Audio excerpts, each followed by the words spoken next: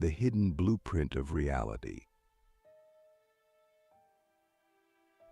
Imagine, just for a moment, that everything you've ever believed about life, reality, and the way the world works is only a fraction of the truth.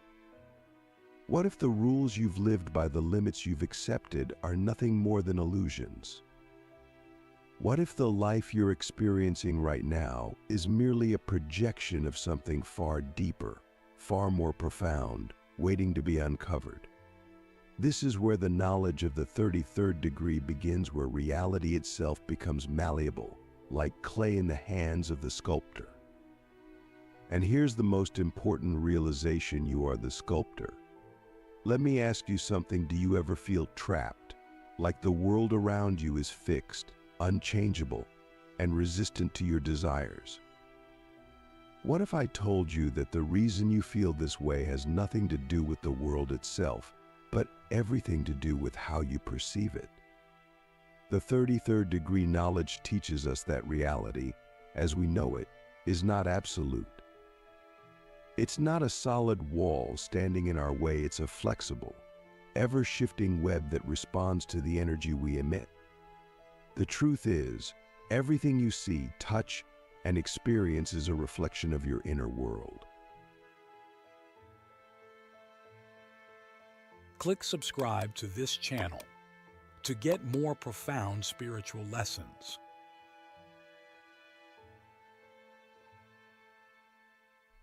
Now let's explore this idea deeper. Quantum physics tells us that the very act of observing a particle changes its behavior.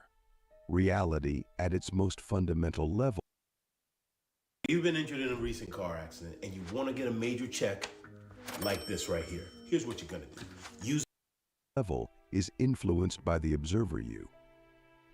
This means that the way you think, the beliefs you hold, and the energy you carry all play a role in shaping the world around you. But here's the catch: most people are unaware of this power. They go through life reacting to circumstances, believing they are at the mercy of outside forces. In reality, they are unknowingly creating their experiences through the energy they project.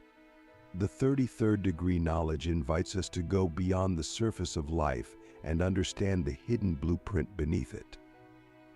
It shows us that reality is not something out there separate from us. Instead, it's an extension of our inner state. Your thoughts, emotions, and beliefs are like ripples in a pond, sending waves out into the universe. And those waves come back to you in the form of your experiences.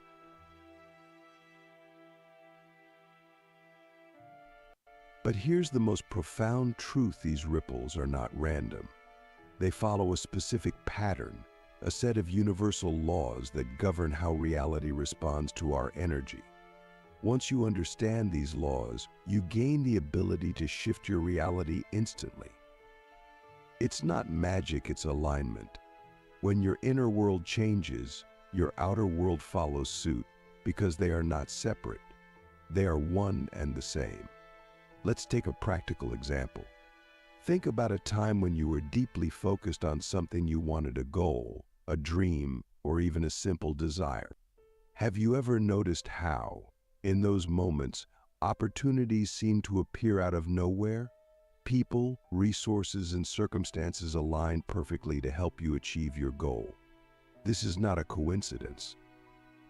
It's a demonstration of how your thoughts and energy shape reality. Now imagine if you could harness this power intentionally, not just in fleeting moments, but as a way of life. Imagine waking up every day knowing that you have the ability to create the reality you want, rather than being at the mercy of circumstances. This is the promise of the 33rd degree knowledge.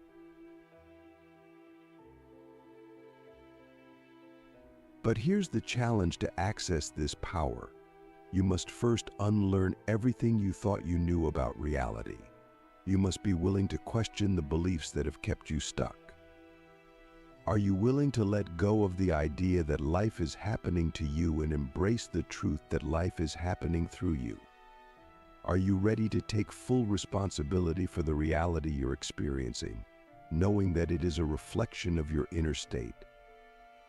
This journey requires courage because it means facing the parts of yourself that you've ignored or suppressed. It means taking a hard look at the beliefs and patterns that have been running your life. But the reward is unparalleled: the ability to shape your reality with intention and clarity.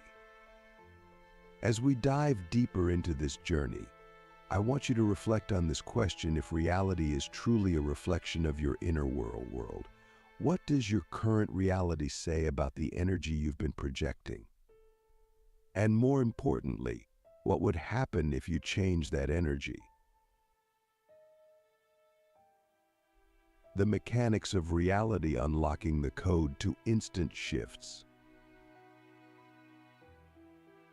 Now that we've begun to uncover the truth about how reality works, let's dive into the mechanics behind it.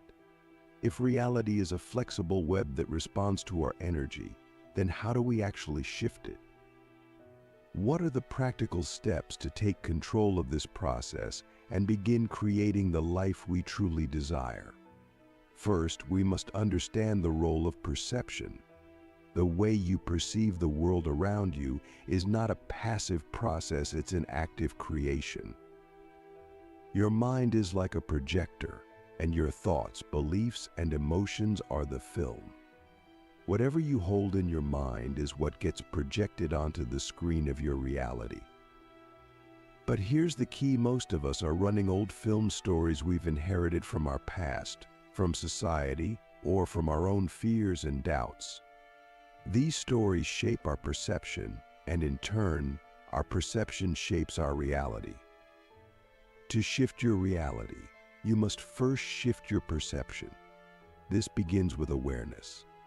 Start paying attention to the thoughts you think and the beliefs you hold.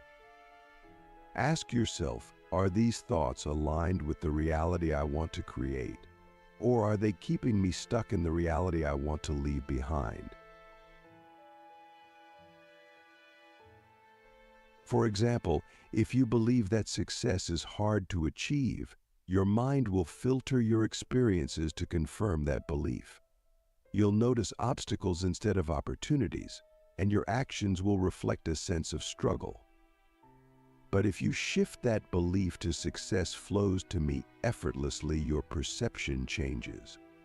You begin to see opportunities where you once saw obstacles, and your actions align with this new belief.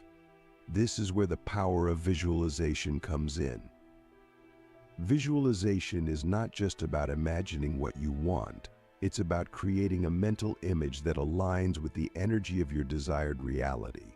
When you visualize with clarity and emotion, you are essentially reprogramming your mind to project a new film onto the screen of reality.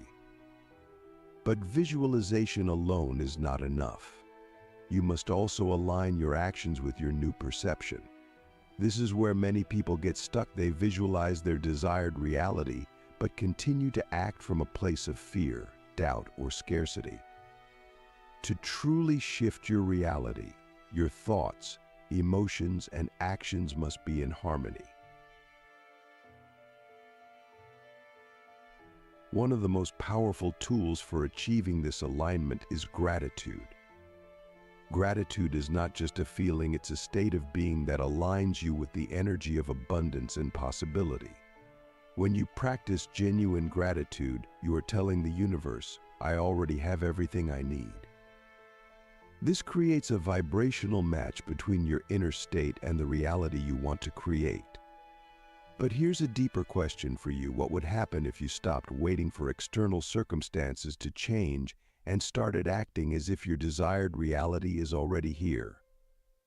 How would you think, feel, and behave if you truly believed that everything you wanted was already yours?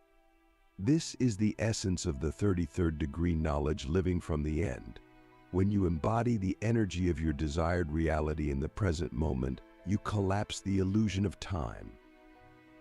The future you want is no longer something distant, it becomes your present experience. And as you align with this energy, reality begins to shift instantly to match it. Let's go even deeper. The 33rd degree knowledge teaches us that Anyone with $10,000 or more in credit card debt or personal loans may qualify for help from National Debt Relief. Minimum payments could time is not linear, it's a construct of the mind. In reality, everything exists in the present moment. The past, present, and future are all happening simultaneously. This means that the version of you who has already achieved your goals exists right now, in a parallel reality. So the question is, how do you access that version of yourself? The answer lies in alignment. When you align your thoughts, emotions, and actions with the energy of your desired reality, you step into that version of yourself. You begin to embody the qualities, habits, and mindset of the person who already has what you want. And as you do this, the universe responds by rearranging circumstances to match your new vibration. But here's the challenge: alignment requires letting go of the old version of yourself. It means releasing the beliefs, habits, and patterns that no longer serve you. Are you willing to let go of the identity that has kept you stuck in order to step into the identity of the person you were always meant to be? As we move forward, I want you to reflect on this question: what beliefs, habits, or patterns are you holding on to that are keeping you from stepping into your desired reality? And what would happen if you let them go? Embodying the future now.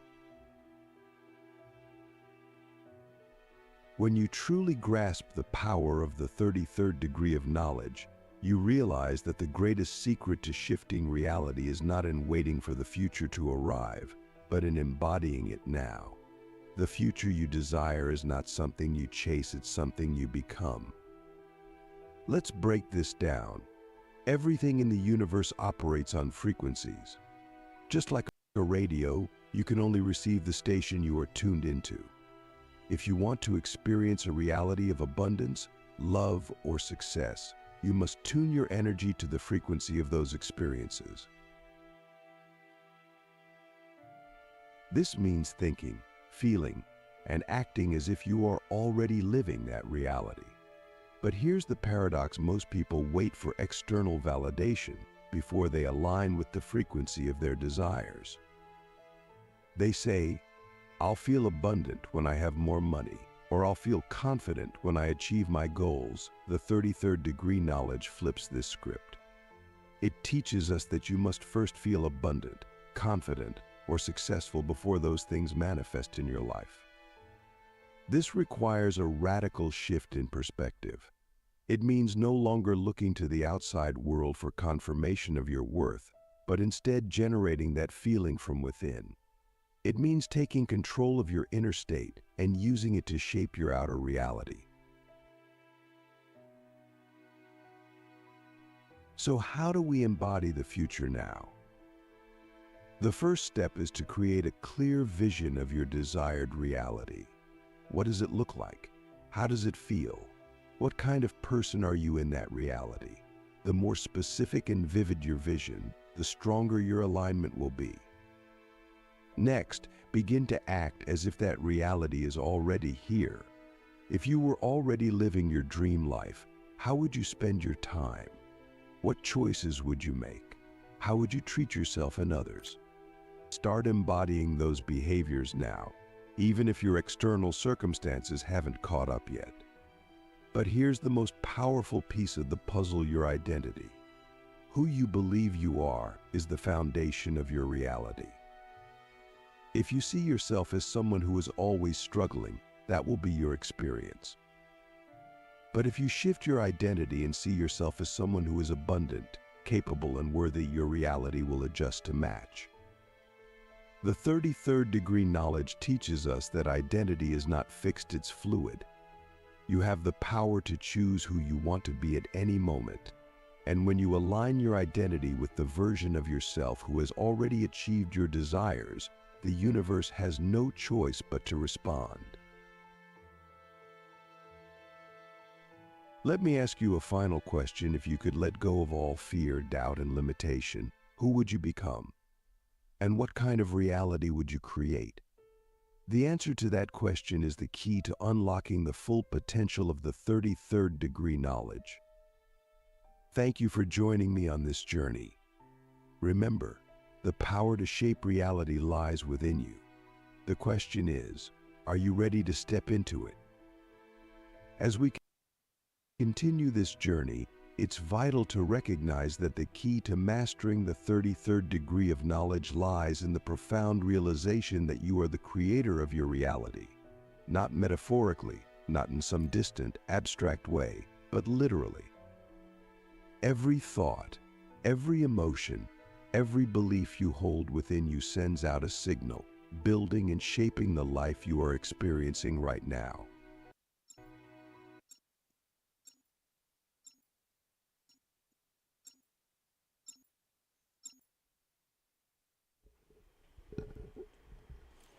You know what I'm saying? Crown shit, top of it. Shout out to the crown. Shout out to my brother, Loafing Keys, my dog, Skooky, man. My brother. Appreciate the follow, man. Big things coming, man. You know we got collab. You know we gotta make something happen, man. We here. The duty. Man, it's becoming a dream come true, man. The props is looking lovely. Everything is looking lovely. But shout out to my brother Loafing Keys, man. He's a big inspiration to me, man. When it comes to the streaming shit, he's been doing this shit for a while, and yeah, shout out to my thug, bro, fellow Crown, man. That nigga, you feel me? Been holding down for a minute, but you know. Crown shit, man. Top of it, we hit some really good props yesterday. This finna happen to some plunder. You know, getting the camo grind going. So I'm gonna just put this game back on for you. So enjoy the stream, man. We gonna get to these props real soon, man. We're gonna get to these camos, man. Playerslounge, shout out to you. Feel me, y'all out here changing lives, man. Appreciate y'all. Enemies are dropping into the area. Watch the skies.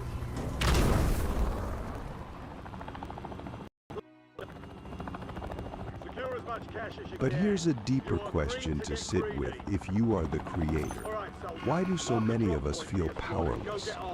Why do we feel stuck in lives that don't reflect the dreams and desires we hold in our hearts? The answer lies in the invisible barriers we've unknowingly constructed, barriers of doubt, fear, and unconscious conditioning. These barriers are not real.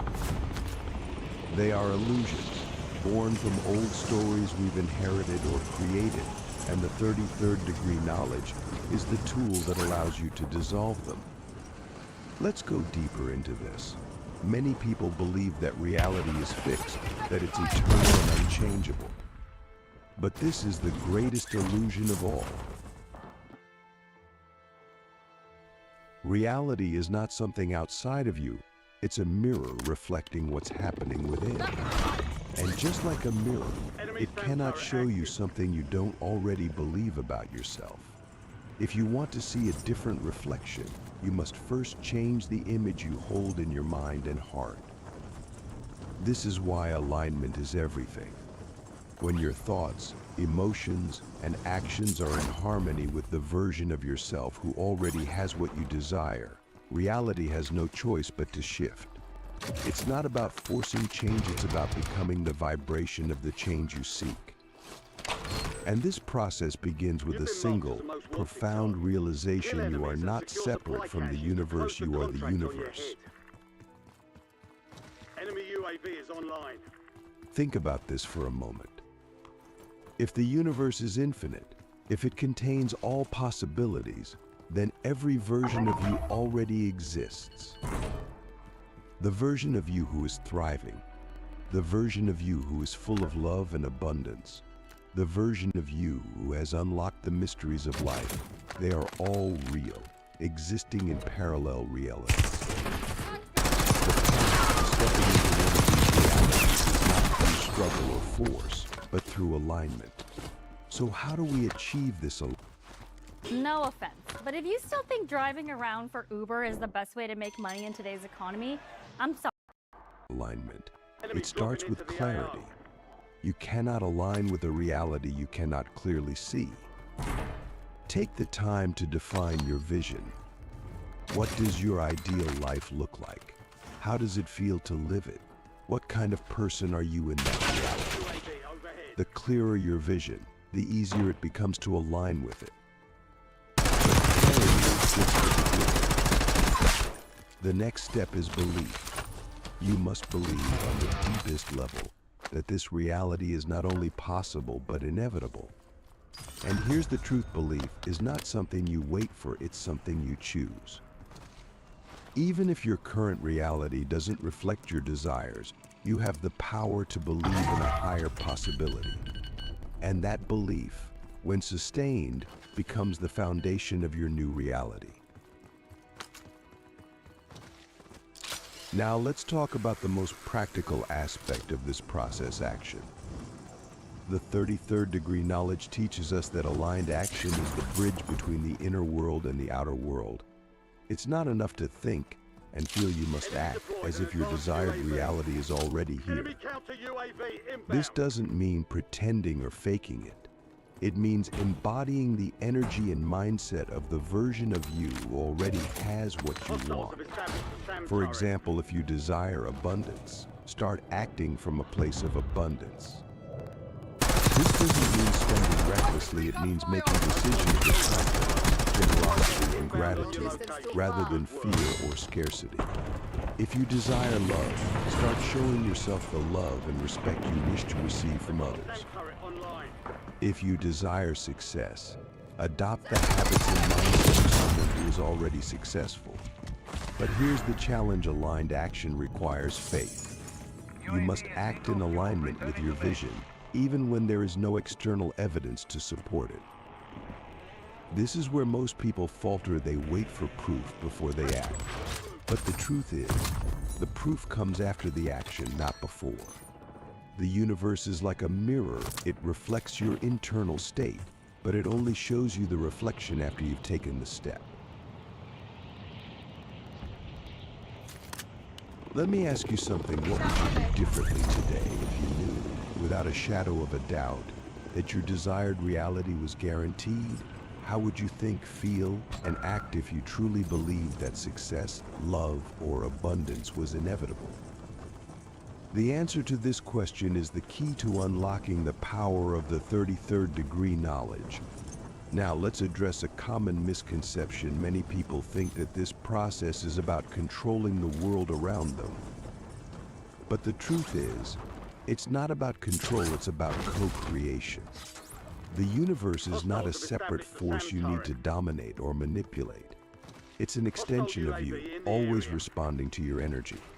This is why trust is so important. Trust in yourself, trust in the process, and trust in the universe. When you trust, you release resistance. And when you release resistance, reality shifts effortlessly. Think about it. Have you ever noticed how things seem to flow more easily when you're in a state of joy, gratitude, or peace? This is not a coincidence. These states align you with the natural flow of the universe, allowing your desires to manifest with ease. But here's the final piece of the puzzle: presence. The 33rd degree knowledge teaches us that the only moment that truly exists is the present. The past is a memory, the future is a projection, but the now is where creation happens.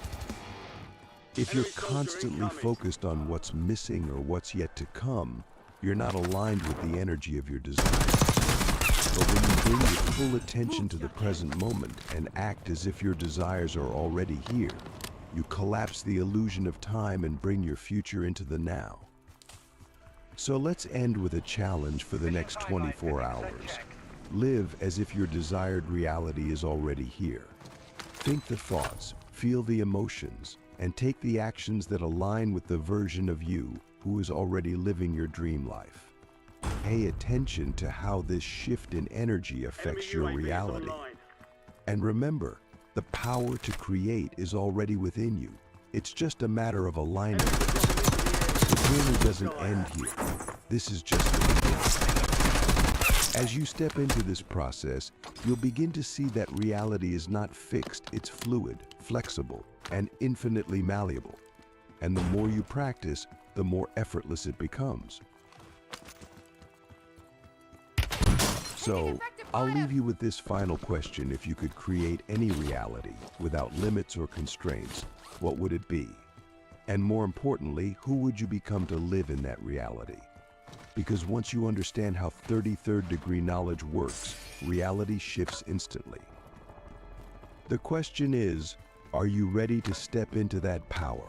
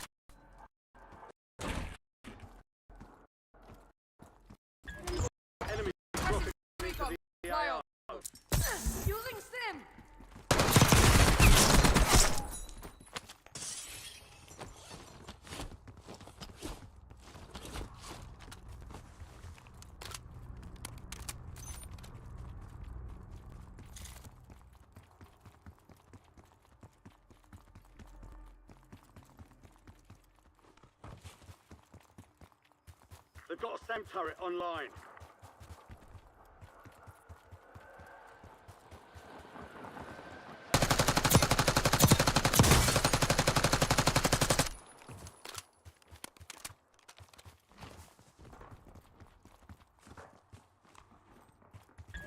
Requesting recon flyover. Most wanted contract closed. Supply drop en route to your location.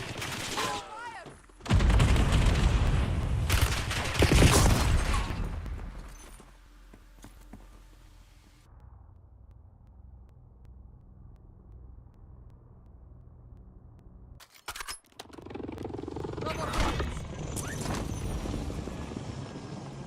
Most wanted contract here.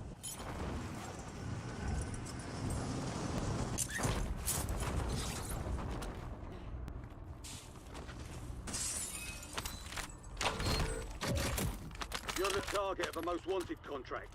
Eliminate threats and secure supply caches to close it. Enemies dropping into the AR.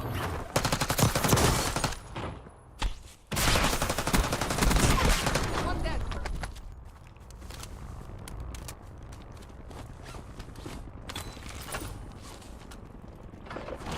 Supply crates have been restocked. Load up.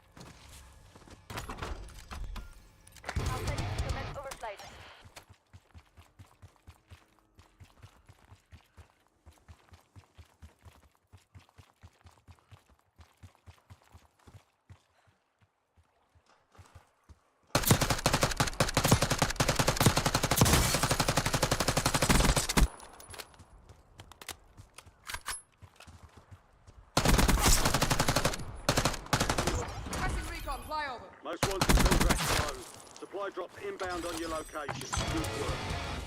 Half overflight, halfway point on my mark. Mark.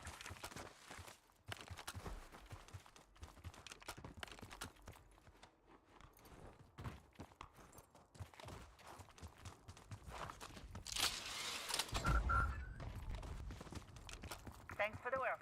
UAV overflight terminated.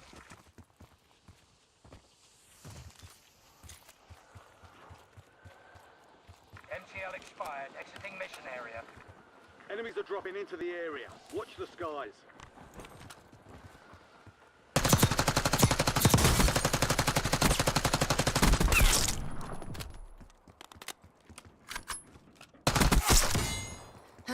Still got it.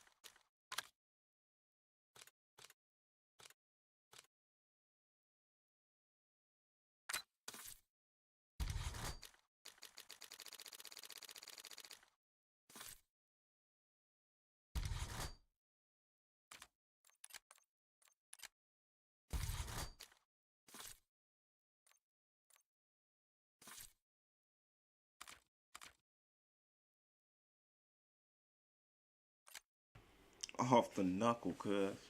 Top of it. Getting too early, man. My bad if I seen that late. Wasn't even paying attention to the chat. That's but yeah, off the knuckle, cuz. Off the motherfucking knuckle. That's how we getting it. You feel me, man? You feel me, Crown?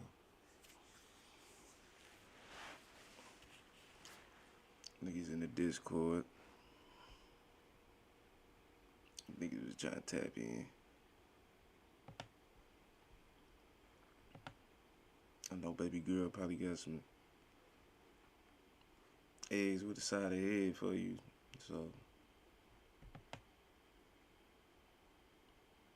I'm over here just chilling, man. I'm just keeping these hands warm before we get to these props.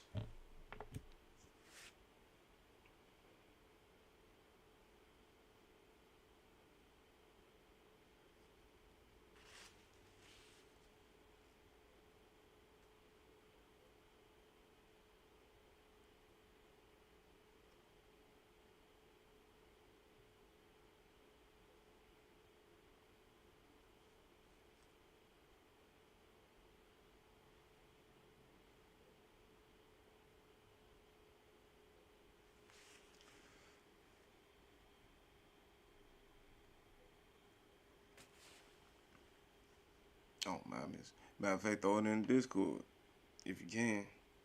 Get whatever you got. Look, hold the Gatorade. We need more Coke. Come on. Because if not, we can't win. In the bathroom. All right. Y'all ready? Yeah. Let's go. Right, where they at? But B, 30 tackles. LT changed the game. Hey, Shorty, man, I hope I never get back in there. I will kick your... We saw the emergence of the 3-4 defense because of him and his dominance.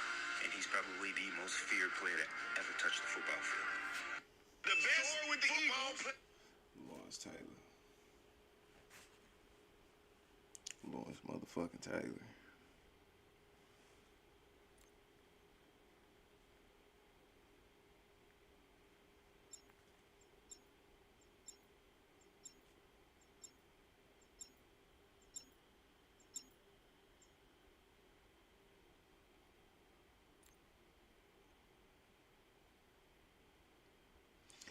Lawrence motherfucking Fishburne.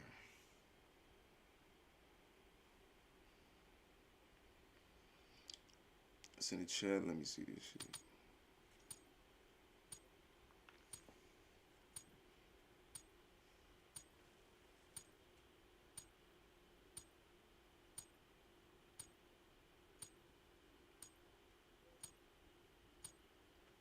Alright, good Rebirth Island action. Ruck up, you're headed to the war zone.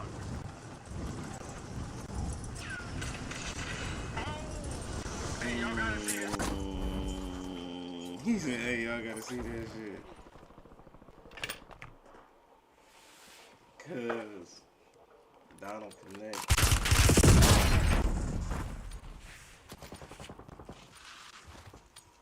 Connect your shot.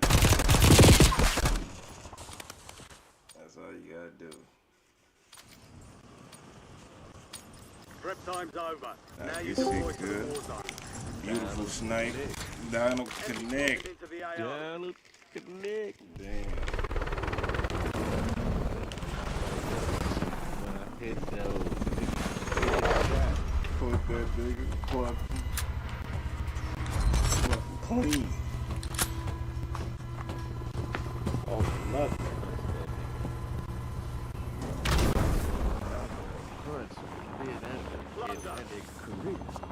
Cash is your primary objective here. Greed will get you a win. Your team leader. Set a drop point for your squad soldier. Let's get to this camo grind. I've been meaning to do this for a minute. I was gonna do all stream, but might as well do it in stream for one month.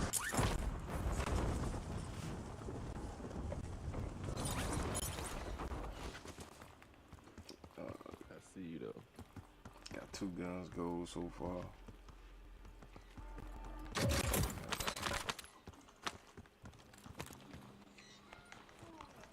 Put this shit on the roof. You're the target of a most wanted contract. Eliminate threats and secure supply caches to close it. Yeah.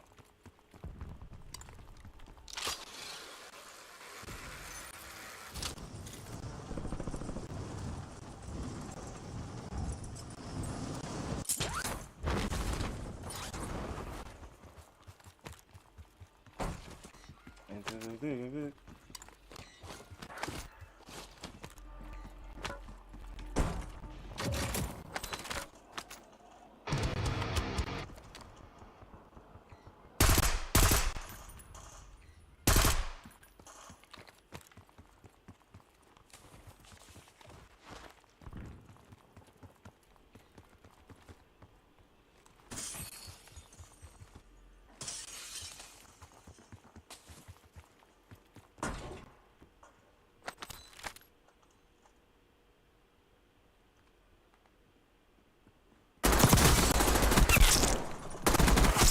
Enemies are dropping into the area. Watch the skies.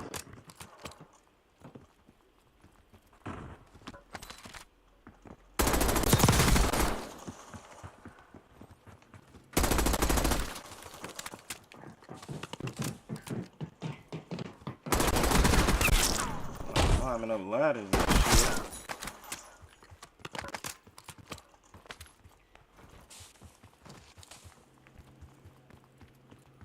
Really, JFK just.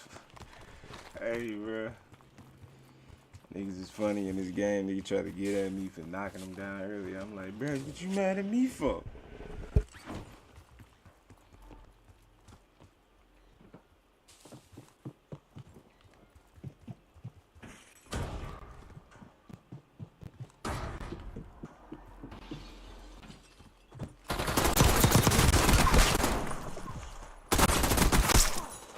Gotta try hard to buck out. Ain't that easy to kill. Enemy soldier incoming.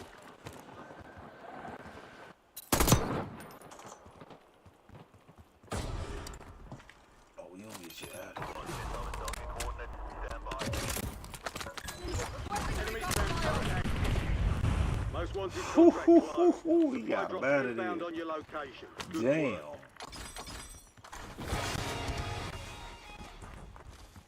Bullying these. They've got a SAM turret online.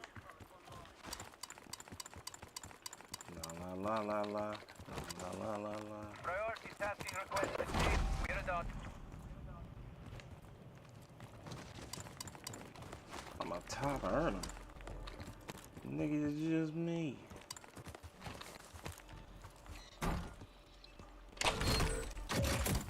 You've been marked as the most wanted target. Kill enemies and secure supply caches to close the contract on your head. Nice.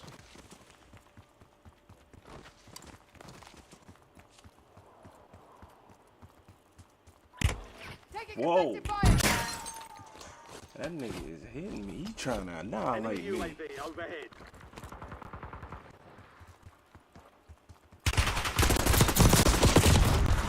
Oh shit. Be That advised, nigga the squad is mate hot is shit. down. Most wanted contract failed.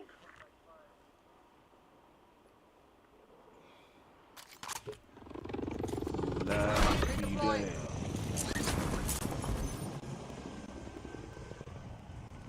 Most wanted contract here. There we are. Be advised, the drop is inbound.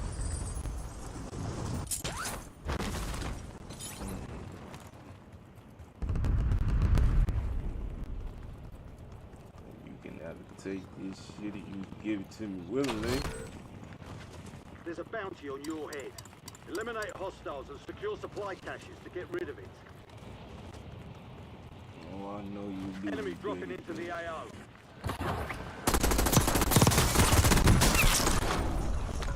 Thank you.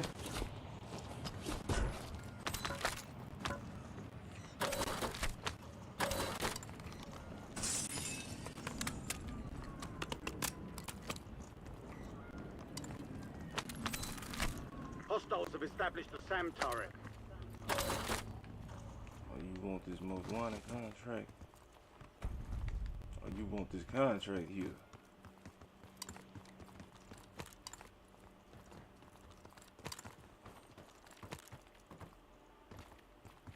I might need it again.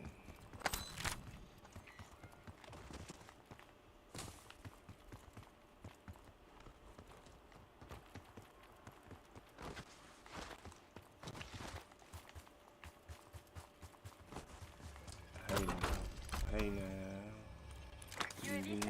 Pressing recon flyover.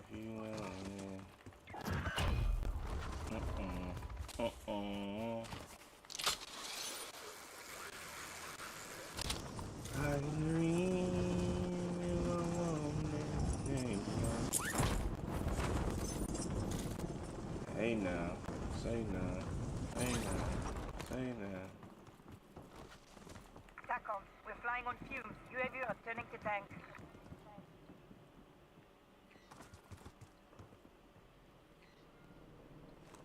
Enemy precision airstrike.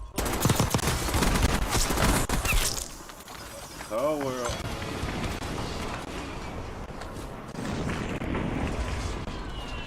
Look like gold to me. Oh. Well, he's upset.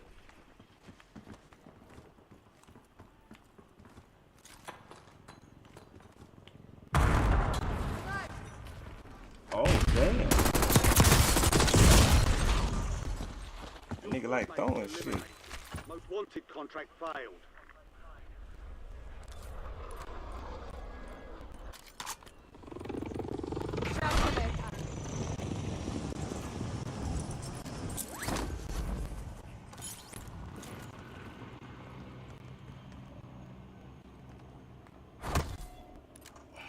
Heads up. An enemy squad marked you as a bounty target.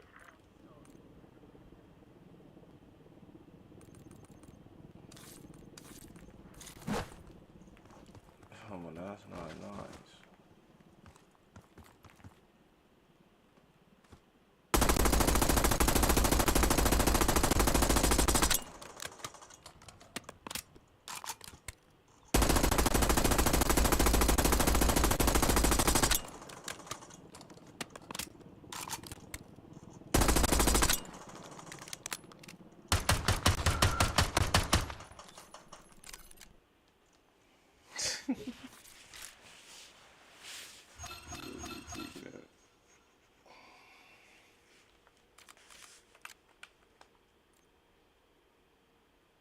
There's some gold in their mountains.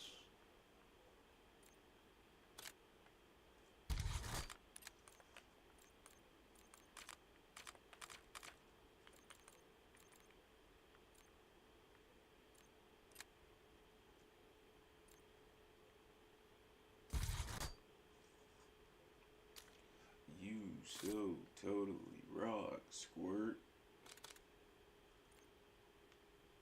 Give me some fun.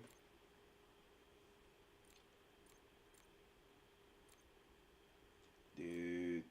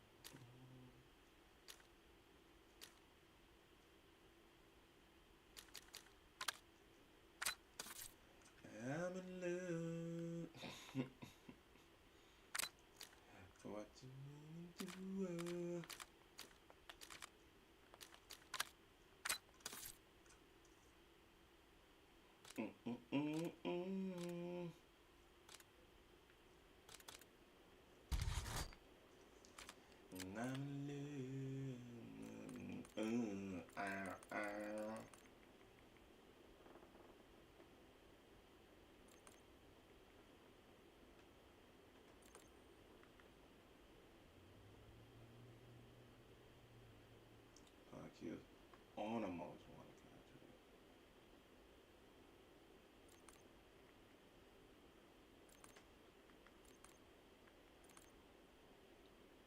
This is stupid. This is stupid. This challenge right here is stupid.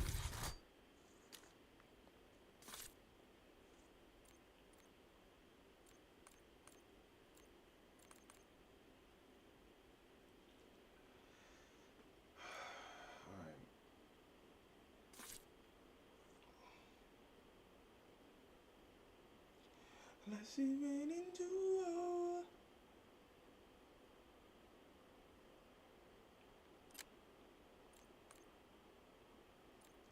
I'm in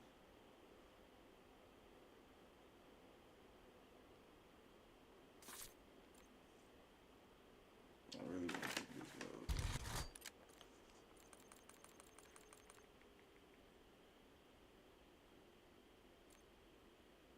And then that's easy. 'Cause I'm in love with you, baby.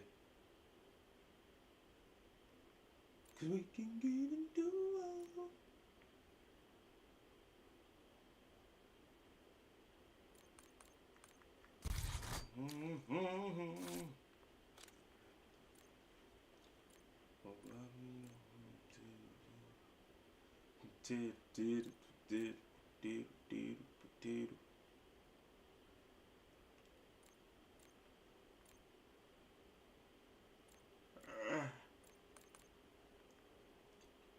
No, for sure. No, for sure. For sure.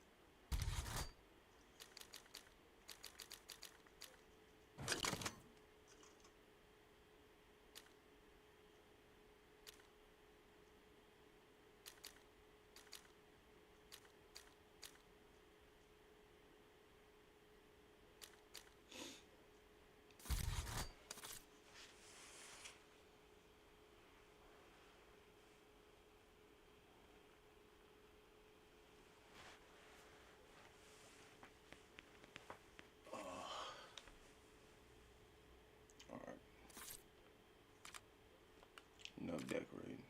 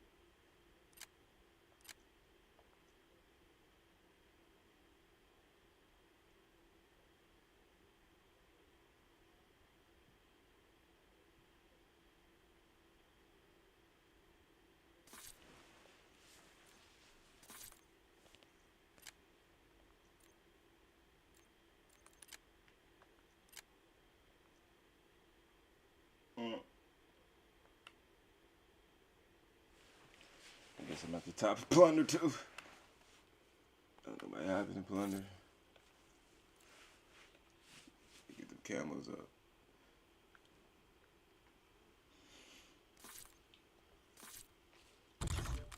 Seems like everybody worried about the wrong shit.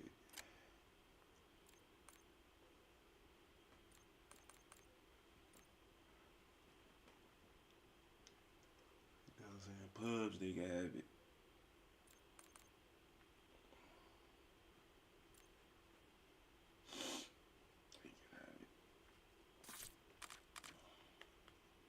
I'm still here. I'm just doing something real quick. You good, Phil? I'm finna throw the chat into an animation anyway. Roll up. All right.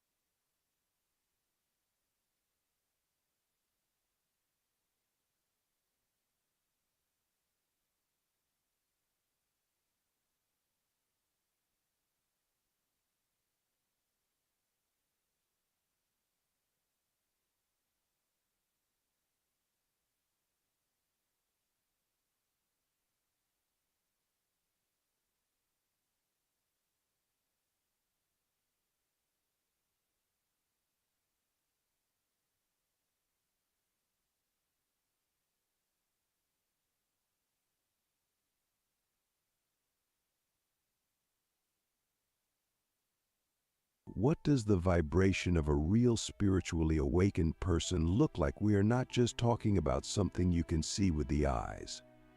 This is not about an aura or a glow, though some may describe it this way. What we are really exploring here is a presence, a resonance, a frequency that emanates from someone who has touched the depths of their being. It's subtle yet powerful, quiet yet deeply transformative. And the truth is, this vibration is not something they produce, it is something they become. For us to truly grasp this, we must first understand the nature of vibration itself. Everything in the universe vibrates. Every thought, every emotion, every action carries a frequency. Fear, anger, jealousy, and despair vibrate at a lower frequency. Love, joy, peace, and compassion vibrate at a higher frequency. A spiritually awakened person, then, is someone whose very existence resonates at the higher end of this spectrum. Their vibration is not just a reflection of their inner state, it is a living embodiment of universal harmony. Click subscribe to this channel to get more profound spiritual lessons.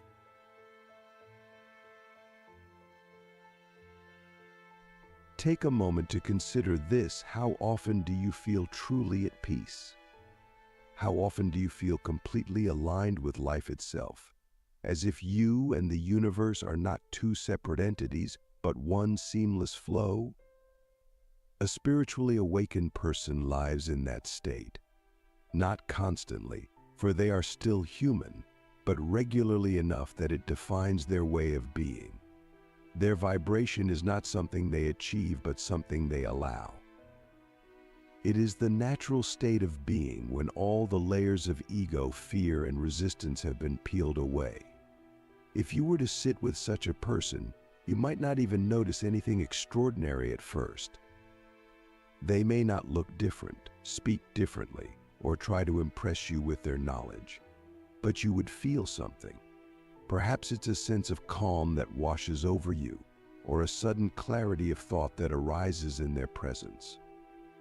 Perhaps it's a feeling of being seen, truly seen, without judgment or expectation. This is their vibration at work. It is not loud or flashy, it does not demand attention. It simply is, and in its quiet power, it begins to transform you, not by doing but by being. Now let's get practical. If you are wondering how you can cultivate this vibration within yourself, the first step is awareness. You must become aware of the vibrations you are carrying in this moment. Are you vibrating at the frequency of fear, worry, or frustration? Or are you vibrating at the frequency of love, peace, and gratitude? Be honest with yourself. This is not about judgment, but about recognition. You cannot change what you do not first acknowledge. After awareness comes stillness. A spiritually awakened person is deeply rooted in the present moment. They are not lost in the endless chatter of the mind or the constant pull of past and future. They have found the still point within themselves, the place where all vibrations settle into harmony. This stillness is not something you have to create, it is already within you. But to access it, you must be willing to stop. Stop running. Stop striving. Stop trying to be someone or something other than what you are. Here's a question for you. When was the last time you sat in complete stillness, not just physical stillness, but mental stillness? When was the last time you allowed yourself to simply be without needing to do, fix, or achieve anything? If you cannot remember, then let this moment be your invitation. Find a quiet space, sit down, and close your eyes. Breathe deeply and feel the aliveness of your body, the rhythm of your breath, the weight of your presence. In this stillness, you will begin to feel your own vibration. And as you become more aware of it, you will also begin to align it with the higher frequencies of love, peace, and joy. A spiritually awakened person does not resist life. They do not fight against what is. They have surrendered to the flow of existence, trusting that everything is happening for a reason, even if that reason is not immediately clear. This surrender is not a sign of weakness, but of immense strength. It is the strength to let go of control and allow life to unfold in its own perfect way. And in this state of surrender, their vibration becomes an open channel for the divine. Think about this. How often do you resist life? How often do you fight against what is happening, wishing it were different, trying to bend reality to your will? What if, instead of resisting, you allowed? What if you trusted that even the challenges and difficulties in your life are here to serve your growth and awakening? This does not mean you become passive or indifferent. It means you align yourself with the deeper intelligence of life, the intelligence that knows exactly what you need at every moment. Another key aspect of the vibration of a spiritually awakened person is presence. They are fully here, fully now. When they speak to you, they are not distracted by their phone or their thoughts. They are not thinking about what they will say next or judging what you are saying. They are simply with you, giving you their full attention. This presence is a gift, and it is rare in today's world. But it is also something you can cultivate. The next time you are with someone, try this: put away your phone, quiet your thoughts, and give them your full attention. Listen not just to their words, but to the energy behind their words. Look into their eyes and really see them. Feel their presence as you share your own. This is not just about being polite, it is about creating a space where true connection can happen. And in that connection, your vibration will naturally rise. Finally, a spiritually awakened person radiates love, not the sentimental, conditional love that is often portrayed in movies and books, but a deep, unconditional love that arises from their connection to all of life. This love is not something they give or receive, it is something they are. And because they are love, their very presence becomes a healing force in the world. So ask yourself, what would it look like for you to embody love in this way? Not just to feel love when things are going well, but to be love even in the face of challenges, conflict, and pain. This is the ultimate vibration of a spiritually awakened person. It is not something they achieve, but something they remember. It is the truth of who they are, and it is the truth of who you are. Take a moment to reflect on this. What is your vibration in this moment? What is the energy you are bringing into the world? And how can you align yourself more fully with the higher frequencies of love, peace, and joy? When we think of the vibration of a spiritually awakened person, we often focus on its personal effects: the deep peace, the heightened awareness, the inner stillness.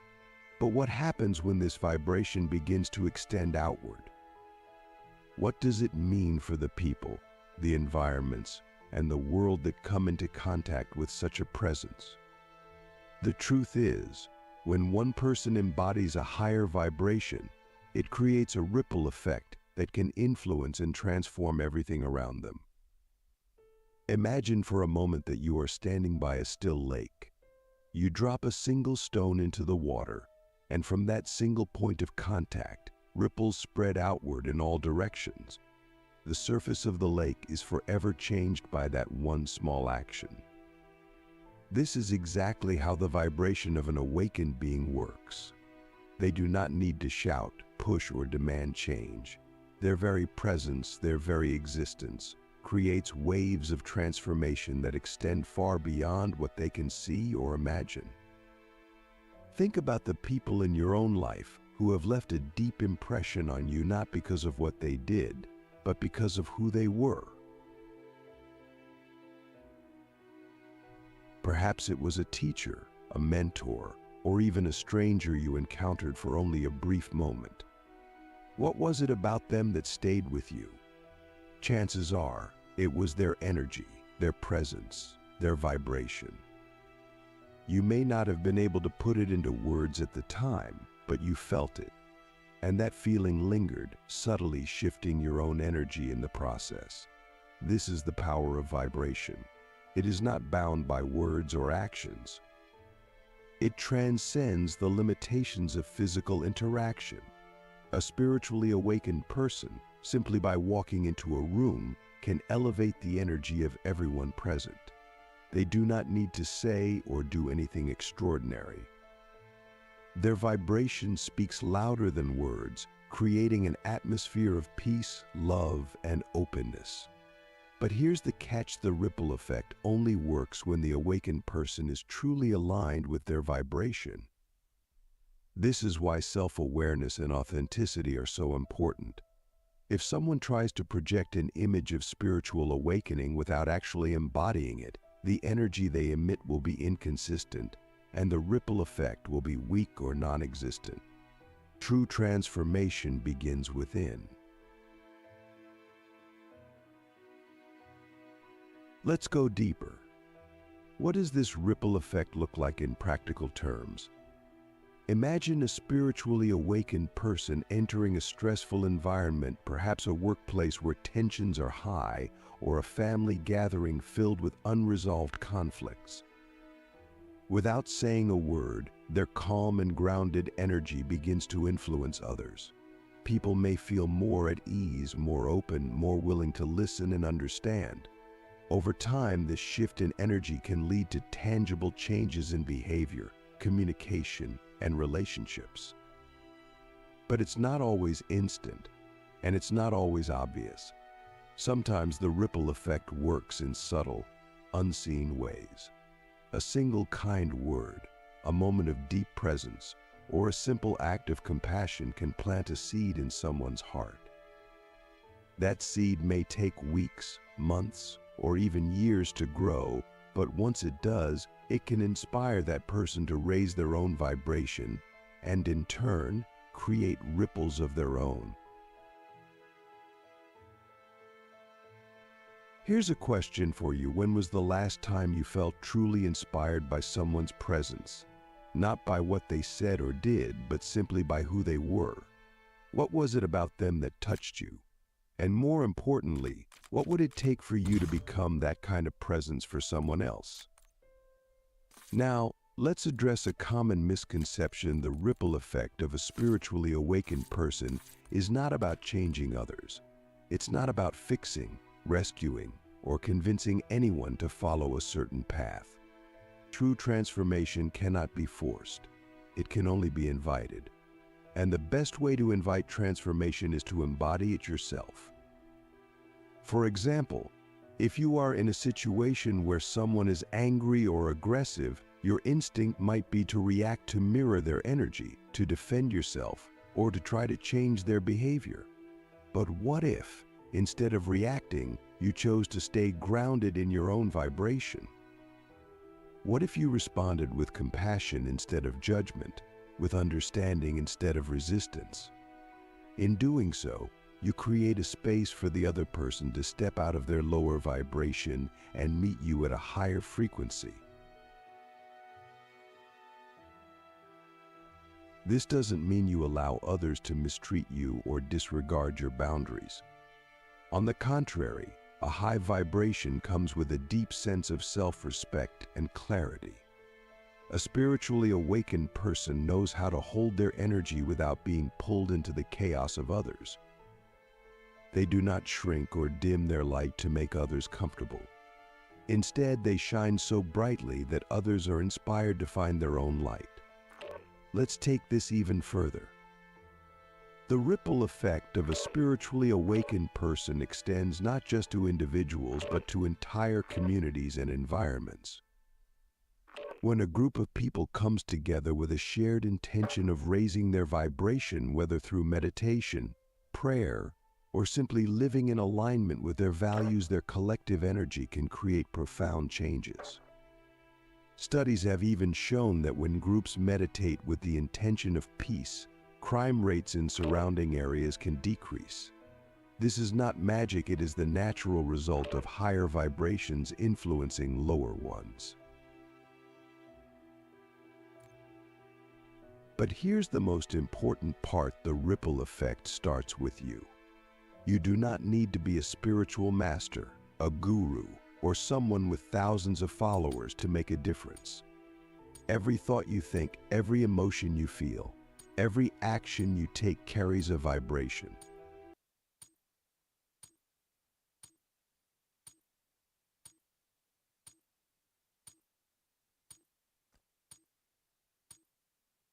We'll be deploying shortly.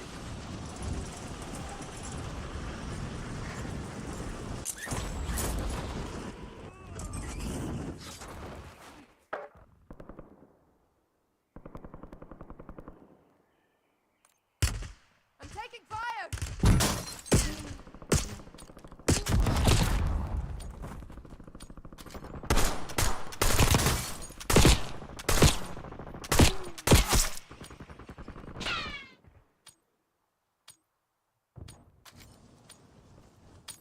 All stations, this is Shadow 01. Deployment to the war zone has been authorized.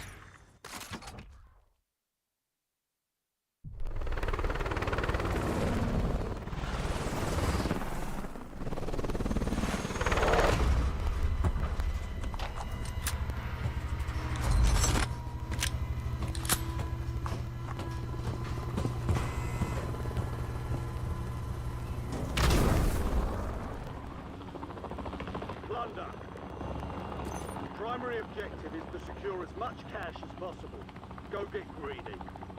Alright, soldier. Mark a drop point for your squad and go get after Most it. wanted contract here.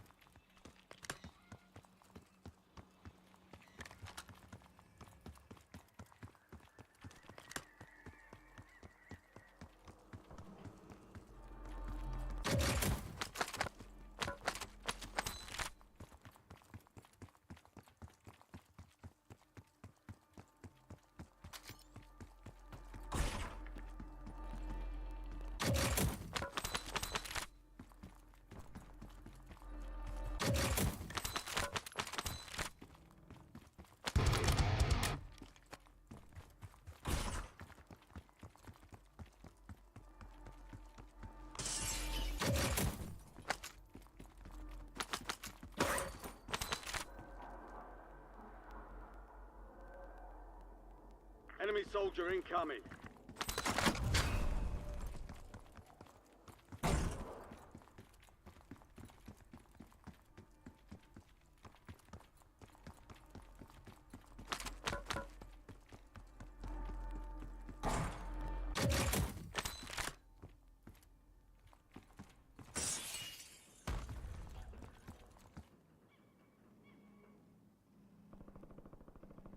It is not yet my time.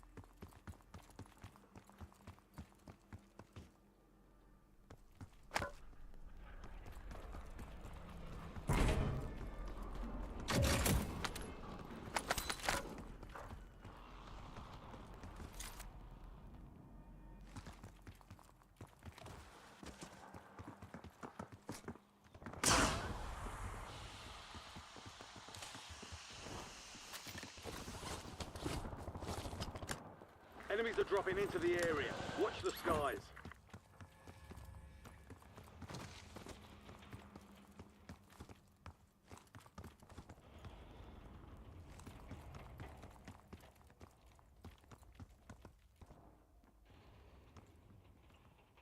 Hostile UAV in the area.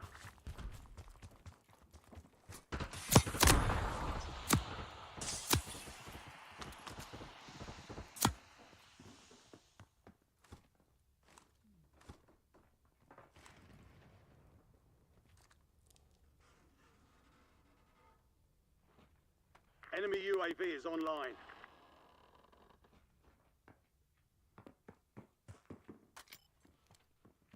Using stun.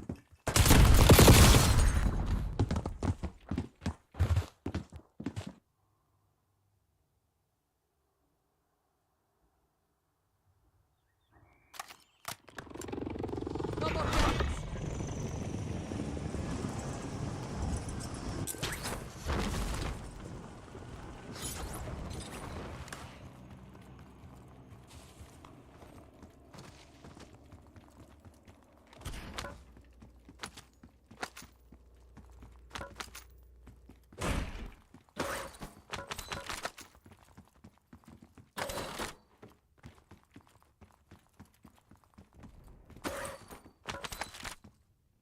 LDBR awaiting targeting data.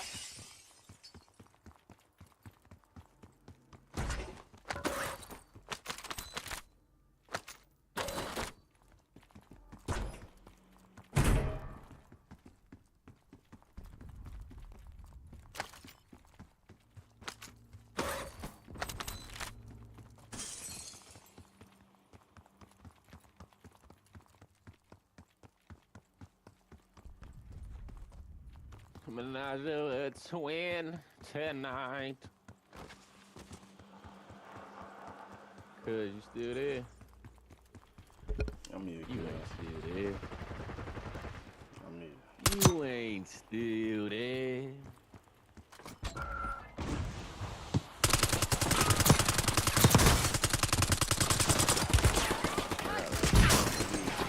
I'm trying to run, Enemy advanced UAV overhead. but I'm just going to go pick up my weed though. No. That's it. And I'm back at the house. No, a nigga need is medicine today.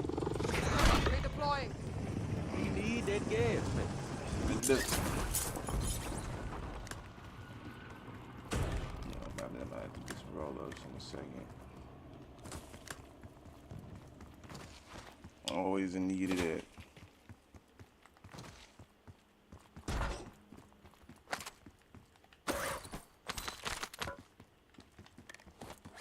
Yeah, I gotta pay the Wi-Fi bill today.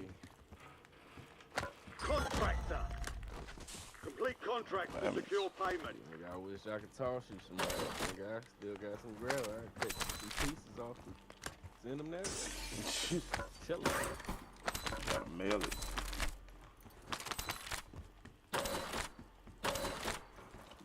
Put it. You gotta seal it first.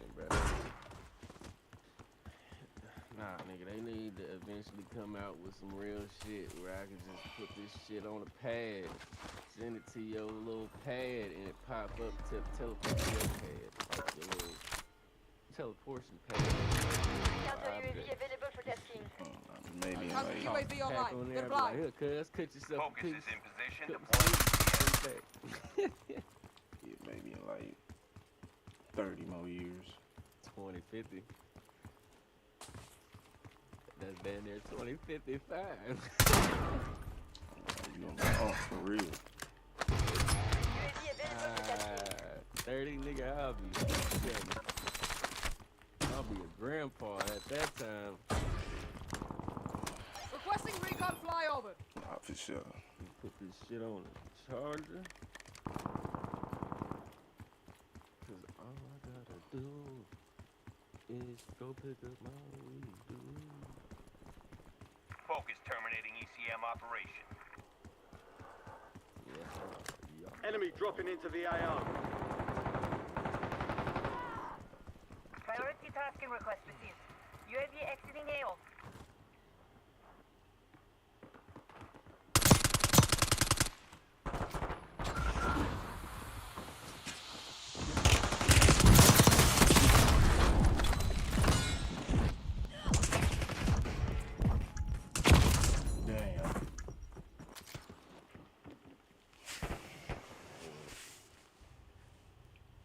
smack.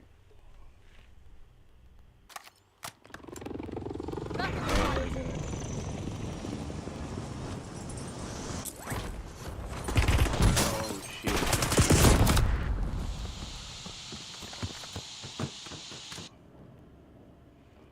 Bro, I got the most annoying challenge where I gotta kill niggas affected by attack. Redeploying. Or a croc or a camo. Camo. P19 gold.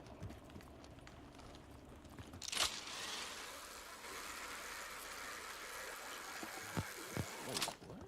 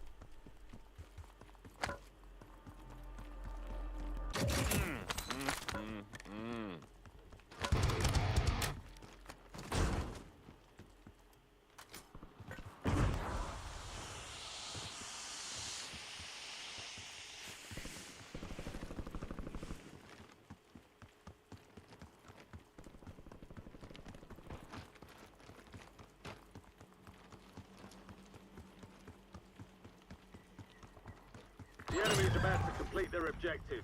Shut them down. 50 is still active. Continue the mission. Hostile UAV in the area. Enemy attack helos in the airspace. Take it down and secure that cache. Overtime.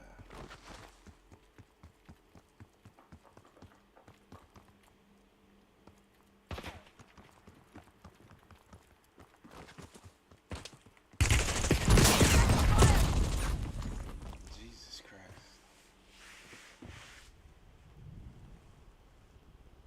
I don't play on this motherfucker. شاف للإبعاد.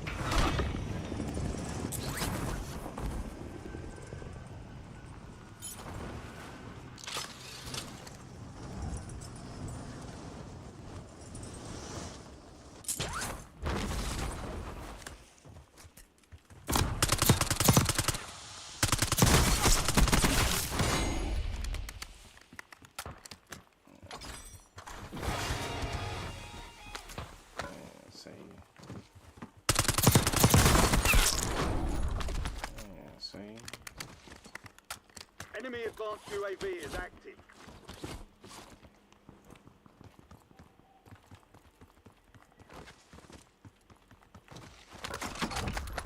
You can do everything you can do, but better, see?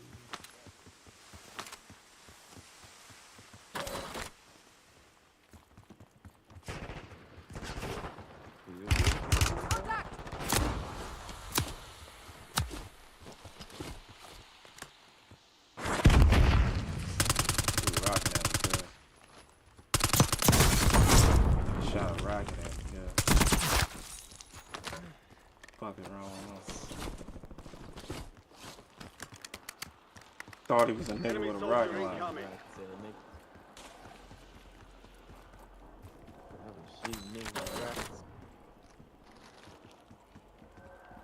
Trying to shoot me with a rocket, yeah. Just a nigga with a rocket launcher. Look at that bastard.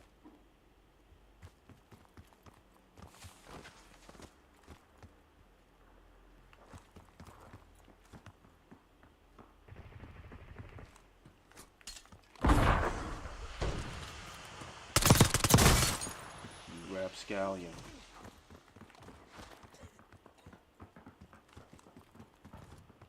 That nigga stemmed up and ran away. Enemies are dropping into the area. Watch the skies.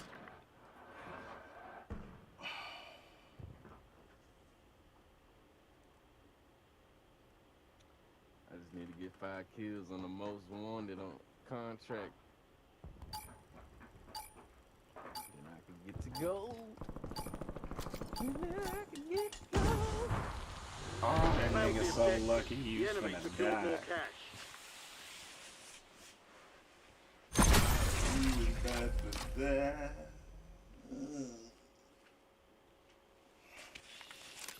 Living my life like it's going. Yeah, that's why I'm in plunder. It's easier to do it in there.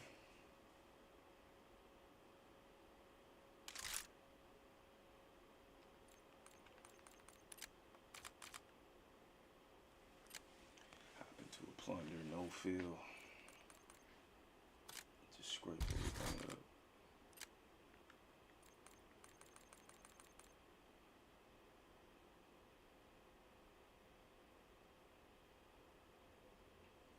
Bro, I Y'all did get no that. dubs last night? Nah. Want some props though.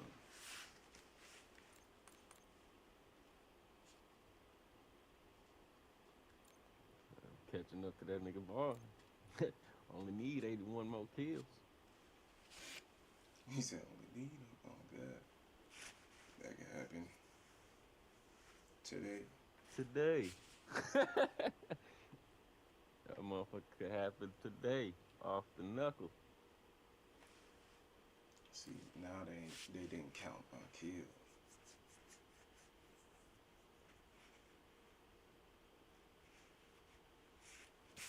That's if the experimental gas don't work. That don't count as a tactical.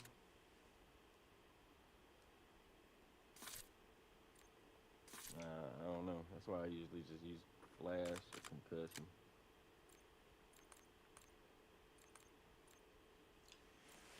I guess. Cause they probably gotta be sitting in that gas while you shoot them. I don't know. Niggas was coughing all kind of shit.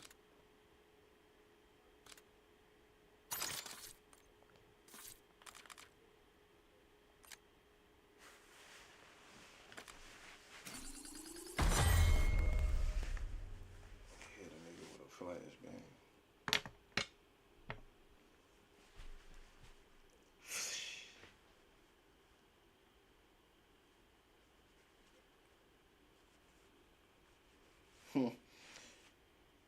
Couldn't imagine getting flashed. We did. No, I'm talking about like for real.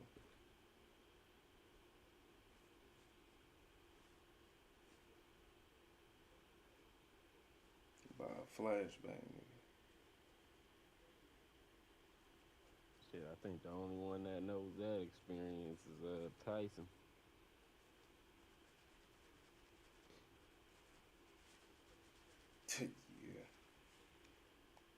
Yeah. You know. Backed his ass up. Man. I remember that raid specifically, bro. I still remember that. Right next door, nigga. Woke up to flashbangs, nigga, whatever them bangs was, nigga. Nigga wasn't even Tyson streaming. in the backyard. Got raided. Oh God. But you was in getting raided though was next door. So hey. Shit, they used my backyard. It was there early in the morning. Joe, that was SDA. He came in my house. Oh God. Oh God. Felt like I was getting there raided. Early morning. Man, them niggas was on my rooftops before I even woke up. Hella. Boom, boom, boom, boom. Nigga, them niggas was covert On ops. the roof. Is that Santa, nigga? Nah, them niggas was on the roof of the back house. I'm like, how the hell them niggas even get up there? Dropped in by a helicopter? The fuck is going on?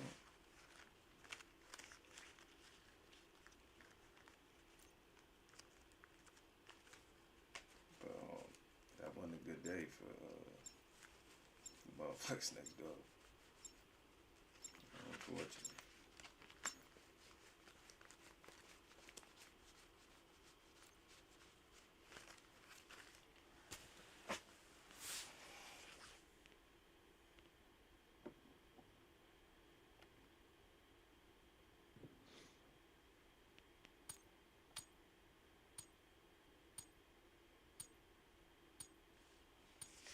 nigga, I've probably seen every gun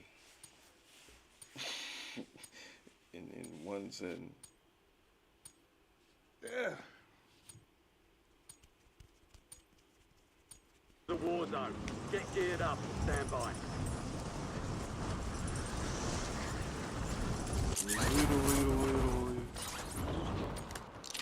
Enemy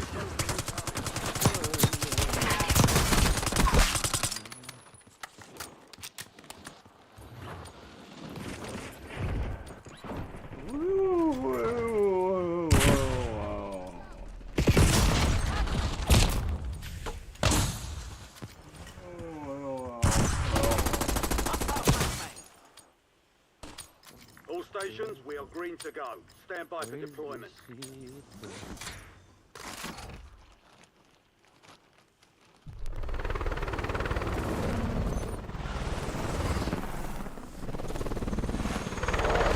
Tossing flashbang. Tossing a flashbang. Flashbang out.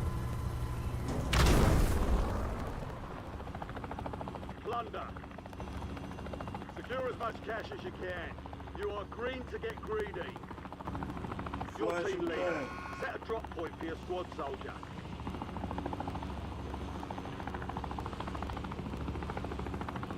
Bang and flash.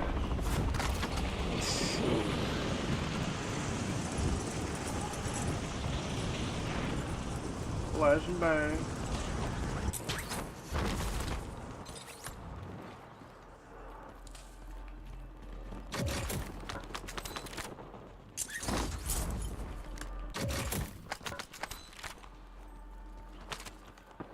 Enemies are dropping into the area.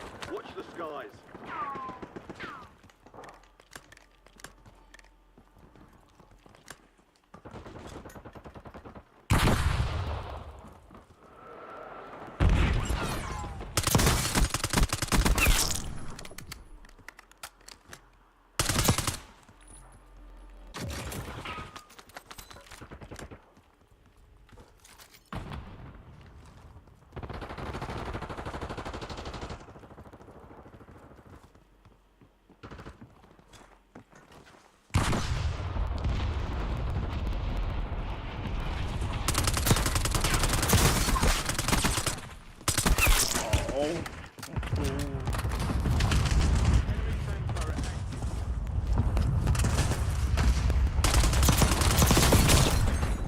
Fate, that nigga killed me with a Tonto. A Tanton? Tanton.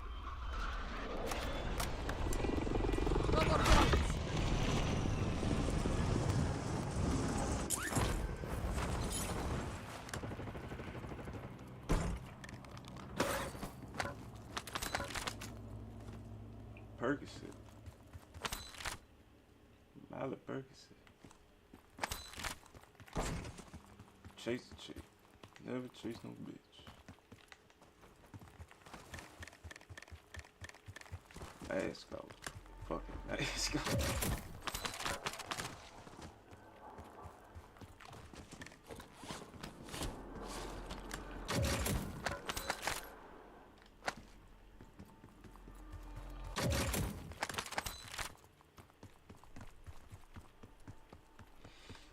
We are not Enemy UAV overhead. Mask off.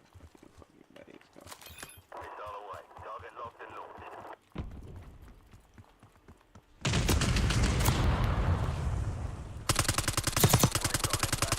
That nigga show feet so fast.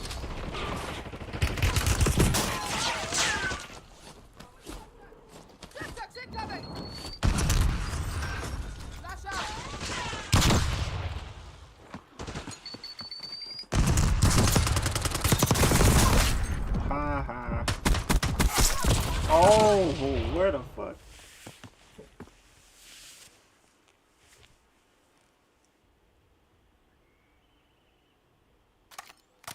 Mask out. Mask out.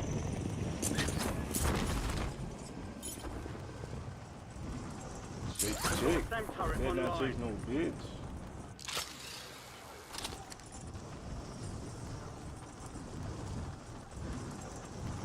here now for sight.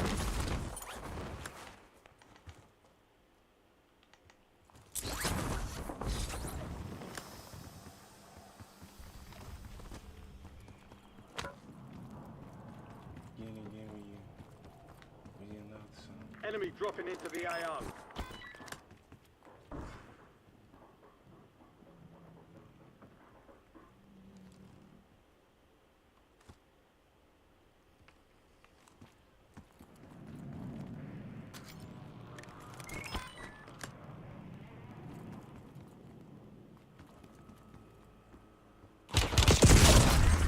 Damn.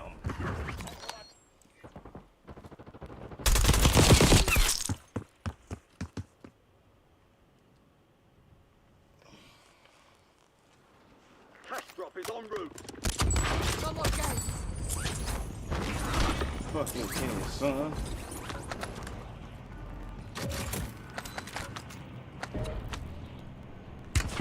Taking effective fire. Motherfucker. Back up. Yeah. Enemy UAV is online. Enemies are dropping into the area. Watch the skies. Finish what you started. Oh, this nigga.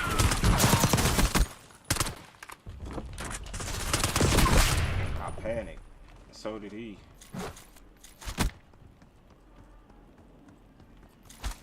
I'm not that easy to kill. Let me learn you something. Let me show you this view over here. It's nice. Oh, you just gonna off yourself? Enemy UAV overhead. I'll just show you this view. Precision airstrike standing by.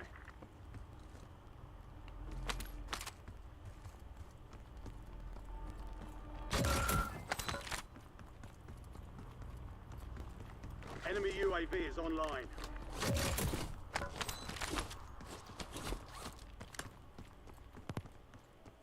Ain't you off today? Hell. So that means you gonna be on. You should be on. Hostile That's UAV right. in the area. Making them cry.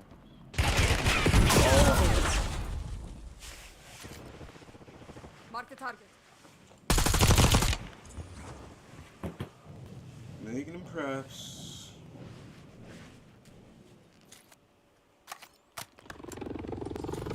Redeploying.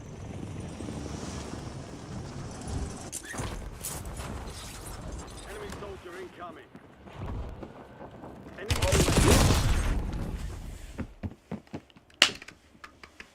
Fuck is just appearing out of nowhere out the sky and shit.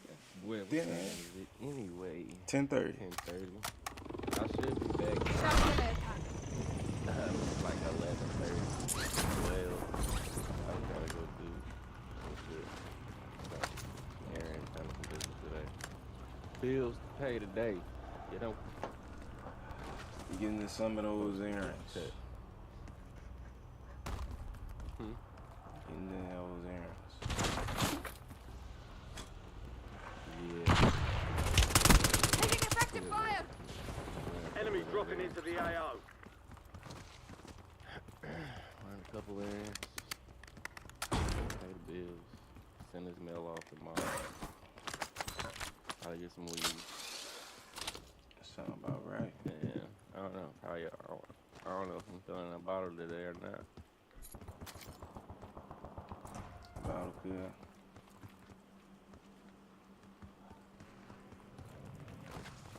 Hostiles have established the SAM turret.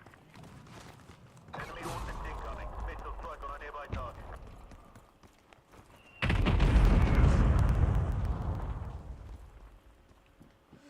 Yeah, I'm be on. So You gonna be here? I mean, it all depends.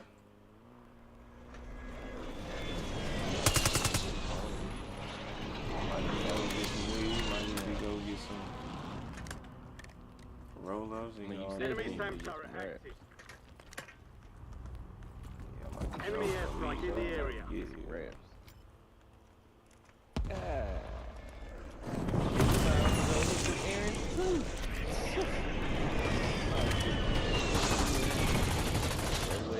alive, You man. gotta hit them air.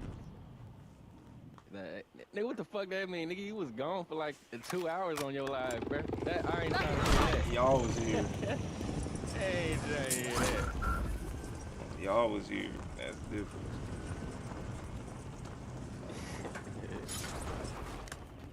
Still commentary.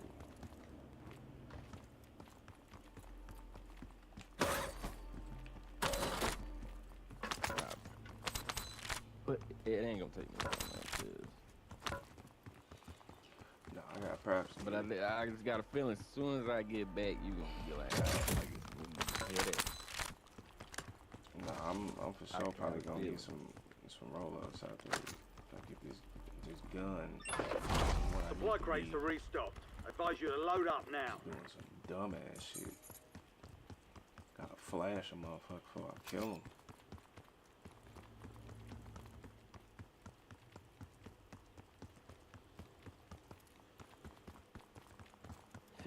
Yeah, It's an irritating thing in the world because I gotta run around and find these niggas.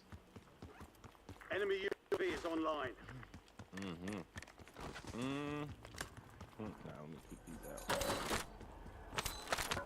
Enemy soldier incoming.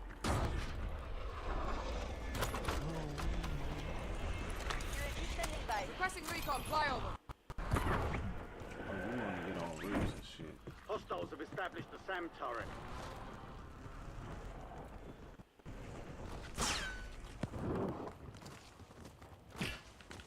I'm like Floyd, bitch.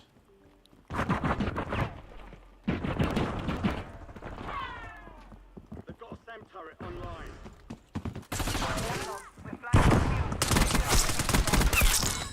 Come on now, I had to have flash.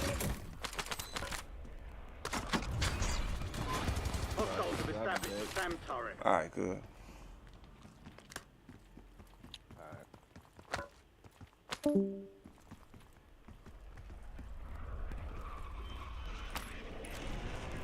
I had to have flash that. Requesting recon flyover. Sniper's still up here.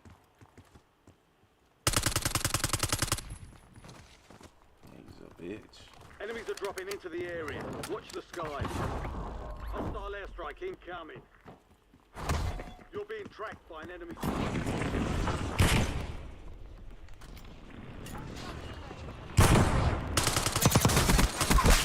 Man, can't you see me? Can't you see me?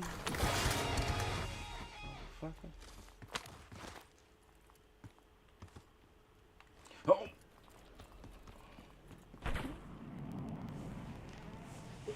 These think they slick. I see the glint, bitch.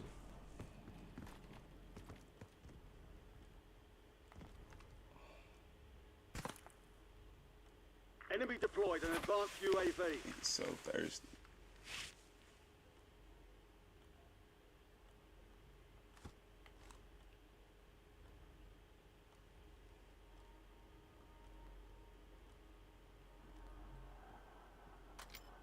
Enemy dropping into the AO.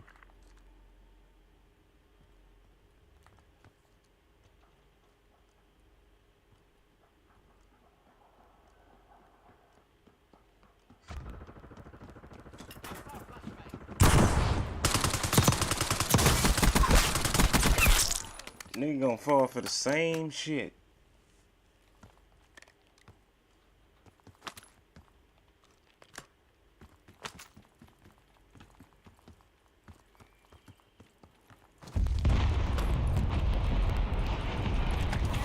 Funny. Requesting recon flyover. He's a funny guy.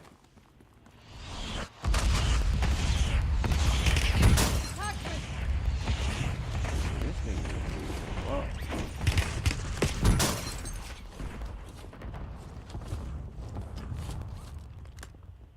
Hostile UAV Yeah, like in the the last area. security guards. Oh, that's fake. Contact failed. Hey, go get his ass.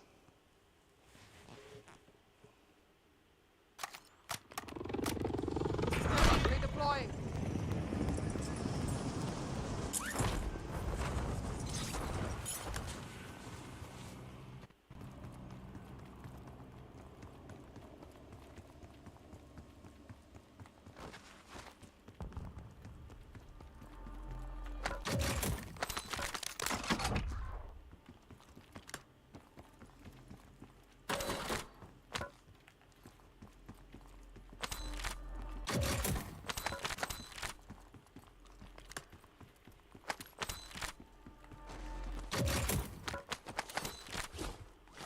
SAM turret online.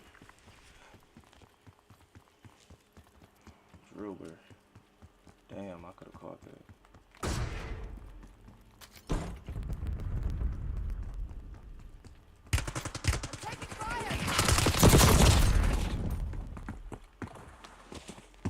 Too motherfucking carried away. Blood money. Hunt down enemy squads and secure their cash.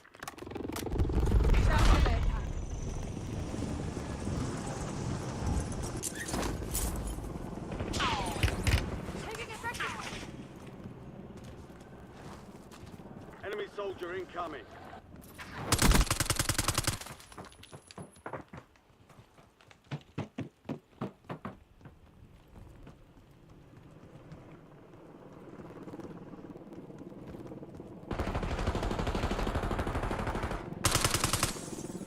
Enemy counter UAV inbound.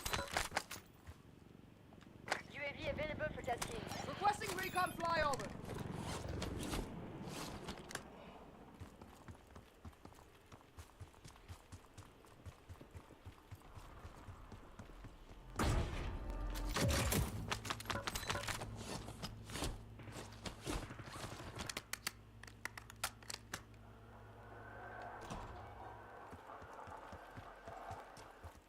UAV is bingo fuel returning.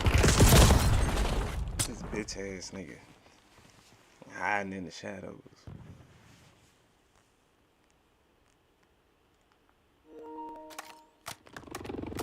No more gates.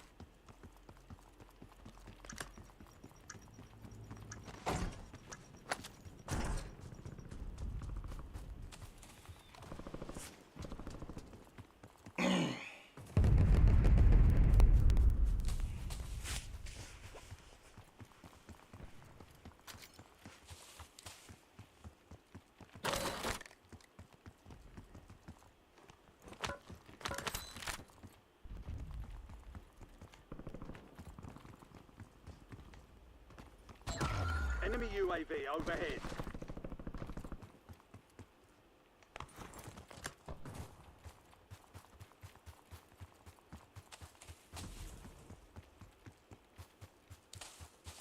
Enemy SAM turret active.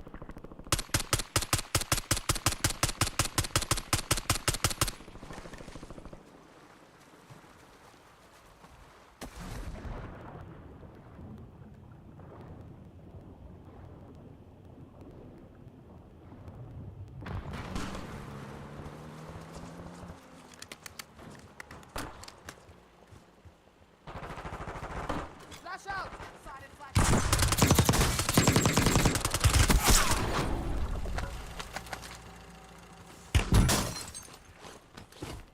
The enemy's attempting to exfil. Move to intercept.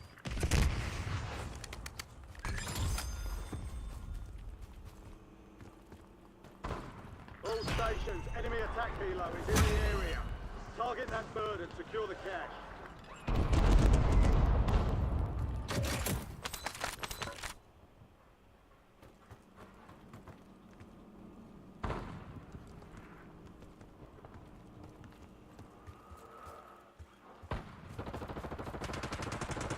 Throwing flash grenade.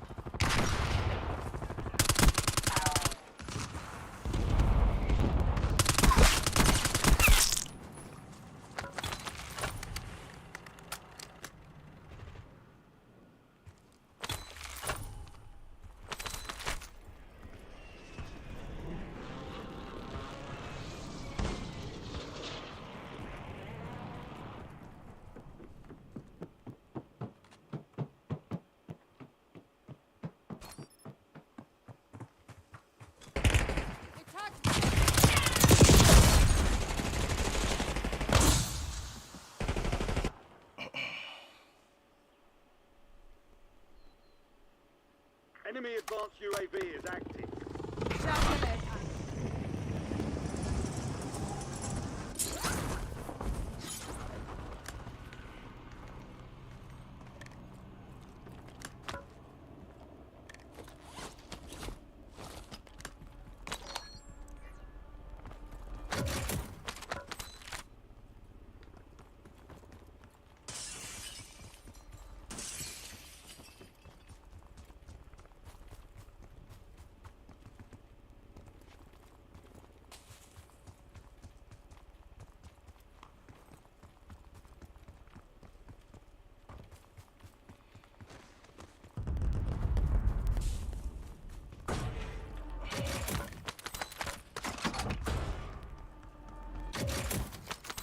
They've got a SAM turret online.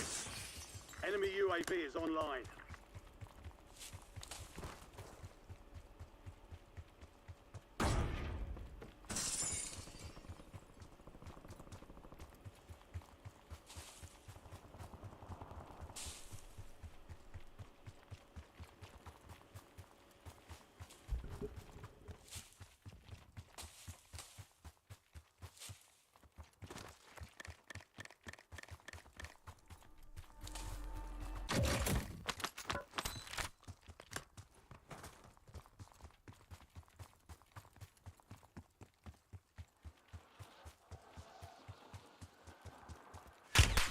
Enemies are dropping into the area. Watch the skies.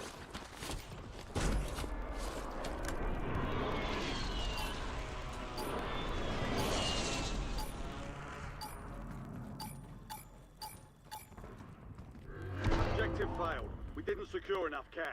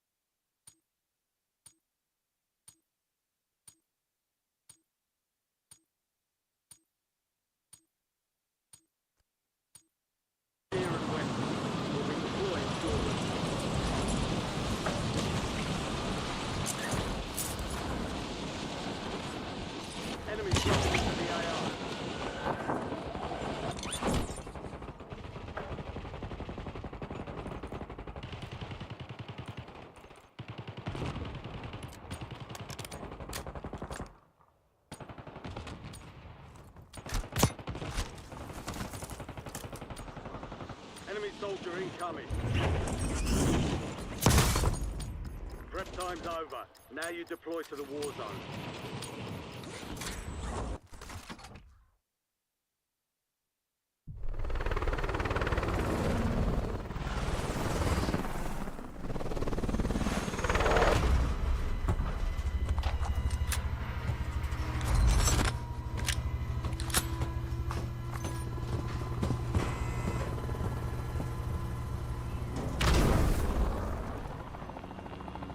Plunder. Cash is your primary objective here. Greed will get you a win. Mark a drop point for your squad and hit the sill. Enemy dropping into the AO.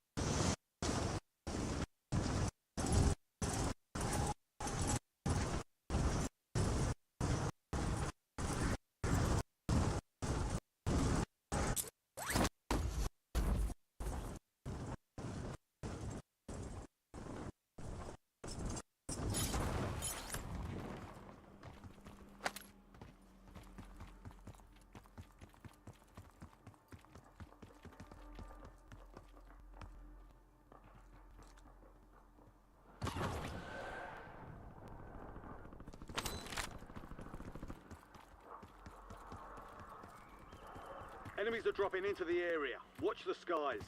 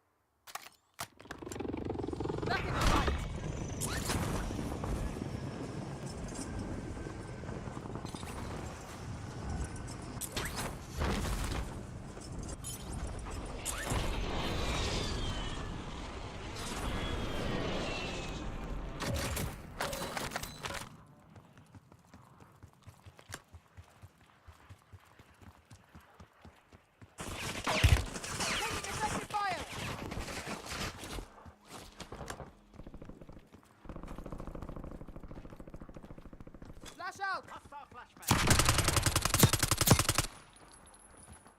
Enemy dropping into the area.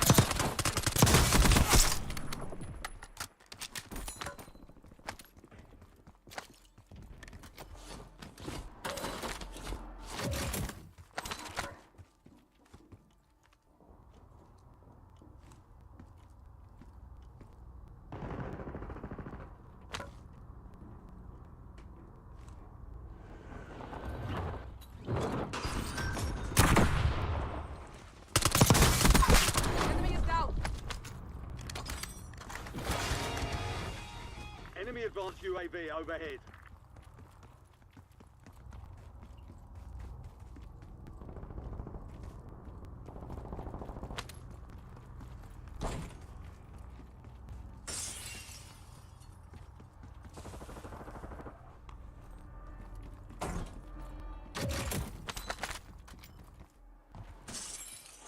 Enemies are dropping into the area. Watch the skies.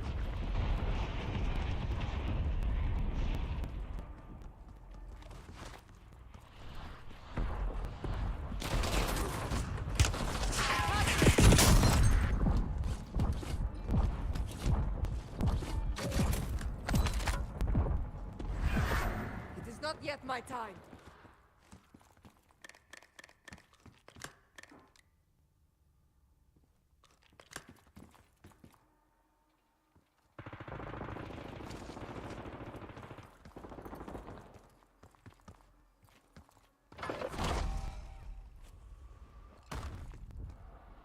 Enemy soldier incoming.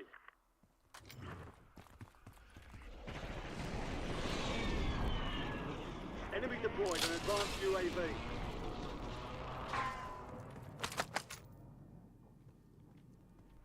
Be advised, the next drop is inbound. Throwing flash grenade!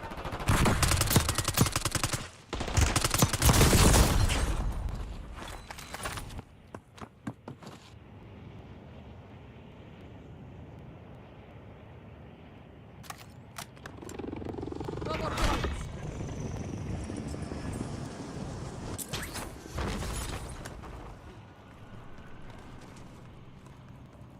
Flash out!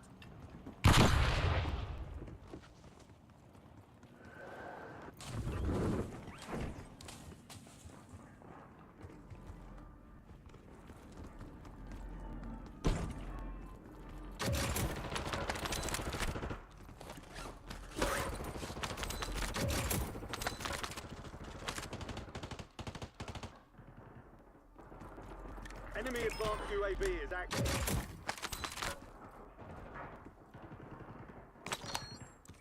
Hostiles have established a SAM turret.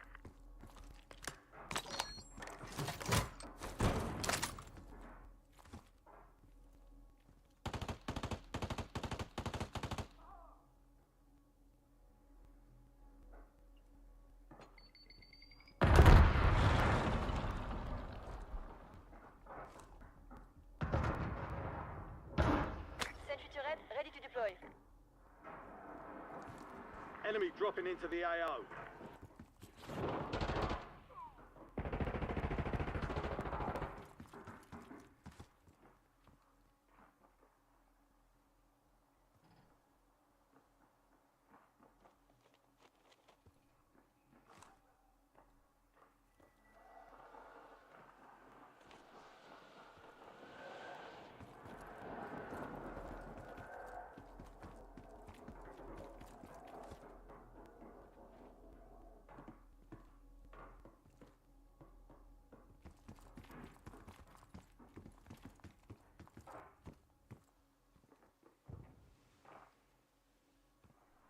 Enemies are dropping into the area. Watch the skies.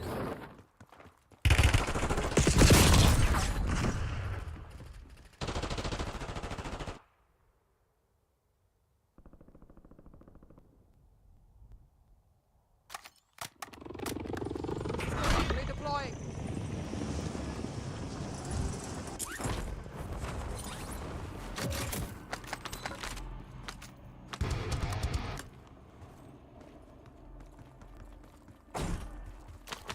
Enemy SAM turret active. CUAV prep for launch. Calling in a counter UAV. Counter UAV above. Music on. Throwing flash grenade.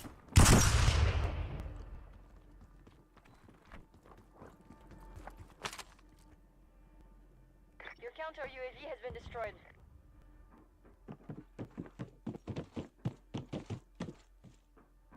Enemy counter UAV inbound.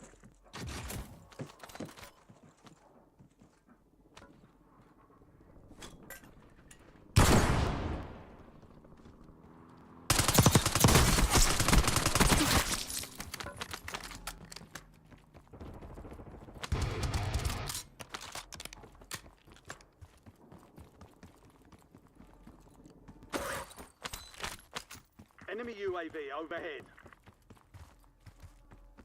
Hostiles have established a SAM turret.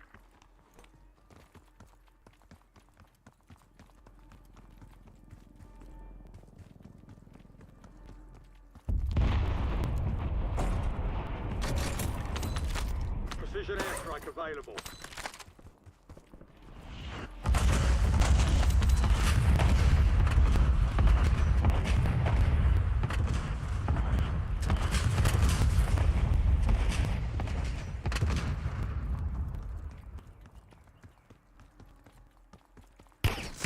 Enemy advanced UAV overhead.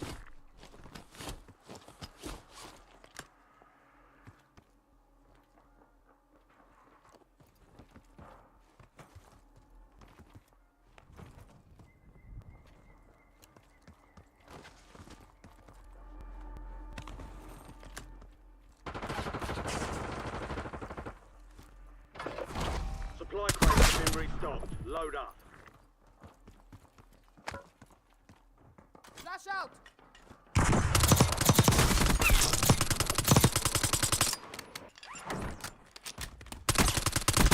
Less than 50 enemies remaining. Taking fire!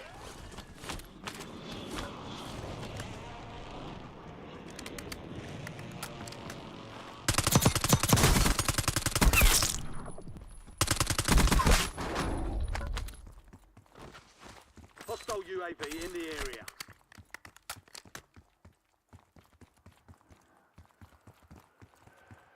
Enemy soldier incoming. Requesting close air. Enemy Target precision marked. airstrike. Find cover. Copy. Longbow 3-1 on approach. Strike inbound.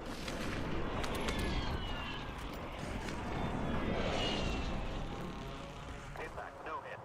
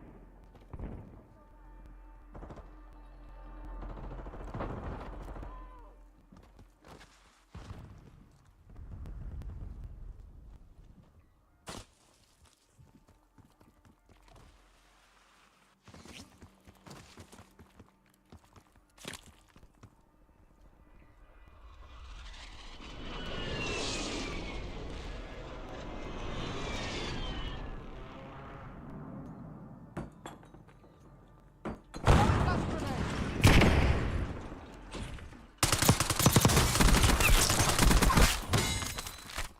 Enemies are dropping into the area. Watch the skies.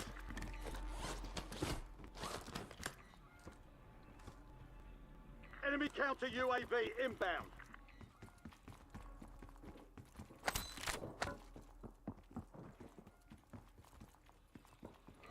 Enemy deployed an advanced UAV.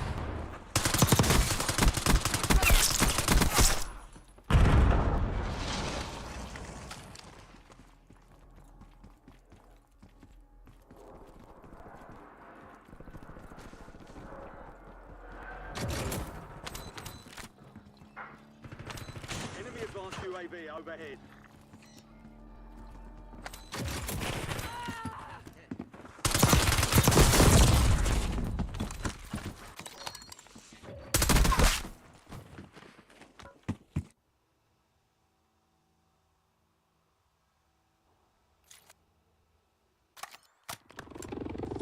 شاد لليتها.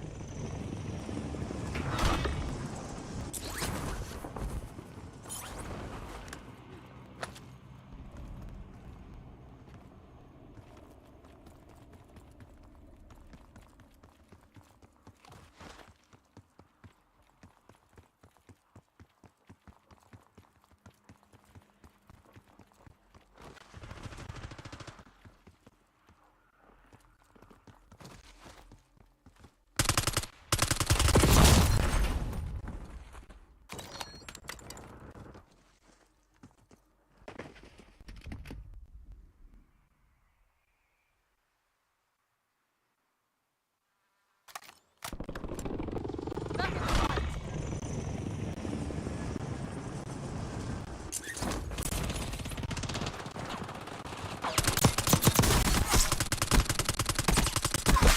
UAV inbound. Enemy soldier incoming.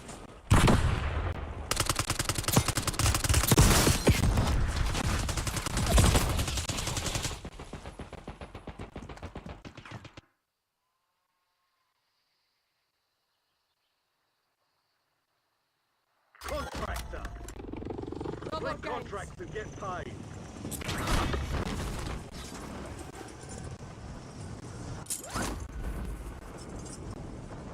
Enemy SAM turret active. Enemy deployed an advanced UAV.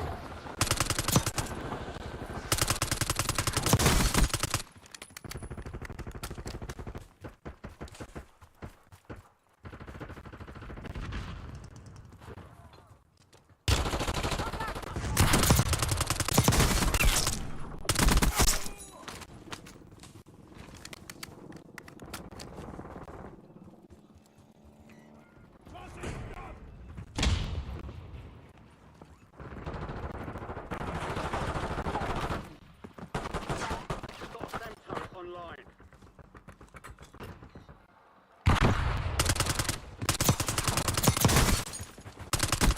Enemies dropping into the AO.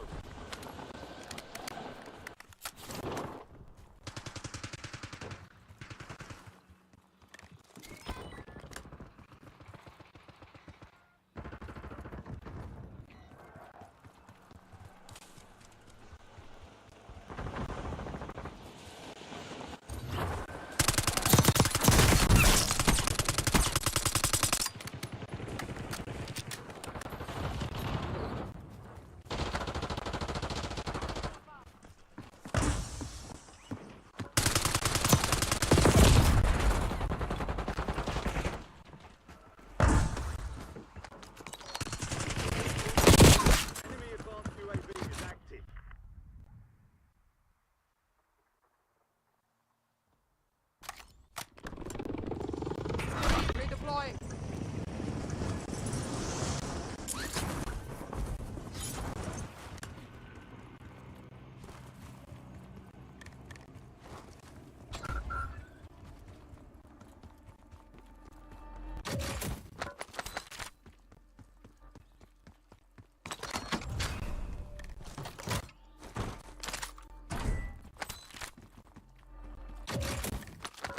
Precision airstrike standing by.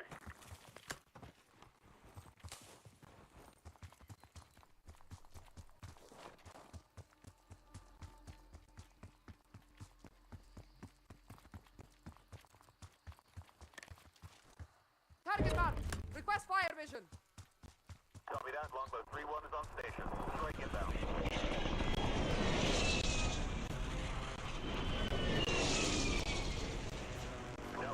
Go again. Enemy soldier incoming. Enemy UAV is online.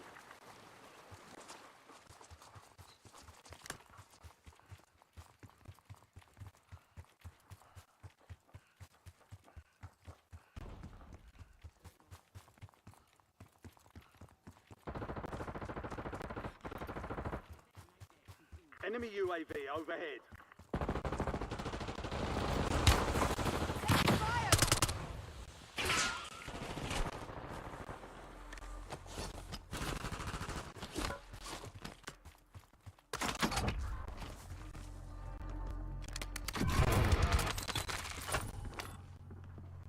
Care package available for delivery. Throwing flash grenade.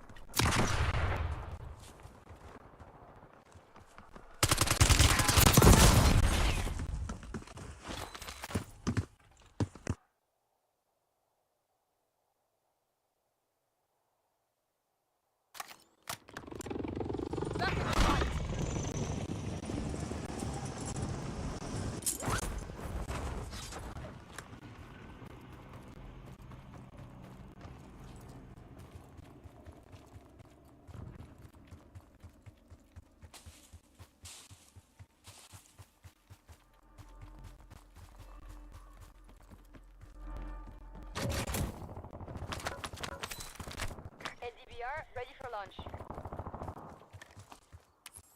FFE, danger close. Over.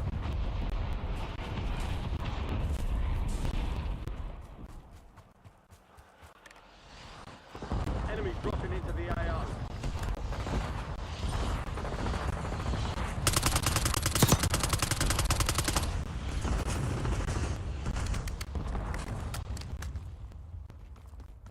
Fire solution was bad.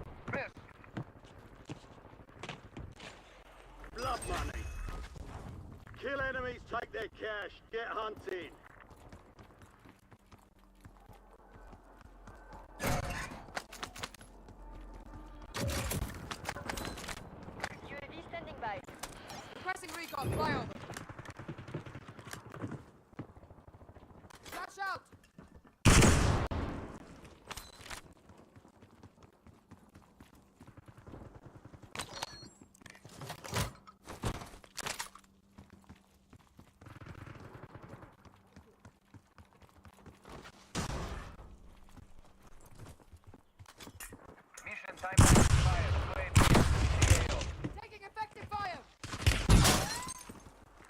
dropping into the area. Watch the skies.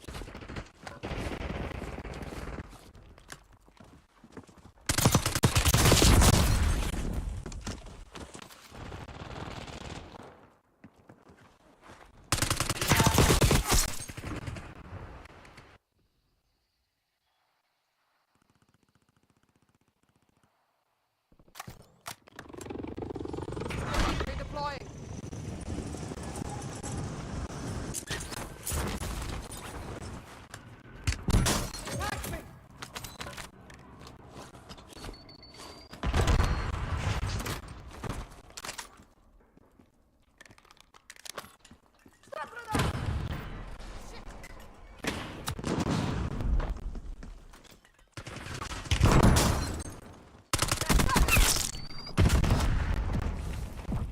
Enemy soldier incoming.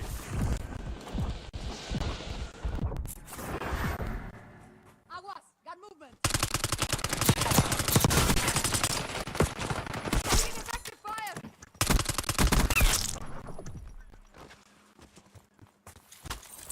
Damn it! Shoot him!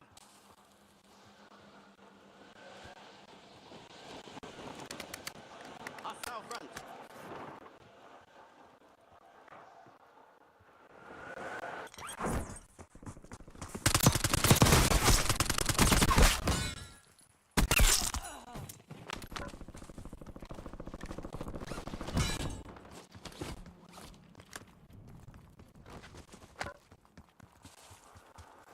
Enemies are dropping into the area. Watch the skies. Enemy UAV is online.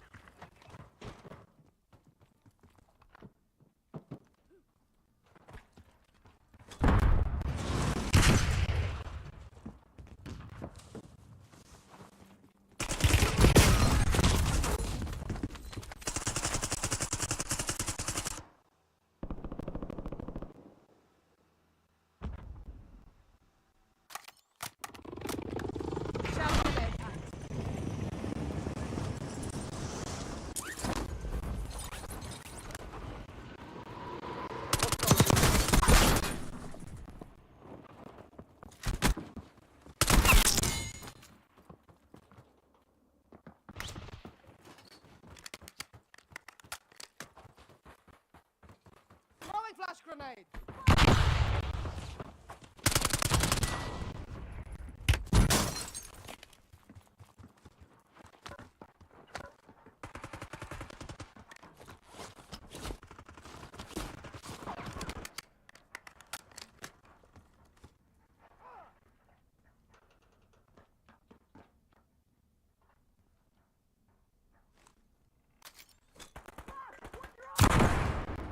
Enemy dropping into the area.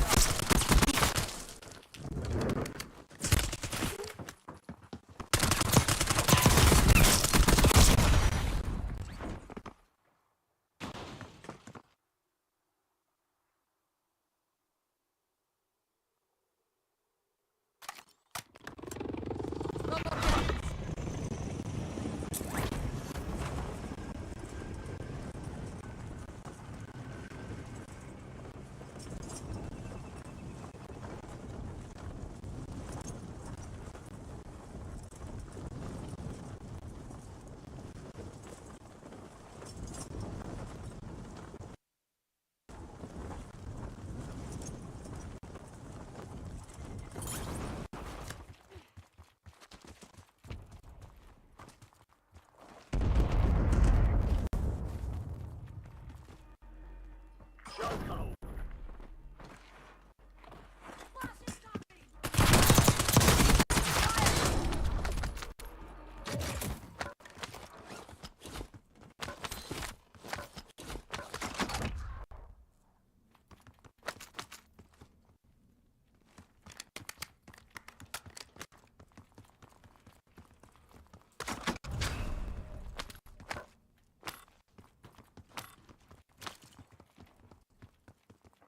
Flash out.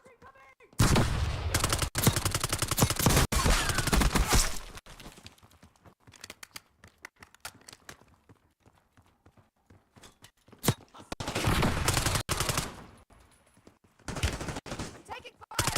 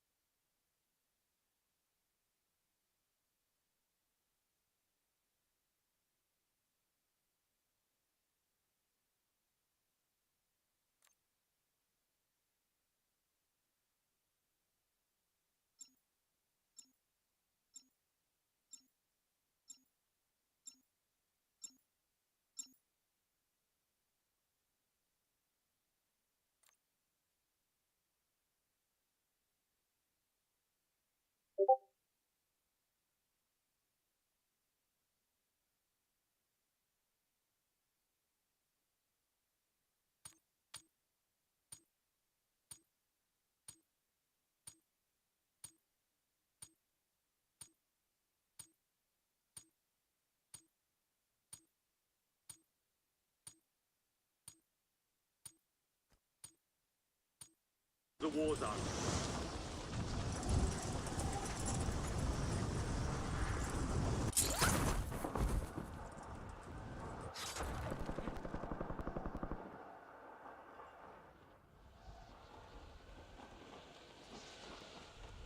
Enemies are dropping into the area. Watch the skies.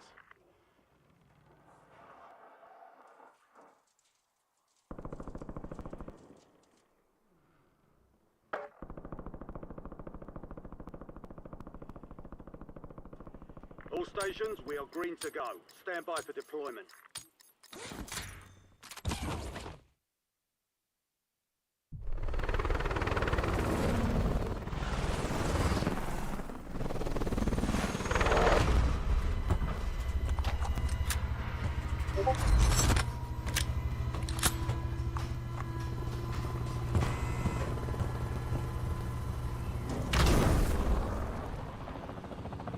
Plunder. Secure as much cash as you Most can. wanted contract You are here. green to get greedy.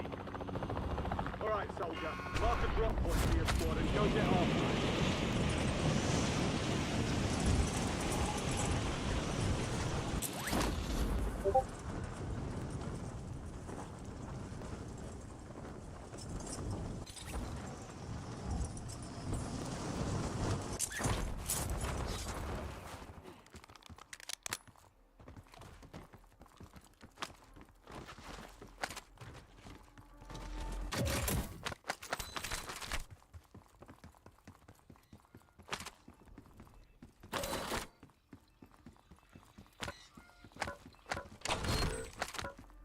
You've been marked as the most wanted target.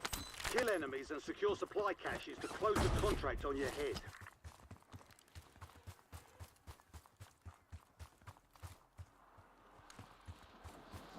Enemy dropping into the AO.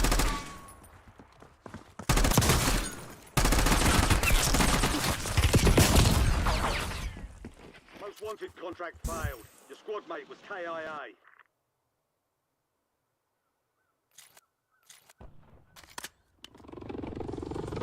Redeploying.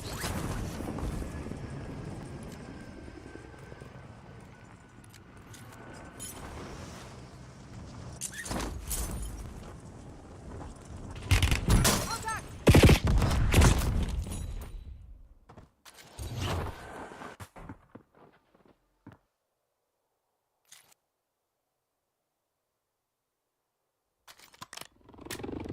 No more bullets.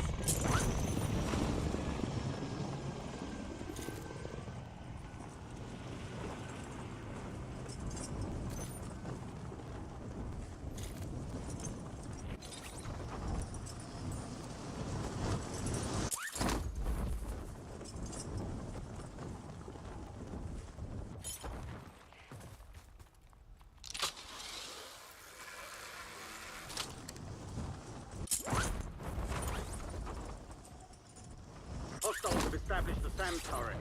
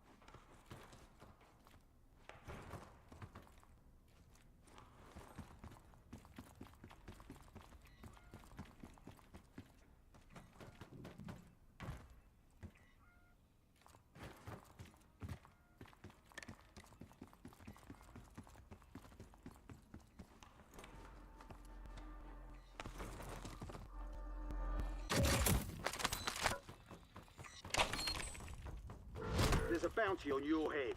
Eliminate hostiles and secure supply caches to get rid of it.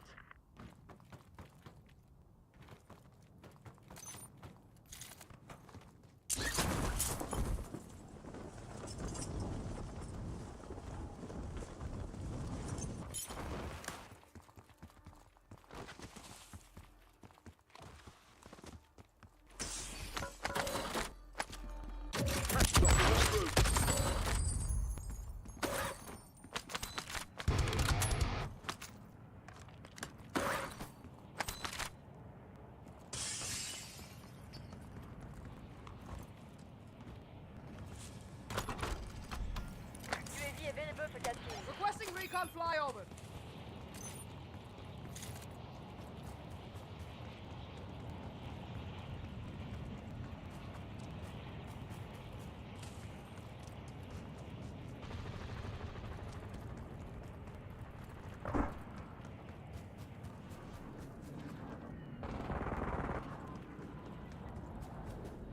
TACO, we're flying on cue. UAV returning to tank.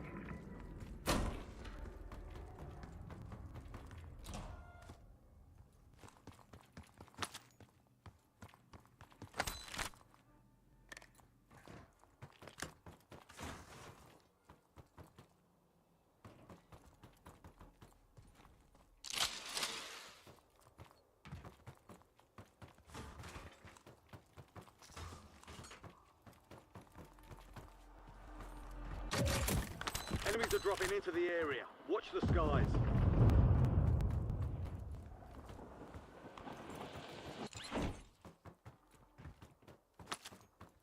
Enemy UAV overhead.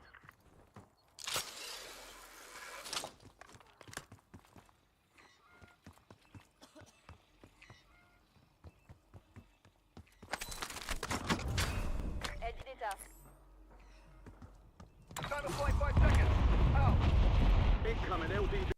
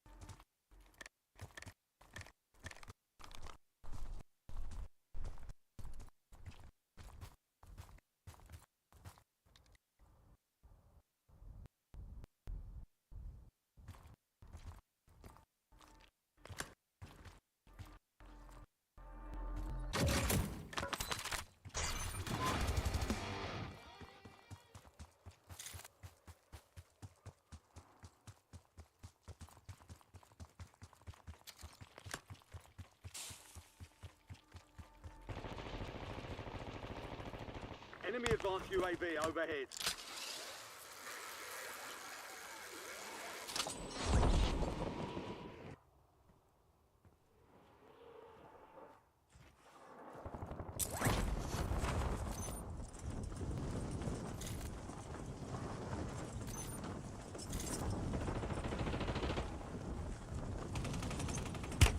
I'm taking fire!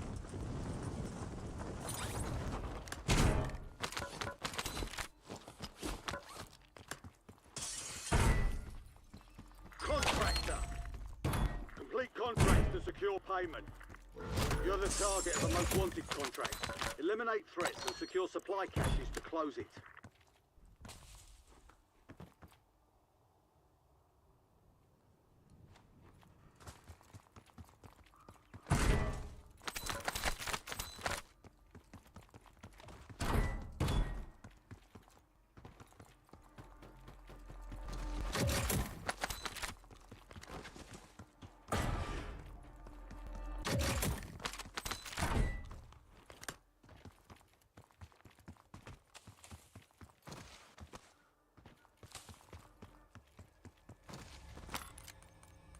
UAV standing by. Requesting recon flyover.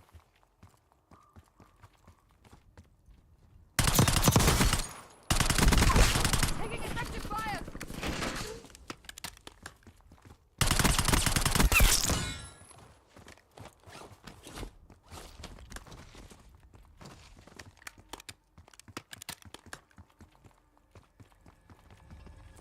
Priority tasking request received. We're done.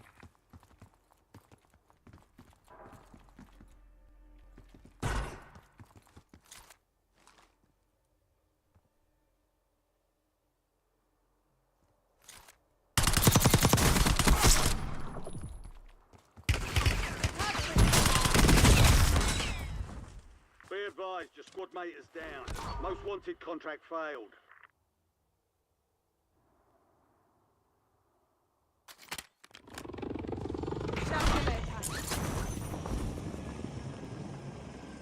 Most wanted contract here.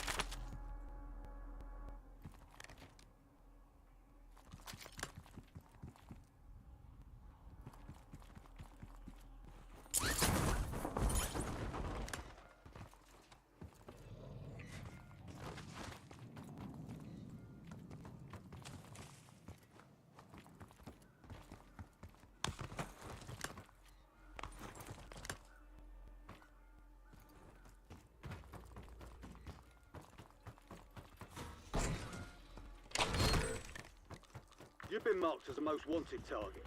Kill enemies and secure supply caches to close the contract on your head.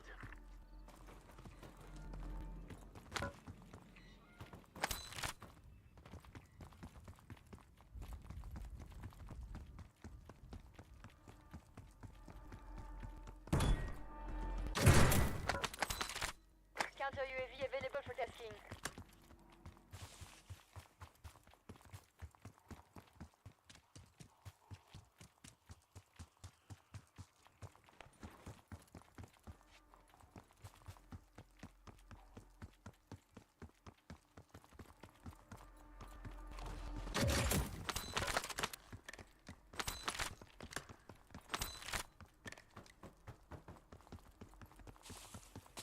Counter UAV online. They're blind.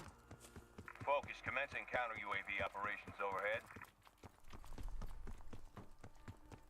Enemy UAV is online. UAV available for Requesting tasking. recon flyover.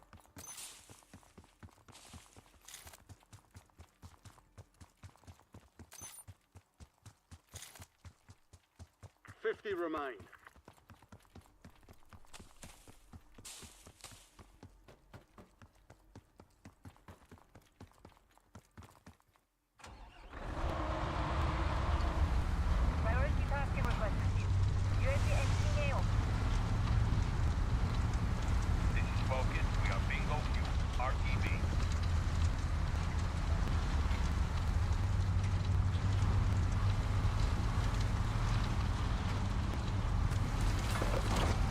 crates to restock. Advise you to load up now. Taking effective fire!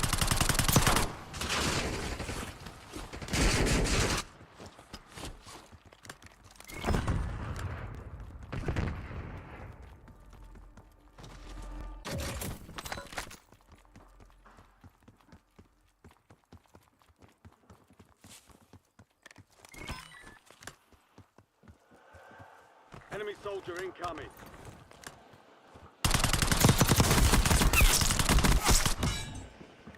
Most wanted target eliminated. Airdrop reward is inbound. Enemy SAM turret active.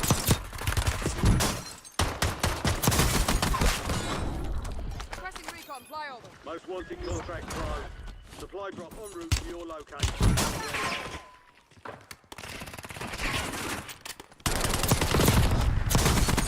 Target down.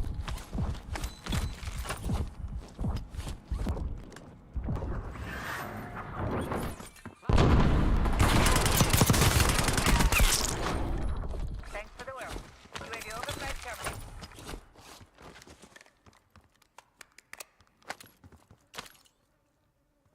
Precision airstrike ready for tasking.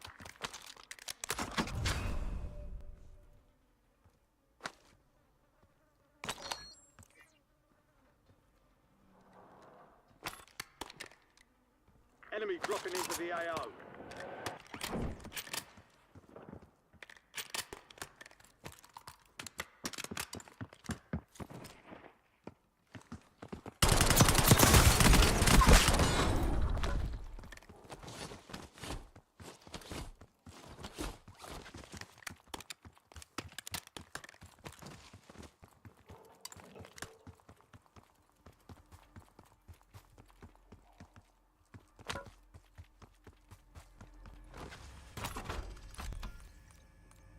UAV standing by.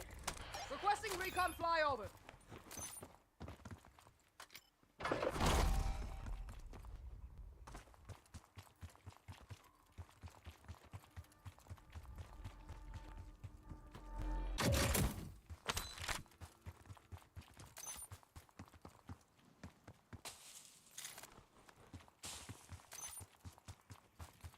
TACOM, we're flying on fumes. UAV returning to tank.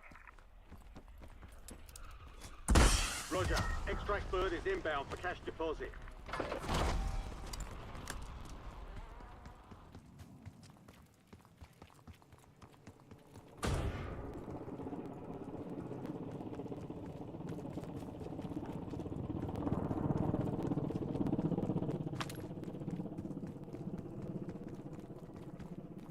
Bag set. Extract bird is standing by.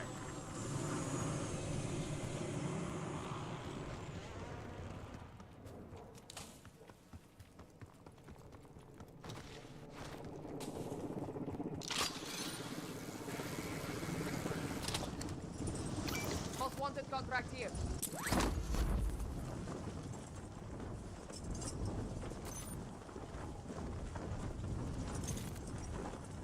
Extract helo is returning to base.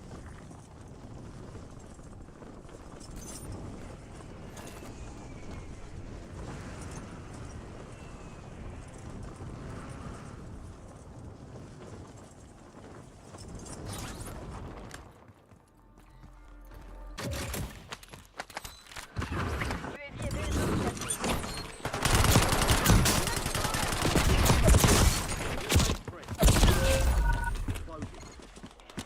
Most wanted contract failed. Your squad mate was KIA.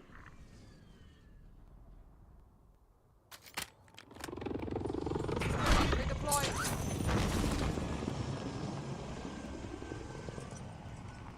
Most wanted contract here.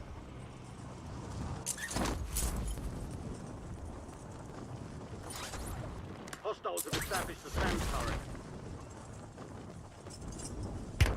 Taking effective fire.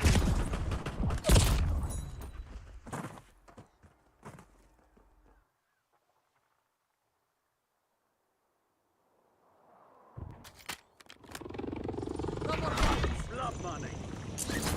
Hunt enemy squads, take their cash. Let's get after it. I'm taking Taking fire!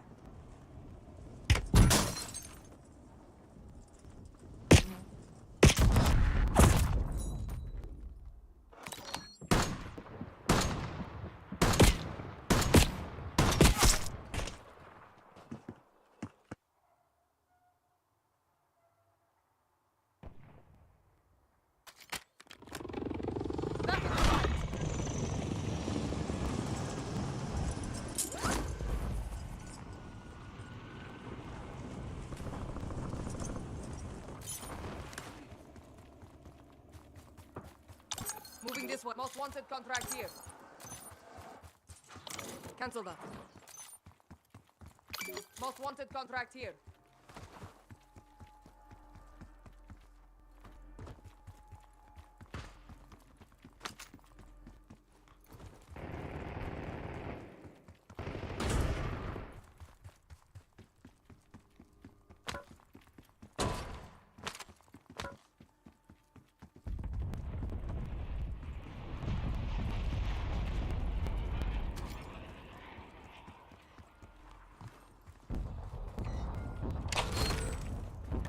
There's a bounty on your head.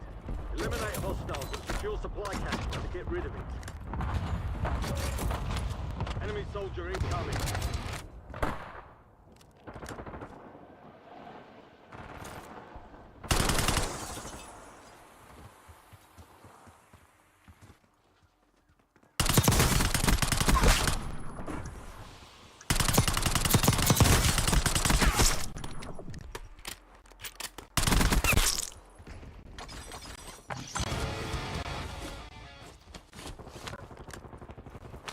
They've got a SAM turret online.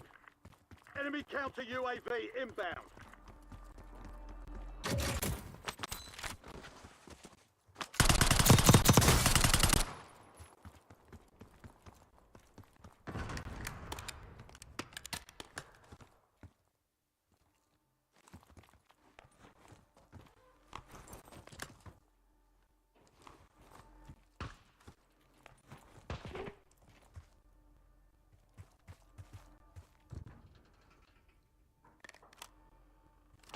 Enemy SAM turret active.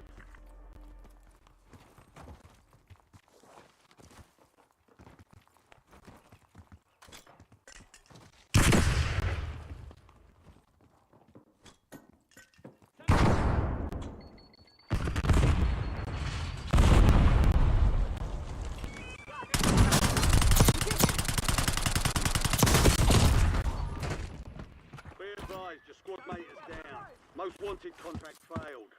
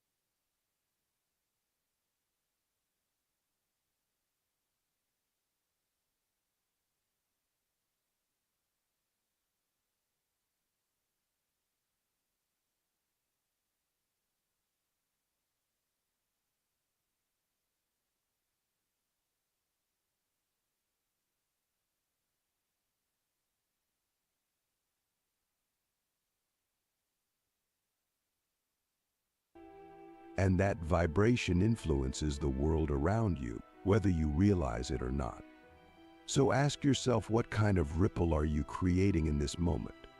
Are you contributing to the noise, the fear, the division? Or are you adding to the harmony? If you've recently been injured in a car accident that wasn't your fault, I've got one question for you. Do you know how to get the maximum compensation that you... The love, the unity.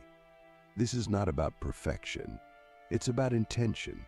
Every time you choose to align with the higher frequencies of peace, joy, and compassion, you are raising the vibration of the collective consciousness. Think about it this way: if you were a stone dropped into the lake of humanity, what kind of ripples would you want to create? What legacy would you want your vibration to leave behind? The ripple effect is not limited by time or space.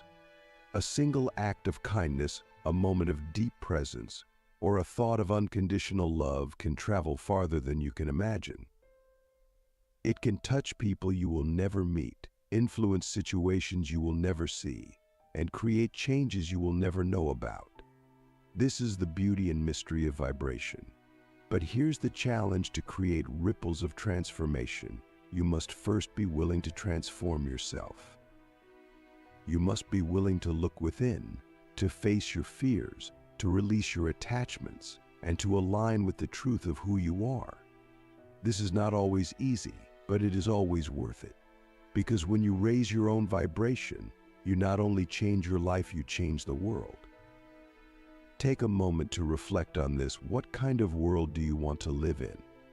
And how can you embody the vibration of that world in your own life, right here, right now? The journey of spiritual awakening is not a one-time event. It is not something that happens in a single moment and then remains effortlessly constant.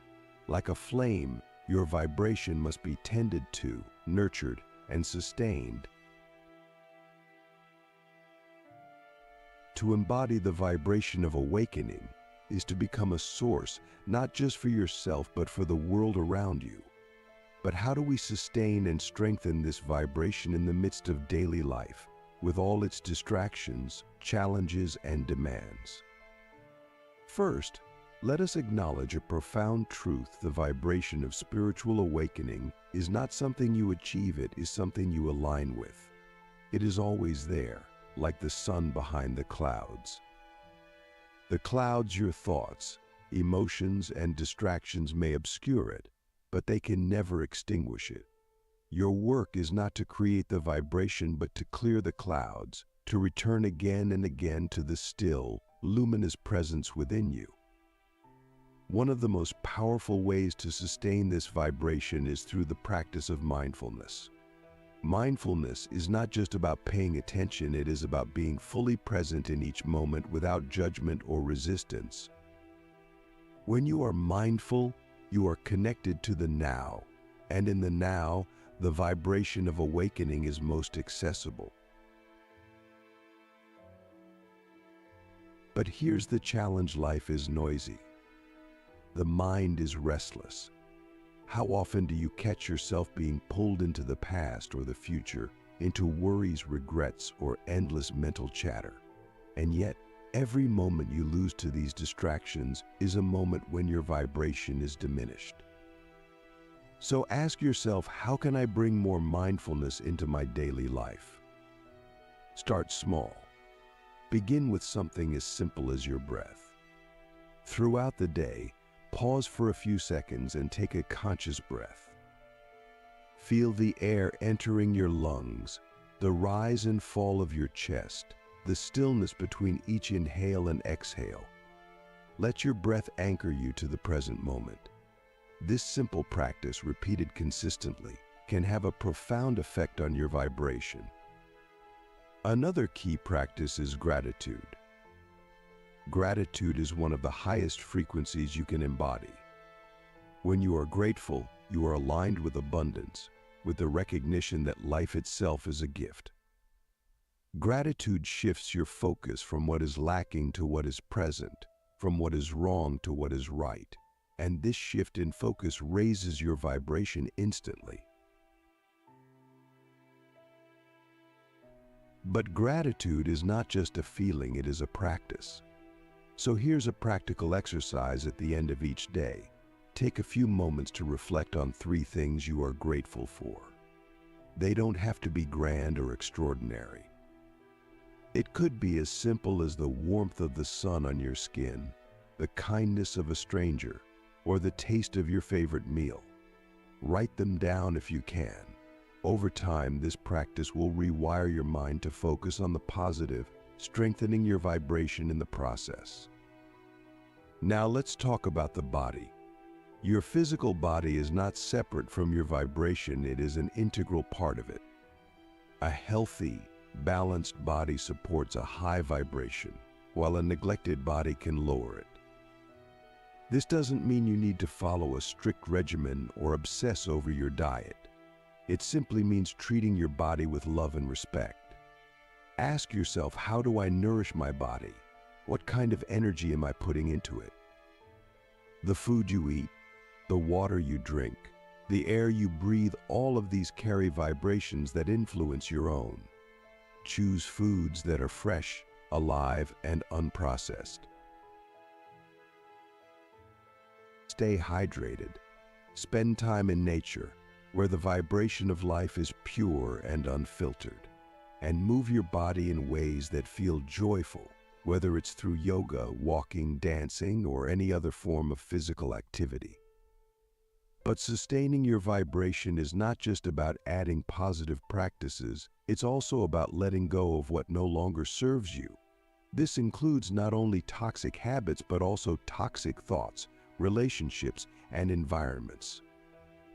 Every time you hold on to anger, resentment, or fear, you lower your vibration. Every time you stay in a situation that drains your energy, you disconnect from your true self. So here's another question for you. What are you holding on to that is weighing you down? What thoughts, emotions, or attachments are preventing you from fully stepping into your vibration? And are you willing to let them go? Letting go is not always easy. It requires courage, trust, and a willingness to face the unknown. But every time you release what no longer serves you, you create space for something higher, something more aligned with your true self. This is the essence of spiritual awakening, the continual process of shedding the old and embracing the new. A spiritually awakened person also understands the importance of boundaries, not as walls that separate, but as spaces that protect. Boundaries are not about shutting people out. They are about honoring your energy and creating an environment where your vibration can thrive. This might mean saying no to things that drain you, limiting your exposure to negativity, or surrounding yourself with people who uplift and inspire you. But here's the paradox: while boundaries are essential, so is connection. A spiritually awakened vibration is not a solitary one, it is deeply interconnected with others. When you are aligned with your vibration, you naturally attract people, opportunities, and experiences that resonate with it. And through these connections, your vibration is amplified. This brings us to another powerful practice: service. When you give of yourself, your time, your energy, your love, you align with the universal flow of abundance. Service is not just about helping others, it is about recognizing your oneness with them. It is about seeing the divine in everyone and everything and acting from that place of unity. Ask yourself, how can I serve today? It doesn't have to be something grand or elaborate. It could be as simple as a smile, a kind word, or a moment of genuine presence with someone who needs it. Every act of service, no matter how small, raises your vibration and contributes to the collective awakening of humanity. And finally, let's talk about trust. To sustain and strengthen your vibration, you must trust the process of life. You must trust that everything you experience, the joys, the challenges, the mundane moments is part of your awakening. Trust does not mean you have all the answers. It means you are willing to live the questions, to embrace the mystery, and to surrender to the flow. So here's the ultimate question. Are you willing to trust? Are you willing to trust yourself, your path, and the unfolding of your life? Because when you do, you step into the vibration of faith, love, and alignment. And from that place, you become not just a receiver of light, but a source of it. Remember, sustaining your vibration is not about perfection. It is about practice. It is about showing up every day, even when it's hard, and choosing to align with the highest version of yourself. It is about being gentle with yourself when you falter and celebrating yourself when you rise. Take a moment now to reflect what is one small step you can take today to raise your vibration. It could be a moment of mindfulness, an act of gratitude, a nourishing meal, or a loving word. Whatever it is, know that it matters. You know that it contributes to the ripple effect of your awakening. Because the truth is, your vibration is not just for you. It is a gift to the world. And as you sustain and strengthen it, you become a beacon of light, a source of love, a living embodiment of what is possible when we awaken to the truth of who we are. You are the source. You are the ripple. You are the vibration. The end.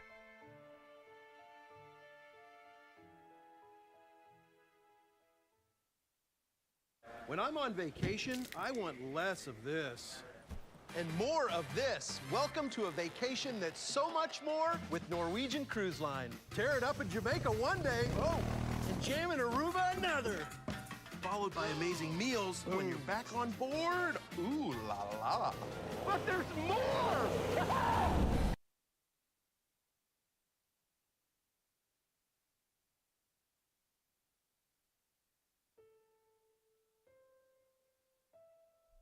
We begin with a question. What if the way you experience life, the joy, the pain, the endless cycle of highs and lows, is entirely dictated by the frequency at which you vibrate? That's not just a poetic metaphor. It's a profound truth that the top 1% of spiritually gifted individuals have mastered. And the best part, you can do it too.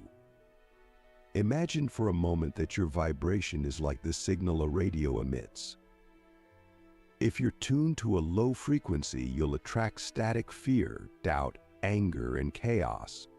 But when you raise your vibration, when you elevate yourself to a higher frequency, the static dissolves.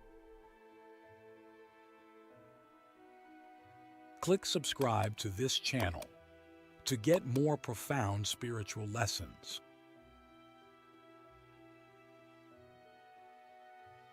Suddenly you're tuned into harmony, abundance, clarity, and deep spiritual connection. The question is, how do the spiritually elite make this transformation? And how can you follow in their path? Let's explore this step by step. The first thing you need to understand is this: raising your vibration is not about doing more, but about becoming more. The top 1% know that the external world is a reflection of the internal state. They don't chase happiness, peace, or enlightenment in the world outside them. Instead, they create it within themselves. Here's the paradox: they achieve more by striving less. They align rather than fight. They flow rather than resist. To raise your vibration, you must first recognize that your current state is a result of three things: your thoughts, your emotions, and your energy field. The spiritually gifted are hyper-aware of all three. They treat their thoughts like sacred seeds, nurturing only those that align with love, gratitude, and truth. They monitor their emotions like a scientist studying a rare phenomenon, not judging, but understanding. And their energy field? That's their priority. They guard it fiercely. like a treasure, knowing that it dictates everything they attract into their lives. But how do they manage this? How do they stay so attuned, so aligned? They've mastered what I call the 3 pillars of vibrational alignment. The first pillar is radical self-awareness. Ask yourself this: when was the last time you truly sat with yourself? Not to judge or fix, but to simply observe? Most people never do this. We're too busy numbing ourselves with distractions: our phones, our work, our relationships, even our spiritual practices. But the spiritually gifted, they embrace silence. They dive into it. They understand that self-awareness is not a destination, but a continuous journey. They ask themselves questions like, who am I beneath my roles, my titles, my stories? What energy am I bringing into this moment? The second pillar is energetic hygiene. Just as you wouldn't go days without showering, the spiritually elite never go a day without cleansing their energy. They know that every interaction, every thought, and every environment leaves an imprint on their vibrational field. They practice techniques like breathwork, grounding, and energy visualization to clear these imprints. They surround themselves with people who uplift them and avoid those who drain them. And most importantly, they never compromise their boundaries. This isn't selfishness, it's self-respect. The third pillar is intentional alignment. This is where the magic happens. The top 1% don't wait for their vibration to shift naturally. They actively raise it, moment by moment, day by day. They do this by aligning their actions, thoughts, and intentions with their highest self. They ask themselves, does this choice reflect the person I am becoming? Does this thought elevate or diminish my vibration? Here's a practical exercise for you tomorrow morning. Before you even step out of bed, take 5 minutes to breathe deeply and set an intention for your vibration. Say to yourself today, I choose to vibrate at the frequency of love. Repeat it until you feel it in your body, your mind, your soul. Then, carry that intention into your day. Notice how it shifts your interactions, your emotions, your experiences. But let me warn you, raising your vibration isn't always comfortable. In fact, it's often deeply uncomfortable. You'll have to face the parts of yourself that you've been avoiding. You'll have to let go of relationships, habits, and beliefs that no longer serve you. And you'll have to confront the truth of who you really are. So I ask you, are you willing to embrace that discomfort? Are you willing to step into the unknown? Because that's where the magic happens. That's where transformation begins. Now that we've looked at the foundations of raising your vibration, let's dive into the deeper science and art of energy mastery, the secret that the top 1% spiritually gifted have unlocked. You see, they don't just stumble upon a higher vibration by chance. They cultivate it with precision, intention, and unwavering commitment. And here's the truth: you can do the same. Let's begin with a profound realization: everything is energy. Your thoughts, your emotions, your body, all of it is vibrating energy. But here's the catch: not all energy is equal. Some vibrate slowly, heavily, like fear or shame. Other energy vibrates quickly, lightly, like love or joy. The spiritually gifted understand this on a cellular level. They know that to raise their vibration, they must dissolve the heavy, dense frequencies within themselves and amplify the lighter, higher ones. But how? Let's explore. The first step is what I call energetic purification. Imagine your energy field as a clear stream. Over time, debris, negative thoughts, unresolved emotions, toxic relationships clogs the stream, slowing its flow.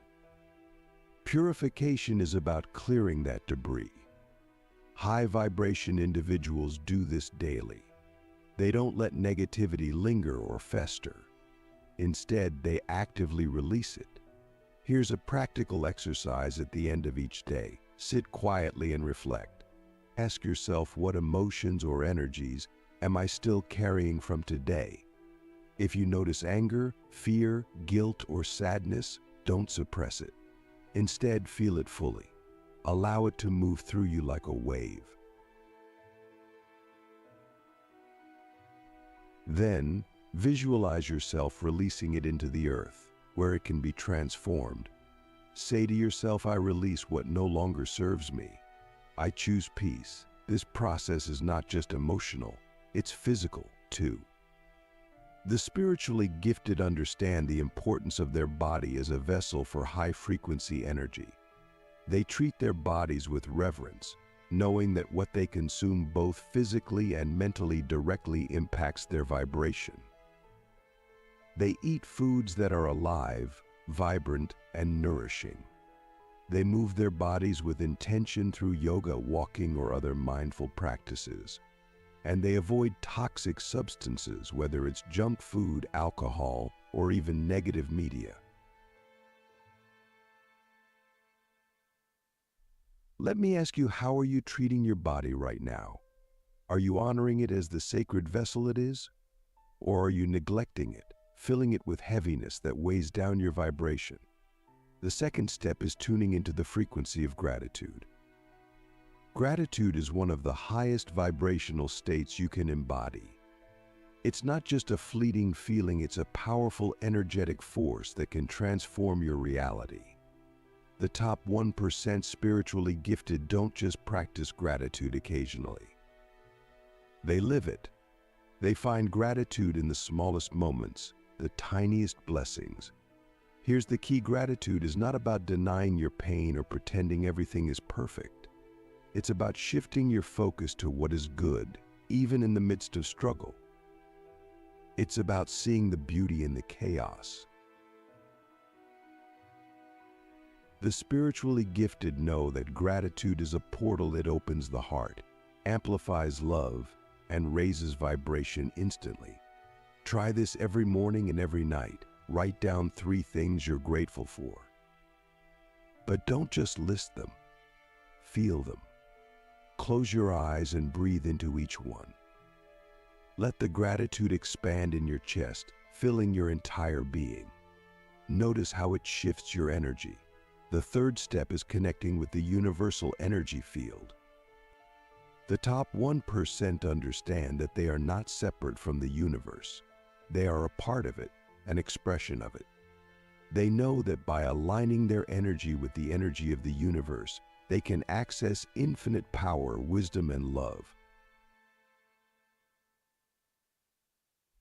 This connection begins with presence. High vibration individuals don't live in the past or the future. They live here now. They understand that the present moment is the only place where true alignment can occur.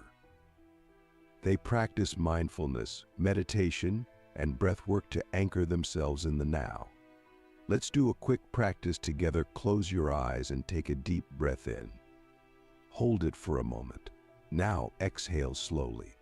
Repeat this 3 times.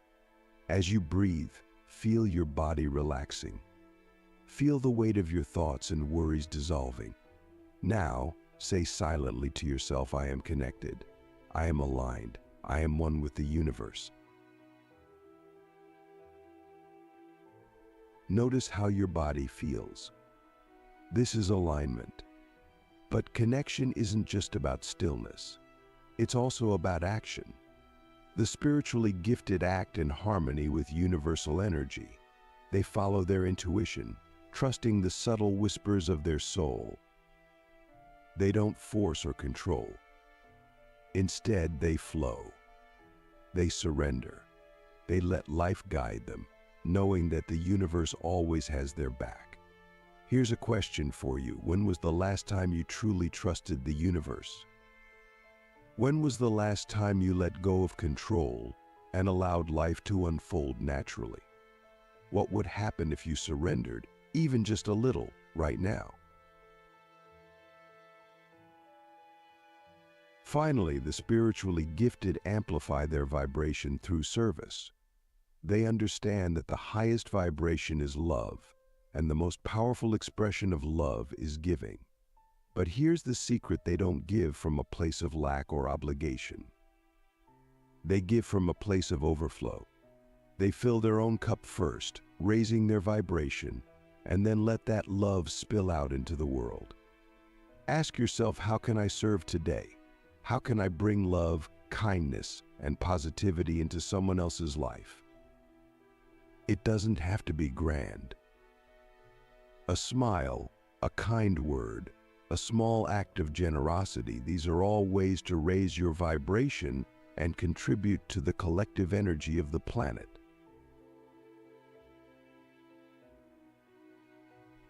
And here's the beauty of it: when you raise your vibration, you don't just transform your own life. You transform the lives of everyone around you. Your energy becomes a ripple, spreading love, light, and positivity into the world. The spiritually gifted know this. They see themselves as both individuals and as part of the whole. They understand that their vibration matters not just for themselves, but for the collective. So I leave you with this question: what kind of energy are you contributing to the world right now?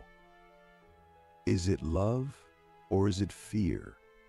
Is it light, or is it shadow? What do you want your ripple to be? Now that we've uncovered the principles of energy mastery, we arrive at the most profound step of all: stepping into your infinite alignment. This is where you become not just a participant in the flow of life, but a co-creator with the universe. The top 1% spiritually gifted don't stop at raising their vibration. They transcend the limitations of the ego, embody their highest self, and become living beacons of light for others. To begin, let's ask a question: what does it mean to embody your highest self? Is it about perfection? No. Is it about always being positive or joyful? Not at all. The highest self is not a mask you wear or a role you play. It's the truest, most authentic version of you, the version that is deeply aligned with your soul's purpose and unshakably connected to the universe. The spiritually gifted understand that to embody their highest self, they must do one thing above all else: release resistance. Resistance is the force that keeps us stuck in low vibrations. It's the voice in your head that says, "I'm not enough," or "life is against me." It's the tension you feel when you try to control outcomes, when you cling to the past, or when you fear the future.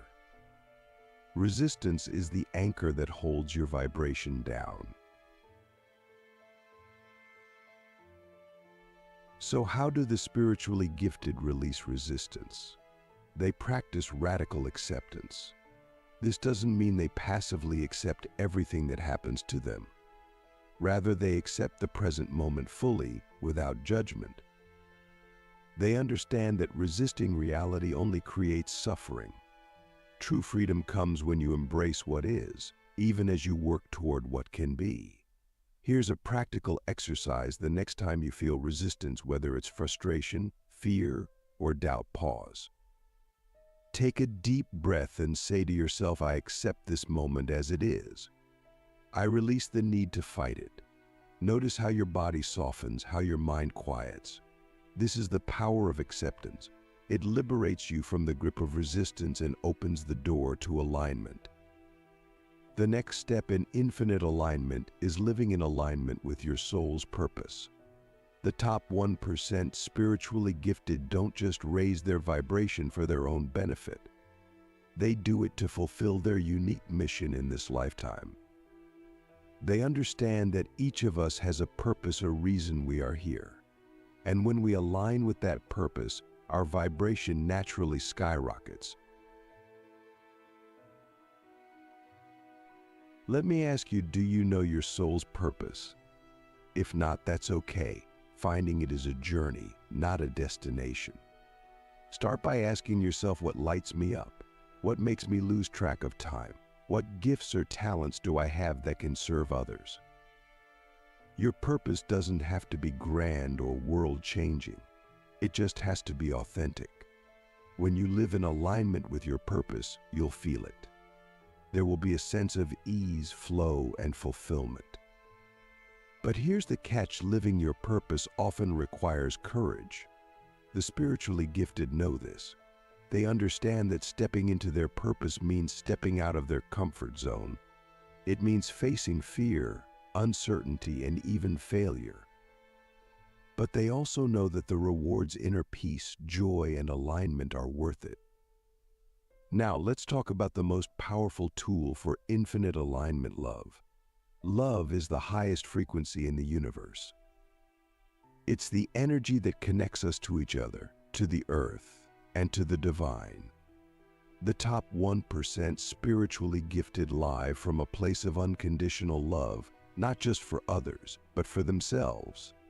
They understand that self-love is not selfish. It's the foundation of all love. You cannot pour from an empty cup. You cannot give what you do not have. So, ask yourself, how much love are you giving to yourself right now? Are you treating yourself with kindness, compassion, and respect? Or are you criticizing, judging, and neglecting yourself? If the answer is the latter, it's time to shift. Start by practicing small acts of self-love each day. Speak kindly to yourself. Honor your boundaries. Forgive yourself for your mistakes. Remember, you are worthy of love not because of what you do, but simply because of who you are. When you cultivate self-love, you naturally radiate love to others. This is what it means to be a living beacon of light. The spiritually gifted don't just talk about love, they embody it. They bring love into every interaction, every decision, every moment. They see the divine in everyone they meet, even those who challenge them. They understand that love is not just a feeling, it's a choice, a practice, a way of being. Finally, let's explore the ultimate secret of infinite alignment, transcending the illusion of separation. The spiritually gifted know that we are not separate beings. We are all connected like waves on the same ocean, like threads in the same tapestry. When you raise your vibration, you don't just elevate yourself, you elevate the collective. Your energy ripples out, touching everyone and everything around you. Take a moment to reflect on this. What would change if you truly believed that you are connected to everyone and everything? How would you treat others? How would you treat yourself? This realization is the key to infinite alignment. It shifts your perspective from me to we, from mine to ours, from fear to love. To embody this truth, practice seeing the divine in everything. Look at the people around you, not just your loved ones, but strangers, even those who challenge you, and say silently to yourself, I see the divine in you. Notice how this changes your energy, your interactions, your vibration.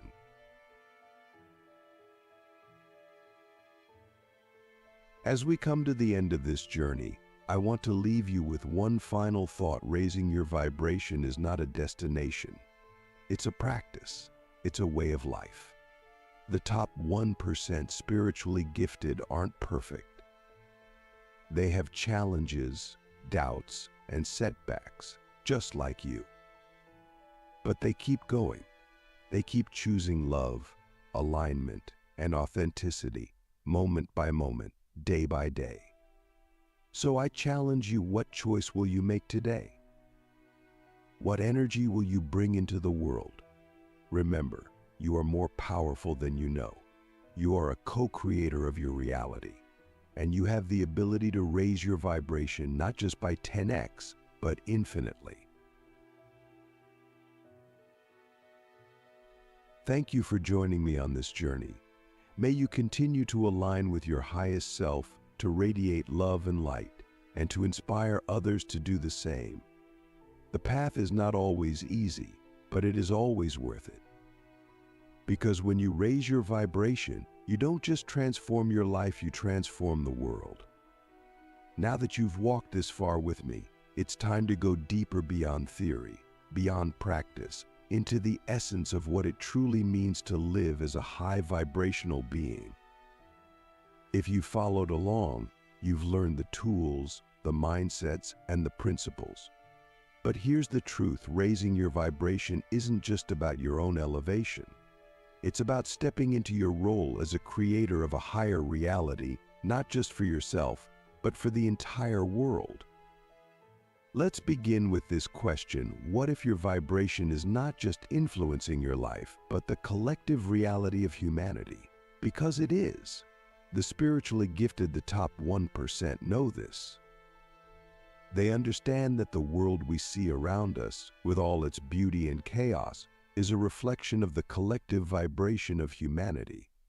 And they know that by raising their own vibration, they are contributing to the transformation of the entire planet. If you don't want to open your third eye, then don't watch this video. This method isn't for everyone. If experiencing what it's like.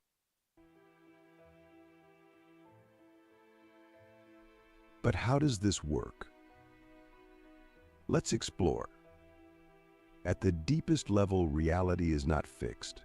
It is fluid, malleable, and responsive to energy. Every thought you think, every emotion you feel, every intention you hold, it's all sending ripples into the quantum field, shaping the reality you experience. The spiritually gifted have mastered this understanding. They don't just react to the world around them, they create it. They vibrate at the frequency of the reality they want to experience, and by doing so, they bring it into being. Here's the secret: you don't attract what you want. You attract what you are. If you want to experience love, peace, and abundance, you must become love, peace, and abundance. This is not about faking it or pretending. It's about embodying these frequencies so deeply that they radiate from you effortlessly. The top 1% don't just wish for a better world, they vibrate as if it already exists. And by doing so, they call it into existence. So how do you step into this role as a creator of reality? It begins with vision. The spiritually gifted don't just live day to day. They hold a clear and powerful vision of the reality they want to create for themselves and for the world. They see it, feel it, taste it, as if it's already here. They don't dwell on what's wrong with the world. Instead, they focus on what's possible. They ask themselves, what kind of world do I want to live in? What kind of energy do I want to contribute?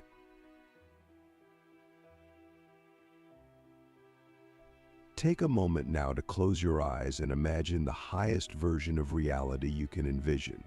What does it look like? What does it feel like? Who are you in that reality? Hold that vision in your heart. Feel the vibration of it. This is the first step to creating it. Next, the spiritually gifted align their actions with their vision. They don't just dream, they do. They take inspired action, moment by moment, in alignment with their highest self. They ask themselves, does this action reflect the person I am becoming? Does it bring me closer to my vision? Here's a practical exercise: write down your vision of your highest reality. Then, list one action you can take today, no matter how small, that moves you closer to it. It could be as simple as meditating for 5 minutes, expressing gratitude to someone, or choosing love instead of fear in a challenging situation. Every action, no matter how small, sends a signal to the universe: I am ready. I am aligned. But here's the deeper truth: to create a higher reality, you must also confront your shadows. The spiritually gifted know that the path to higher vibration is not all light and ease. It's also about diving into the parts of yourself that you've ignored, denied, or suppressed. Because here's the thing, you cannot raise your vibration if you're carrying unhealed wounds or unresolved energy. These shadows act as weights, pulling you down, keeping you stuck in lower frequencies. The spiritually gifted don't fear their shadows, they embrace them. They understand that their shadows are not their enemies, but their teachers. They ask themselves, what is this pain trying to show me?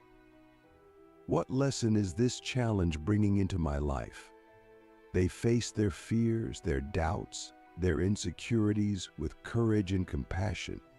And in doing so, they transmute them. They transform their pain into wisdom, their fear into love. Let me ask you, what shadows are you still carrying? What parts of yourself are you afraid to face? Remember, your shadows are not a sign of failure. They are a sign of your humanity. And when you have the courage to face them, you free yourself to rise higher than ever before. Finally, the spiritually gifted know the power of service. They understand that their vibration is not just for them, it's for the collective. They see themselves as stewards of the earth, as guardians of humanity's evolution. They give not because they need to, but because they want to. Because they know that the more love, light, and positivity they bring into the world, the higher the collective vibration rises. But here's the key: service doesn't have to be grand or world-changing. It can be as simple as holding the door for someone, listening deeply to a friend, or sending love and light to someone in need. High vibrational service is not about ego or recognition. It's about being a channel for love, in whatever way feels authentic to you. So ask yourself, how can I serve today? How can I bring light into someone else's life? When you serve from a place of love, you raise not only your own vibration, but the vibration of everyone you touch. As we draw this journey to a close, let's reflect on the truth we've uncovered. You are not separate from the universe. You are the universe, expressing itself as you. Your vibration matters. Your energy matters. Your choices matter. You have the power to raise your vibration not just by 10x, but infinitely. You have the power to create a higher reality not just for yourself, but for the world. So I leave you with one final question. What legacy of energy do you want to leave behind? When people step into your presence, what do you want them to feel? When you look back on your life, will you be able to say, I lived as my highest self? I gave love freely. I raised the vibration of the world.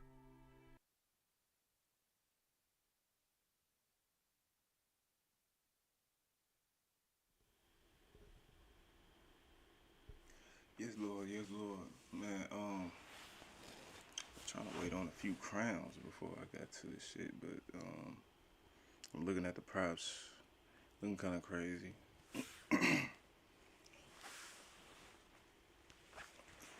Looking kind of crazy. But I'm looking at them. They don't look impossible. It's just, man, I just want to make sure we bang. Right?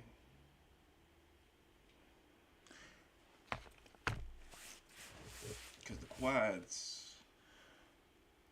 is looking way more doable than the solos right now. Solos is asking for way too much.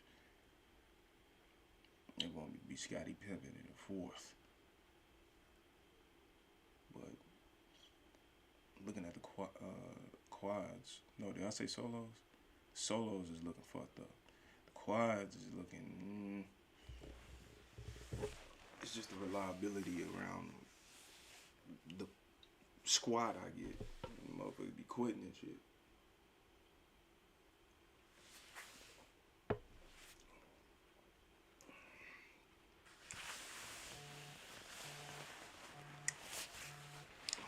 fellow crown right there.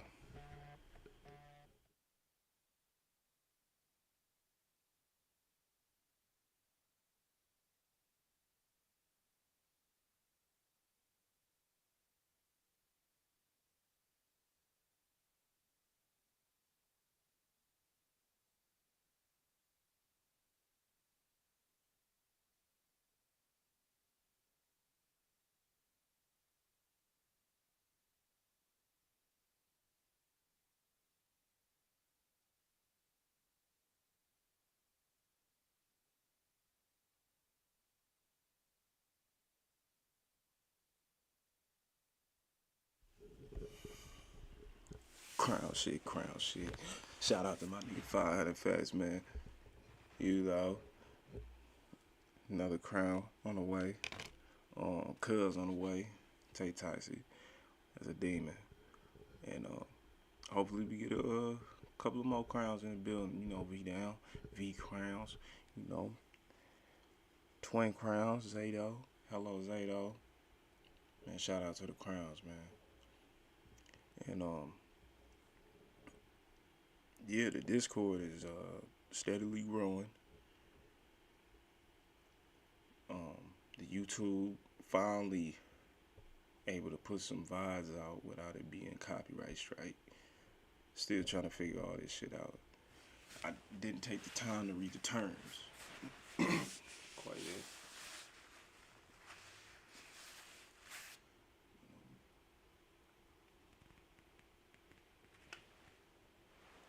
Yeah, we gonna get all figured out together. But back to these props. I feel like Players Lounge been watching and tracking my games. That's okay. You know, they just want to see a top performer perform at his best. But look, when it comes to all these cheaters and shit, motherfuckers trying to compete with, you know, the better players, the veteran players. It make it harder for the honest motherfuckers trying to get their money out here, you know.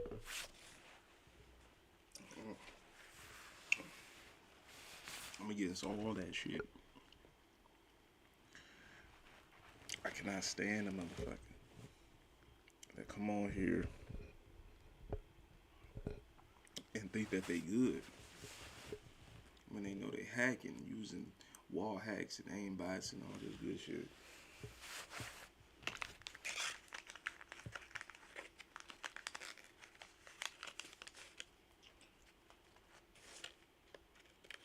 You know, by all means, do what you do. I ain't here to judge you. I just want a fair advantage. You know, a fair playing field for everybody. Can't have cheaters out here fucking up the game.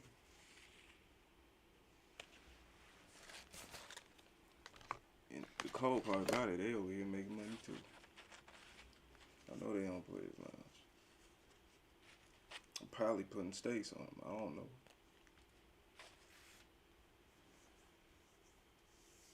It's just for me personally, it's unnecessary. Even for content. But you know, it's always gonna be somewhere in the world. Can't stop it. It's like rain. Can't stop it.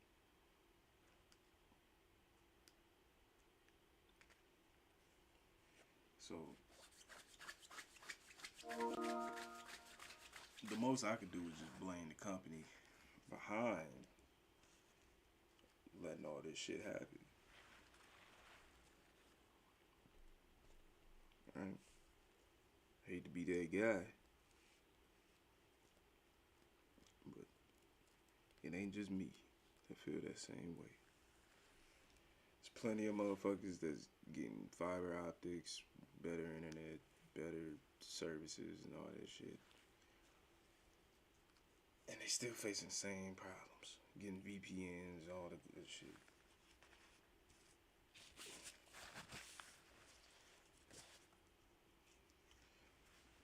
But these hackers are still going and playing this shit unpunished. If it get to a point where my account get fucked with or stolen or shit in my shit,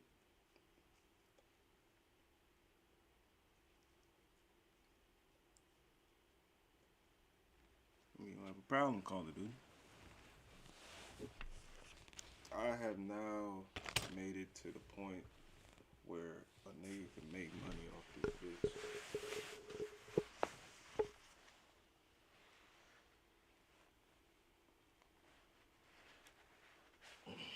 But there's still factors that'll jeopardize a nigga's progress. You know, whether it be by accident or not. The design is for us to print this money. You know what I'm saying, man? Fuck is they talking about, man? Kingswood crowns. Crown shit, man, we gonna get it off the knuckle every time. But as far as these props, goddamn, you can have turn this damn heater off. Hold on. Turn this damn heater off. Gotta turn this heater on. Gotta turn this heater off. Oh, gotta turn this heater on. It's kinda warm. Oh, it's kinda warm. Kinda warm in this bitch. Okay.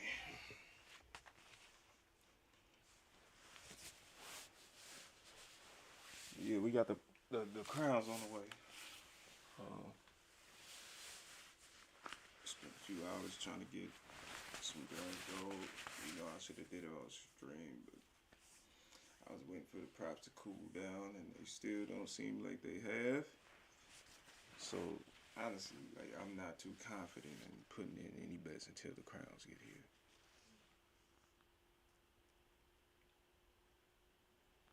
I'm sorry, that's just me.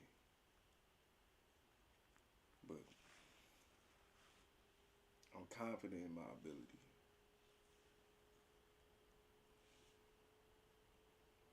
But we need them crowns. We need them crowns.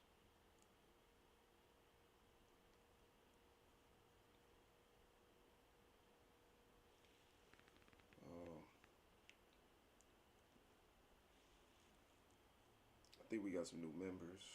I went, took the time to check my phone.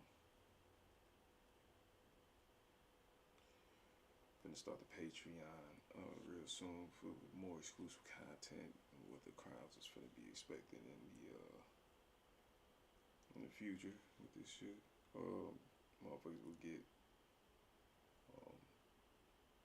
first dibs on the merch. You know, you'll be a part of the VIP list. It's going to be a good way to keep track of, like, you know, solid members.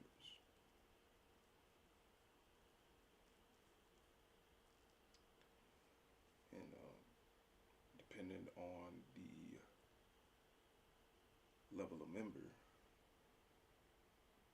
you know, depending on how shiny your crown is, motherfuckers might be getting some perks and benefits. Merch is coming soon. Something I've been working on for a while.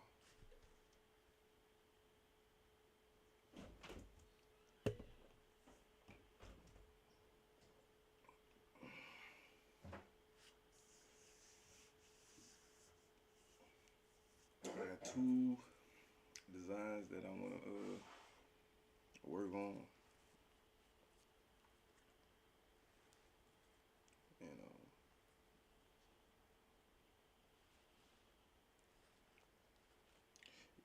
gonna be it. One's a shirt, one's a hoodie.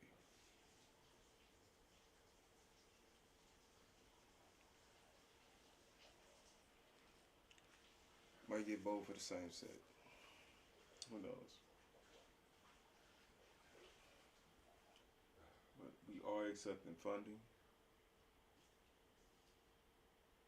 Yes, we are accepting funding.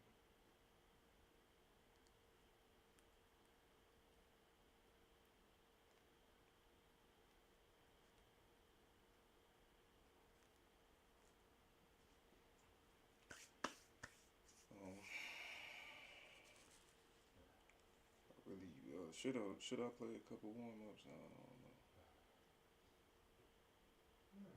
You know, we almost 5 hours in.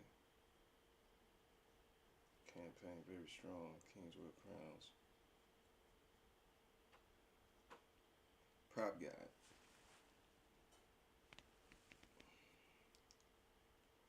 Only one you, aka King of Games.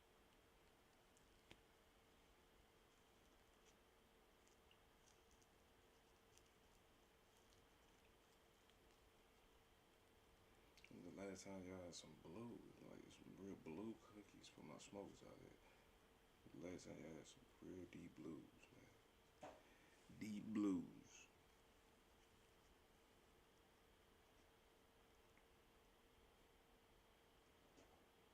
Niggas ain't had no deep blues, man.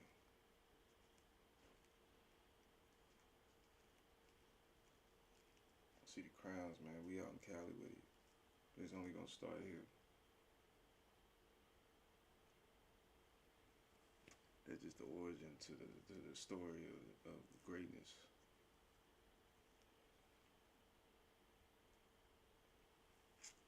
It start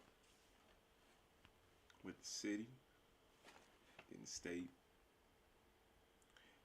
then the nation, and then globally. The crowns will be everywhere.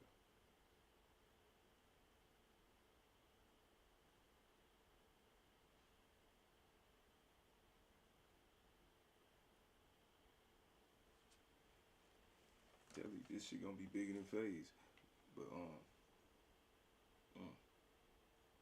the motion we got right now is just trying to get to that buck.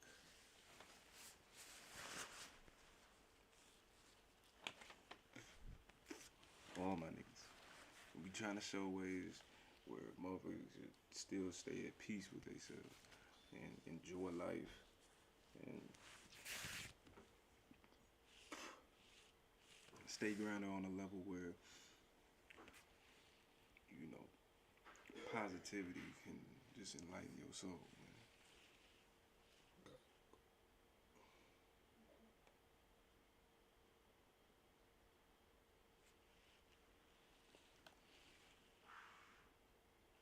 But you know, me personally, I can speak for myself right now because, you know, I'm trying to work on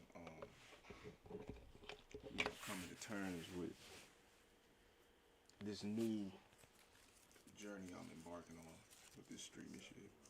It's good. It's good energy. It's good vibes. It's cool. Appreciate everybody that showed love, and appreciate the stakers that had faith in your boy. You know, you took a gamble, but it wasn't too much to worry about. Crown shit.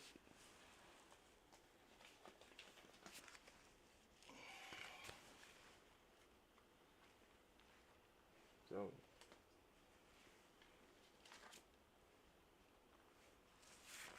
it's a cold feeling. You got this right here.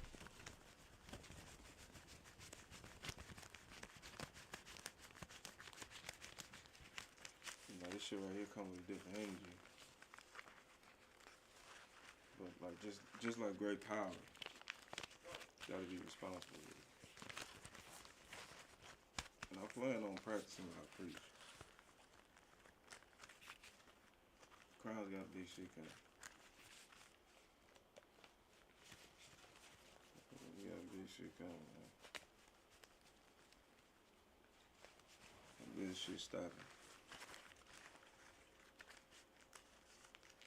Every move, every decision that we make is gonna be well calculated and put in a dimension where motherfuckers would just have to just fall in line.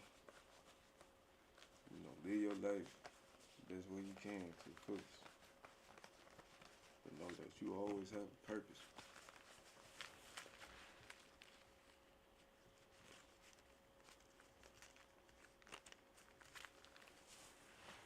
See the divine in everyone, man.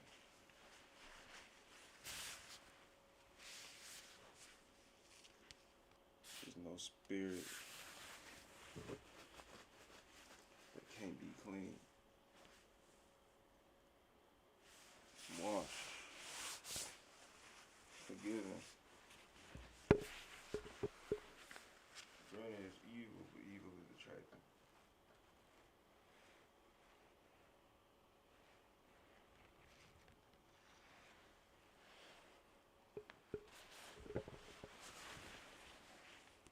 Take accountability in what you preserve on yourself, for yourself.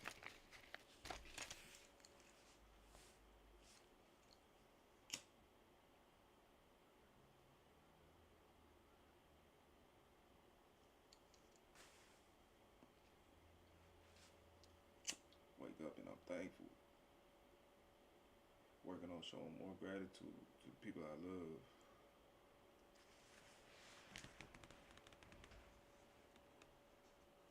Being as authentic as I could be every day. You know, there's only one you, and it's true.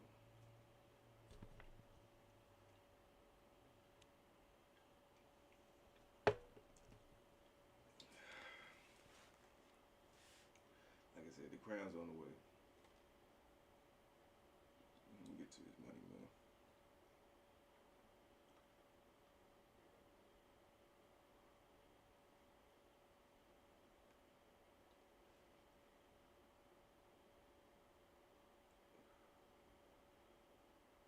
Calculated risk only. 10 to make 14. Nah, ain't gonna do it.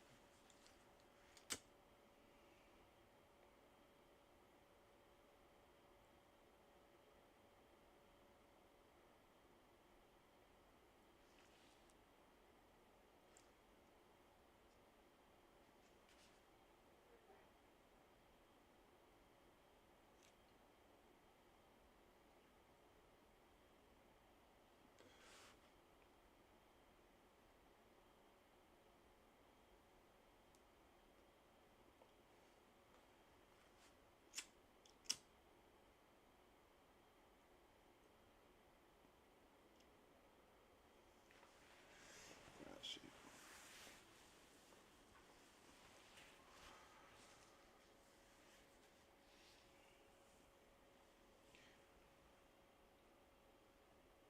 Just putting together the foundation.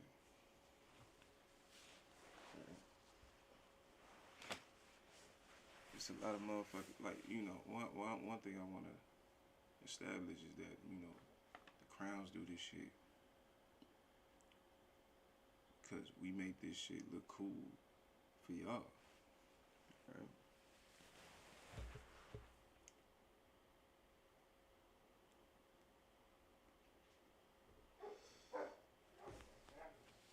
You know, we try to make this gaming shit cool for y'all, this nerd shit cool for y'all.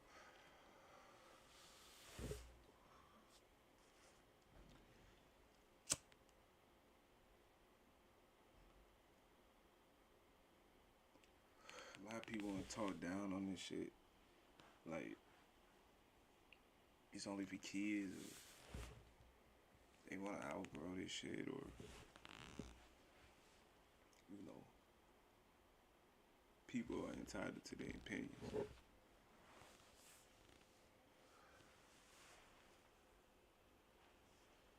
Everybody had their different reasons for being on this motherfucker.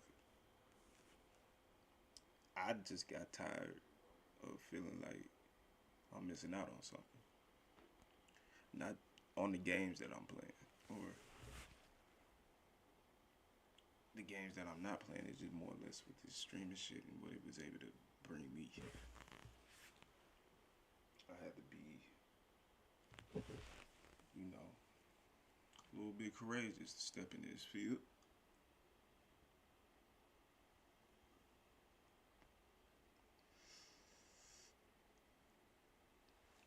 But I'm fucking with it. Felt like this shit was meant for me. And what I'm telling you, when I bring my first IRL stream to life,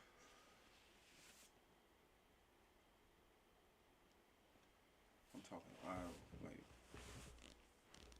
first IRL in a casino. If the universe ain't trying to work for your boy, I can't tell you who.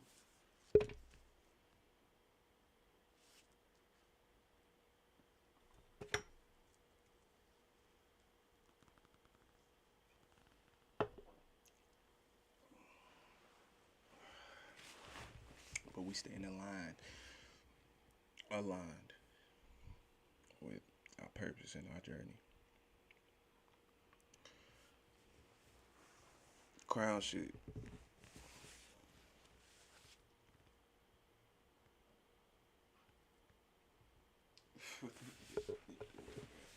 That's my dog if you hear all that noise in the back. Okay.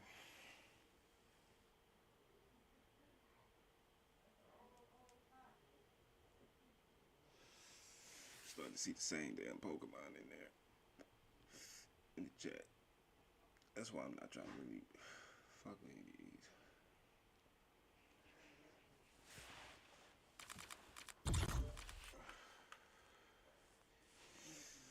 I see free. Another XP boost.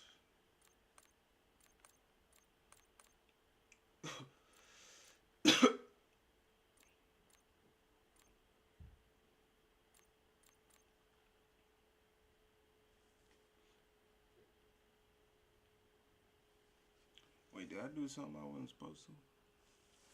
Wait, let's see something right here.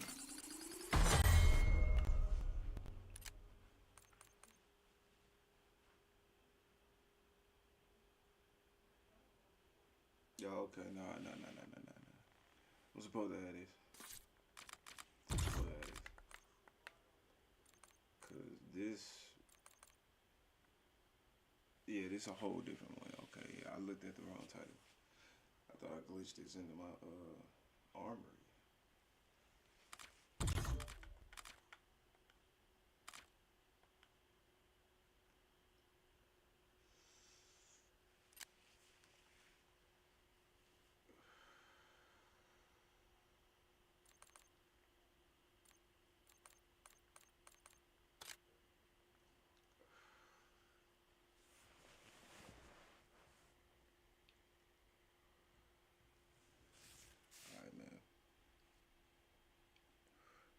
I'll be back. I'm gonna leave y'all with some more game. Gotta use the bathroom very quick, but I will return. Hopefully some crowns will be here in time, but yeah, it's only one you, man. We here cause they ain't.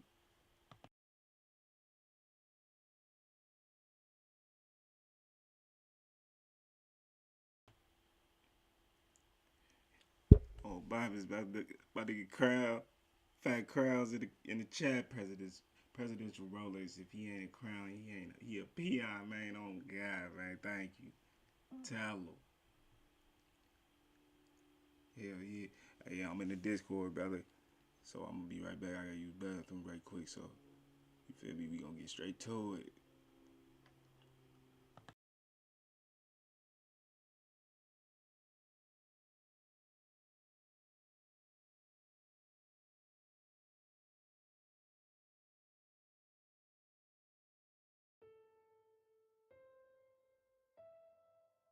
Welcome to this journey, a spiritual quest that will take you through the different vibration levels of awakening.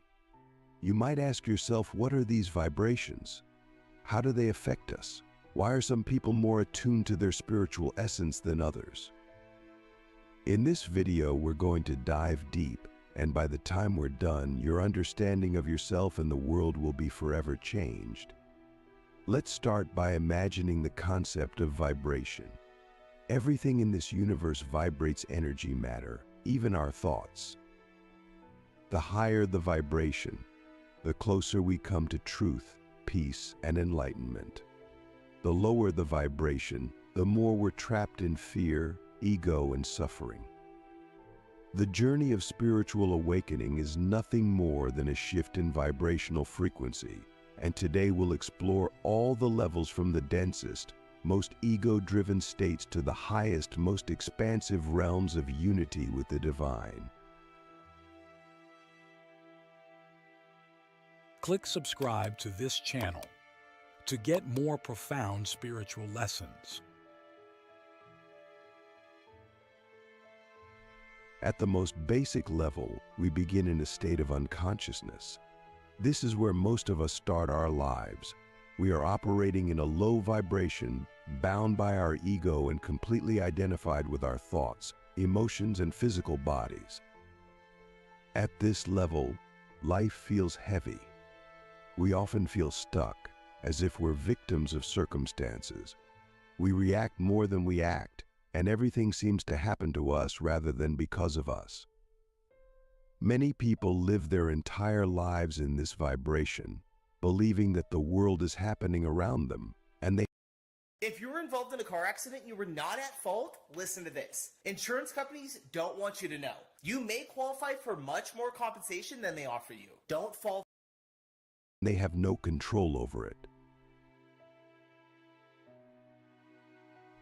But here's the deep question: have you ever stopped and asked yourself, who is the one experiencing all these thoughts and feelings? Is it really you? As we move up the vibrational scale, we slowly begin to realize that we are not our thoughts.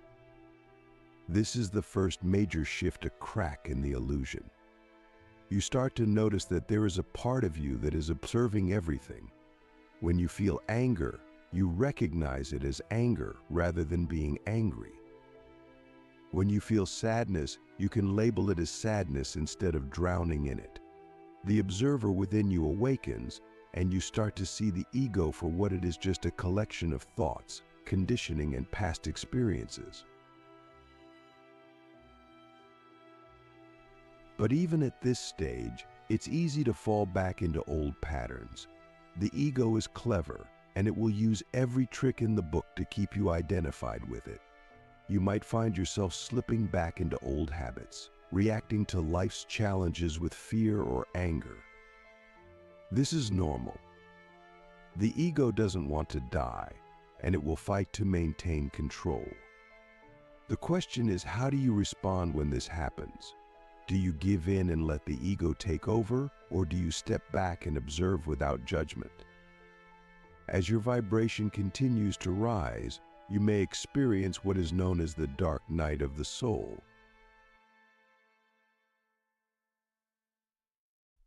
This is a profound period of spiritual crisis where everything you once believed about yourself and the world begins to crumble.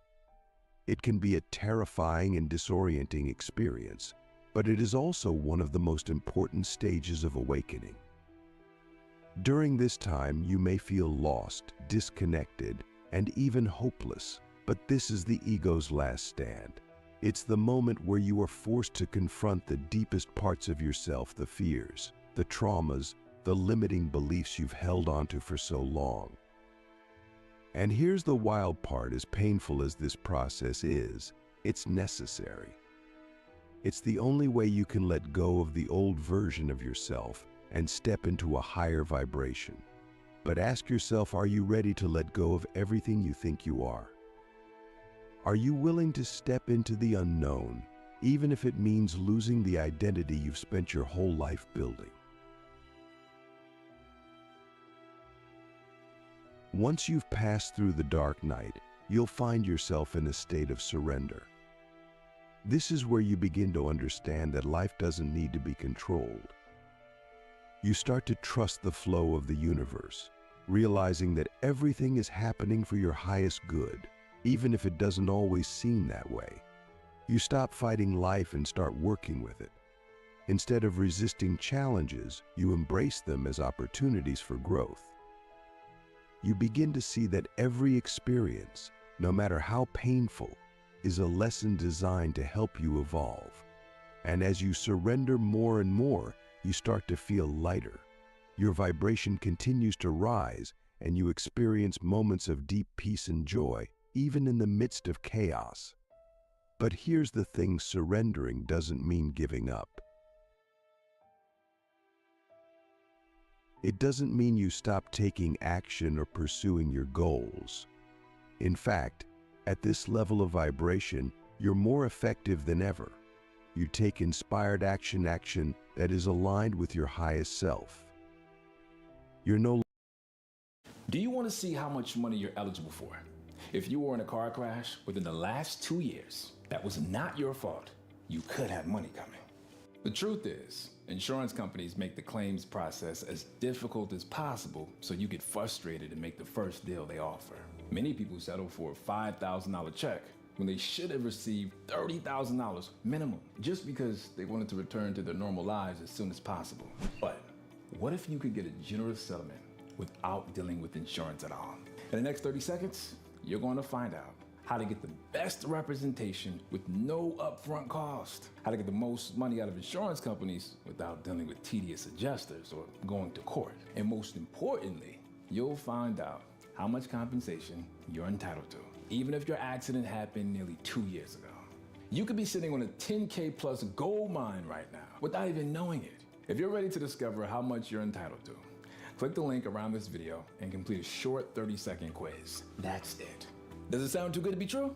Consider this. Free Kwcg Valves has helped over 25,000 accident victims like you recover more than $15 billion collectively.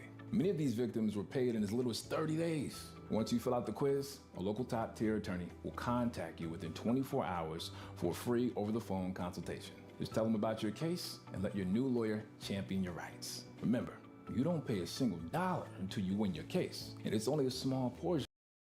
No longer driven by fear, ego, or the need to prove yourself.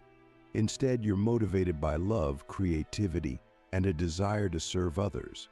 You become a vessel for the universe to work through, and life starts to flow effortlessly. But again, I ask you, can you trust that the universe has your back? Can you let go of the need to control everything and allow life to unfold as it's meant to?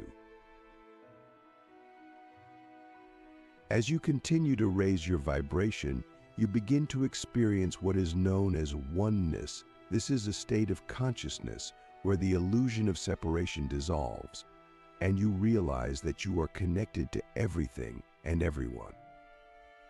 You are no longer just a separate individual, you are part of the whole. You see yourself in others, and you see the divine in everything from the trees to the animals to the stars. At this level, love is not something you feel for a specific person, it is the very essence of your being. You are love, and you radiate it out to the world effortlessly. But here's the ultimate question: can you see the divine in the person who has hurt you the most? Can you love them as a reflection of yourself? In this state of oneness, your vibration is at its highest. You are living in alignment with your true self, and everything in your life flows with ease. You have transcended the ego, and you no longer feel the need to defend yourself, prove yourself, or compare yourself to others. You are free. You are at peace. You are whole. And yet, the journey never ends. Even at the highest levels of vibration, there is always more to learn, more to experience, more to awaken to. The universe is infinite, and so is your potential for growth. So I leave you with this final question. Are you ready to step into the unknown and continue your journey of awakening, no matter where it leads?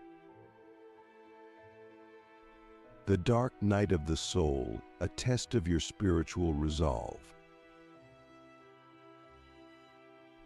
So you've made it this far, but now things get real.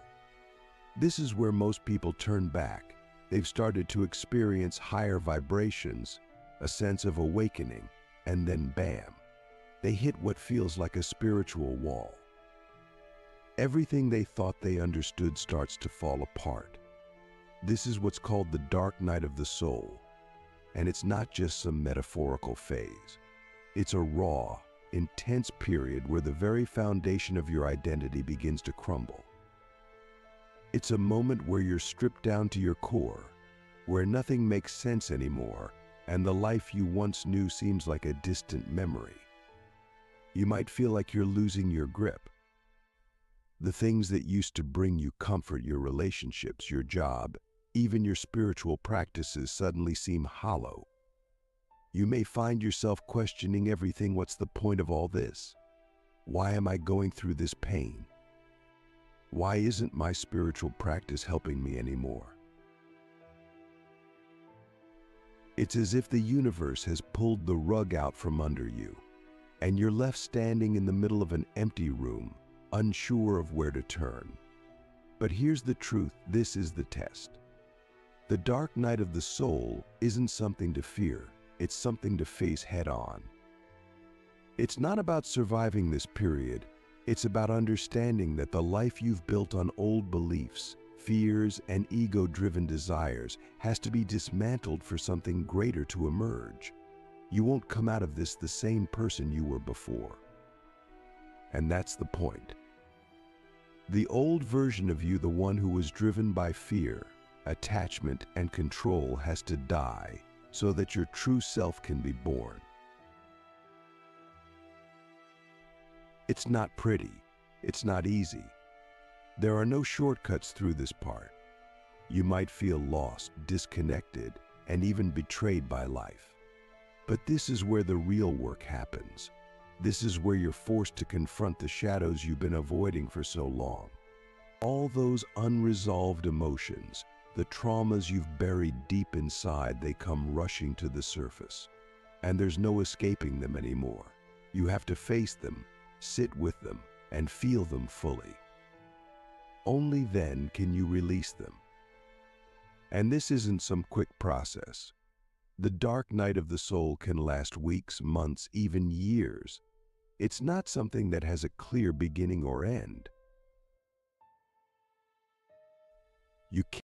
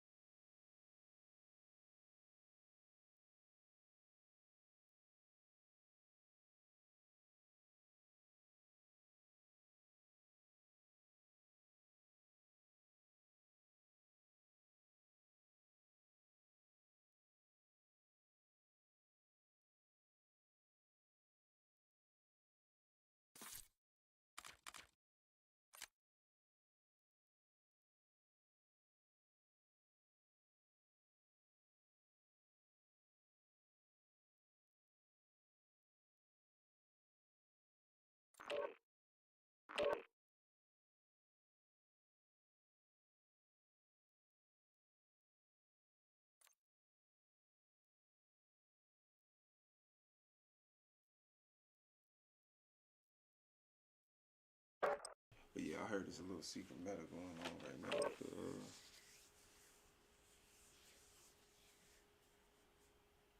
Modern Warfare 3 guns. I almost said Modern Warfare 2. Yeah, I'm finna check it out, man. I missed this motherfucker. See if I can score something right quick. Okay. But yeah, we finna get to a crown shit, man. We waiting on the rest of the crowns, man. We gonna get to these wagers. Real quick,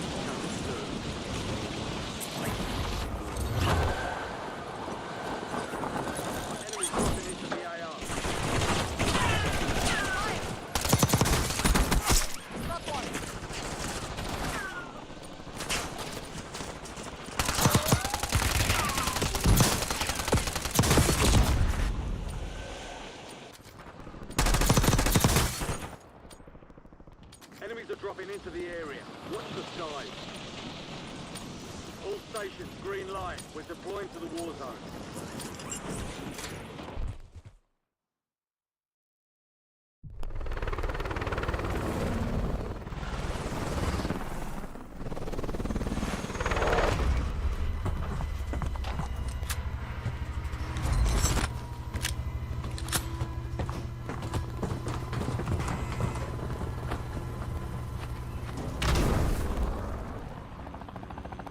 Resurgence. Stay alive to keep the squad in fire.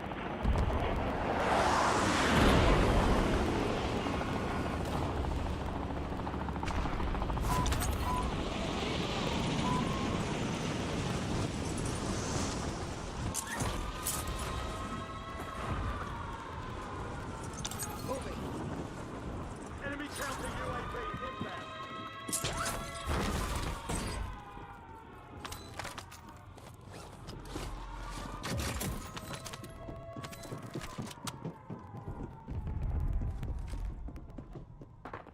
We've got 10 squads active in the field.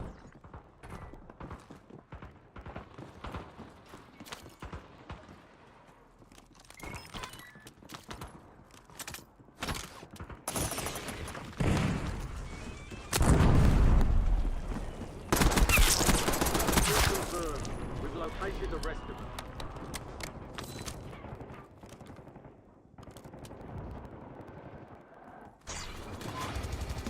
$25 remaining.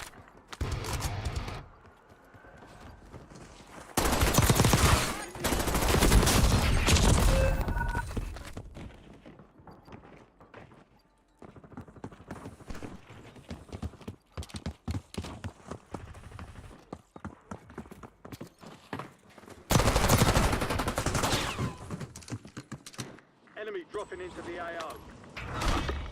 Get ready, you're redeploying.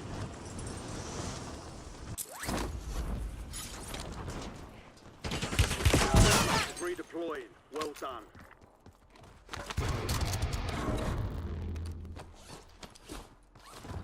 Enemy UAV overhead.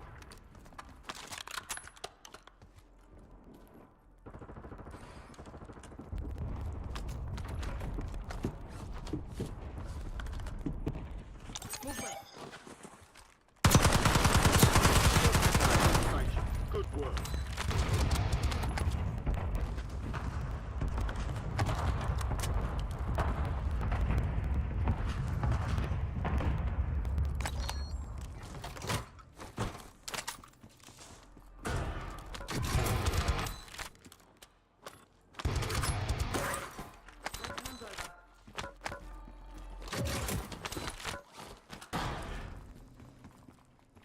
Your squad's in the safe zone. Gas is inbound. Cancel that. SMG bump. 86 that. Got cash here.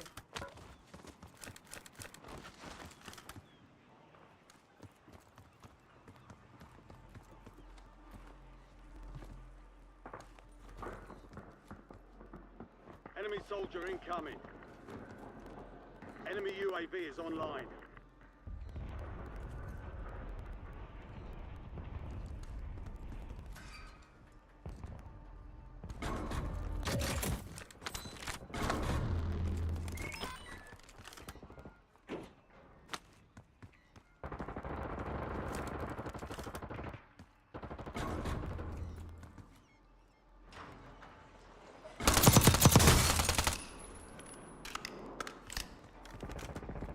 Hostile UAV in the area. You have reinforcements inbound.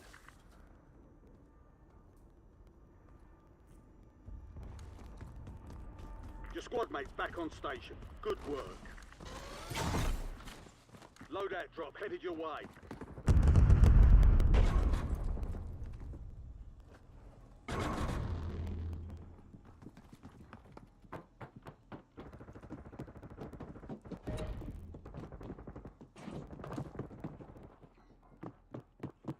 Your squad mate is redeploying. Well done. There's an increased payout for this job. Be sure to collect.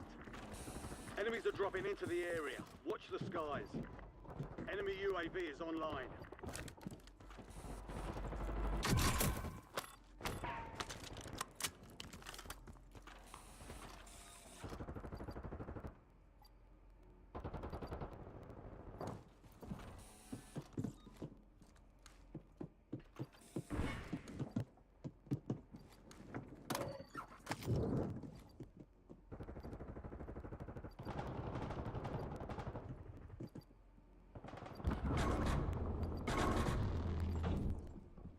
TACOM.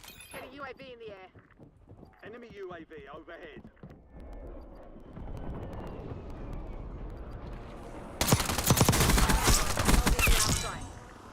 Enemy destroyed. Use your TAC map to hunt down the rest of them. You have reinforcements inbound.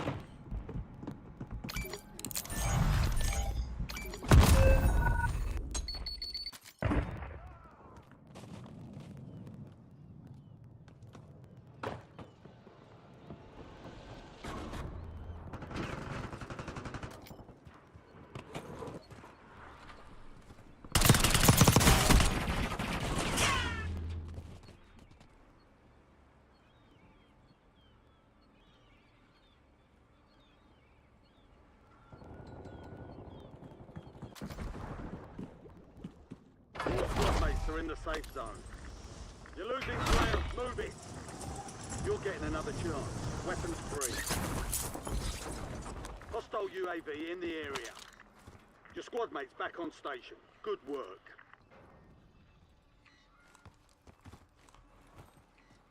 Your squad mate is redeploying. Well done.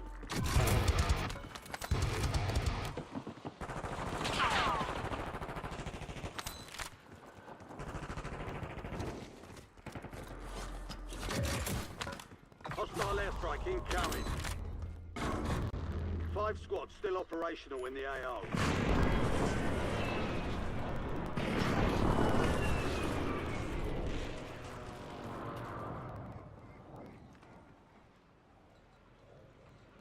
Enemy counter UAV inbound.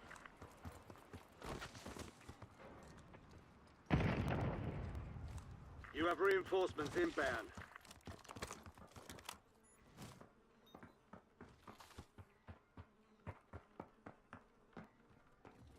Enemy UAV overhead.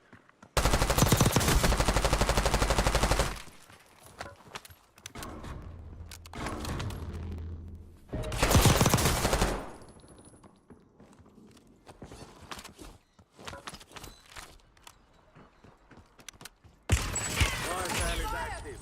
Buy station prices are adjusted. Enemy UAV is online.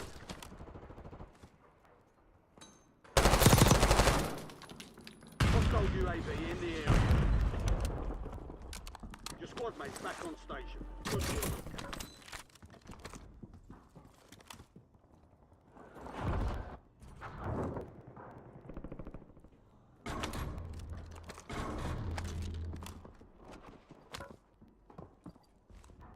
Enemy UAV overhead. Get ready. Resurgence window is about to close. Aguinaldo calling in UAV.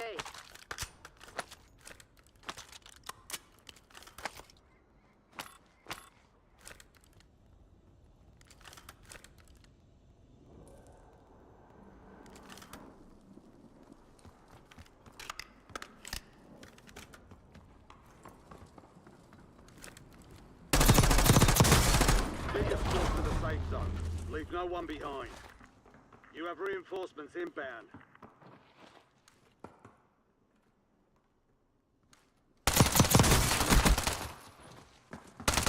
UAV in the area.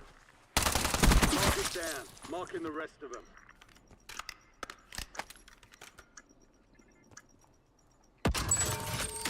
Fire sales done. Prices are back to normal.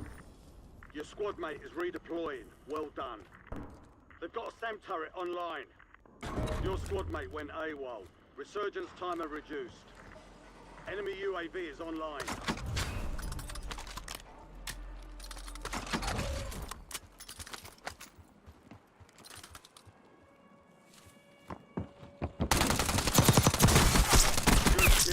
Marking the rest of that squad on your TAC map. Get hunting. Be advised, resurgence is done.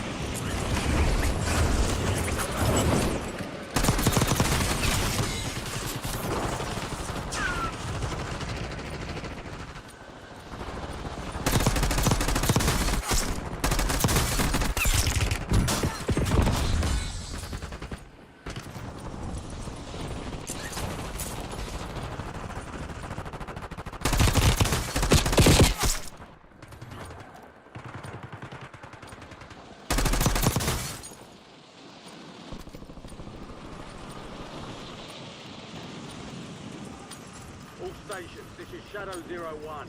Deployment to the war zone has been authorized.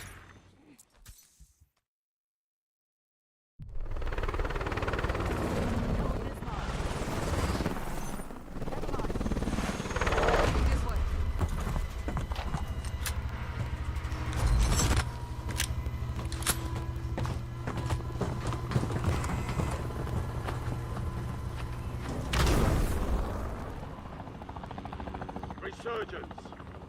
Survive to redeploy fallen teammates. Kill to bring them back home. Mark the drop point to your squad and keep the field.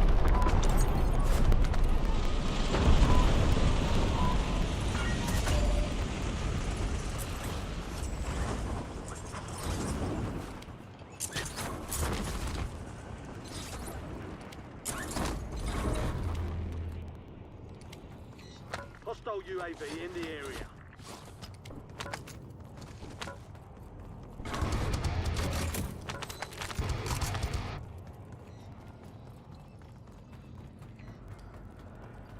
Your squad mate's back on station. Good work.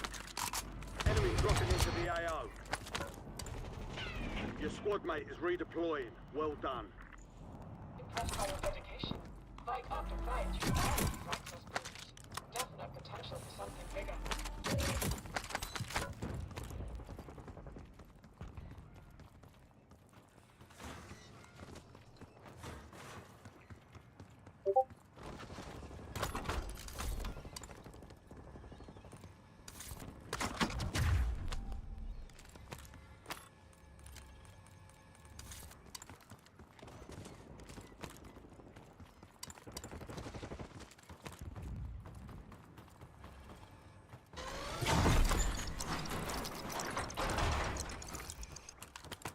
Enemy UAV is online.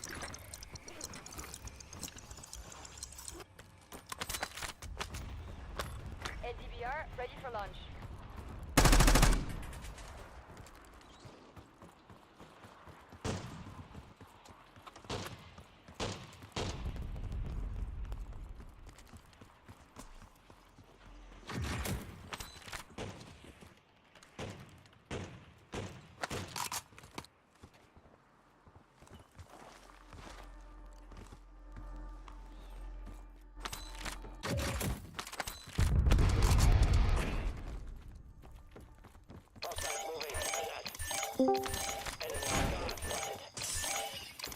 Oh.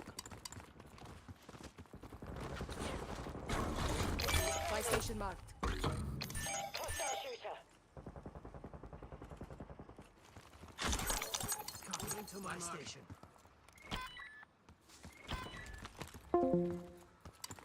Your squad made it to the safe zone. Gas is closing in.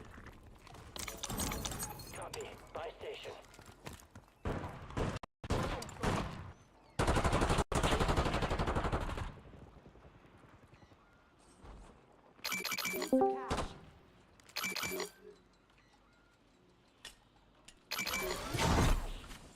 Friendly loadout drops on the way.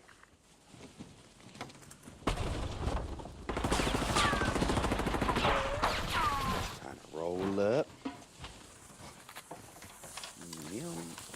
Moving to my mark. Let me see.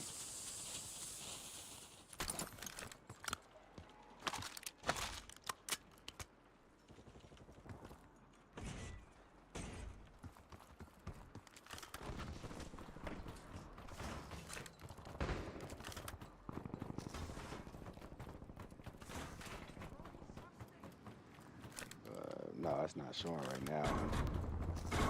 We've got 10 squads active in the field. You've got a loadout drop inbound.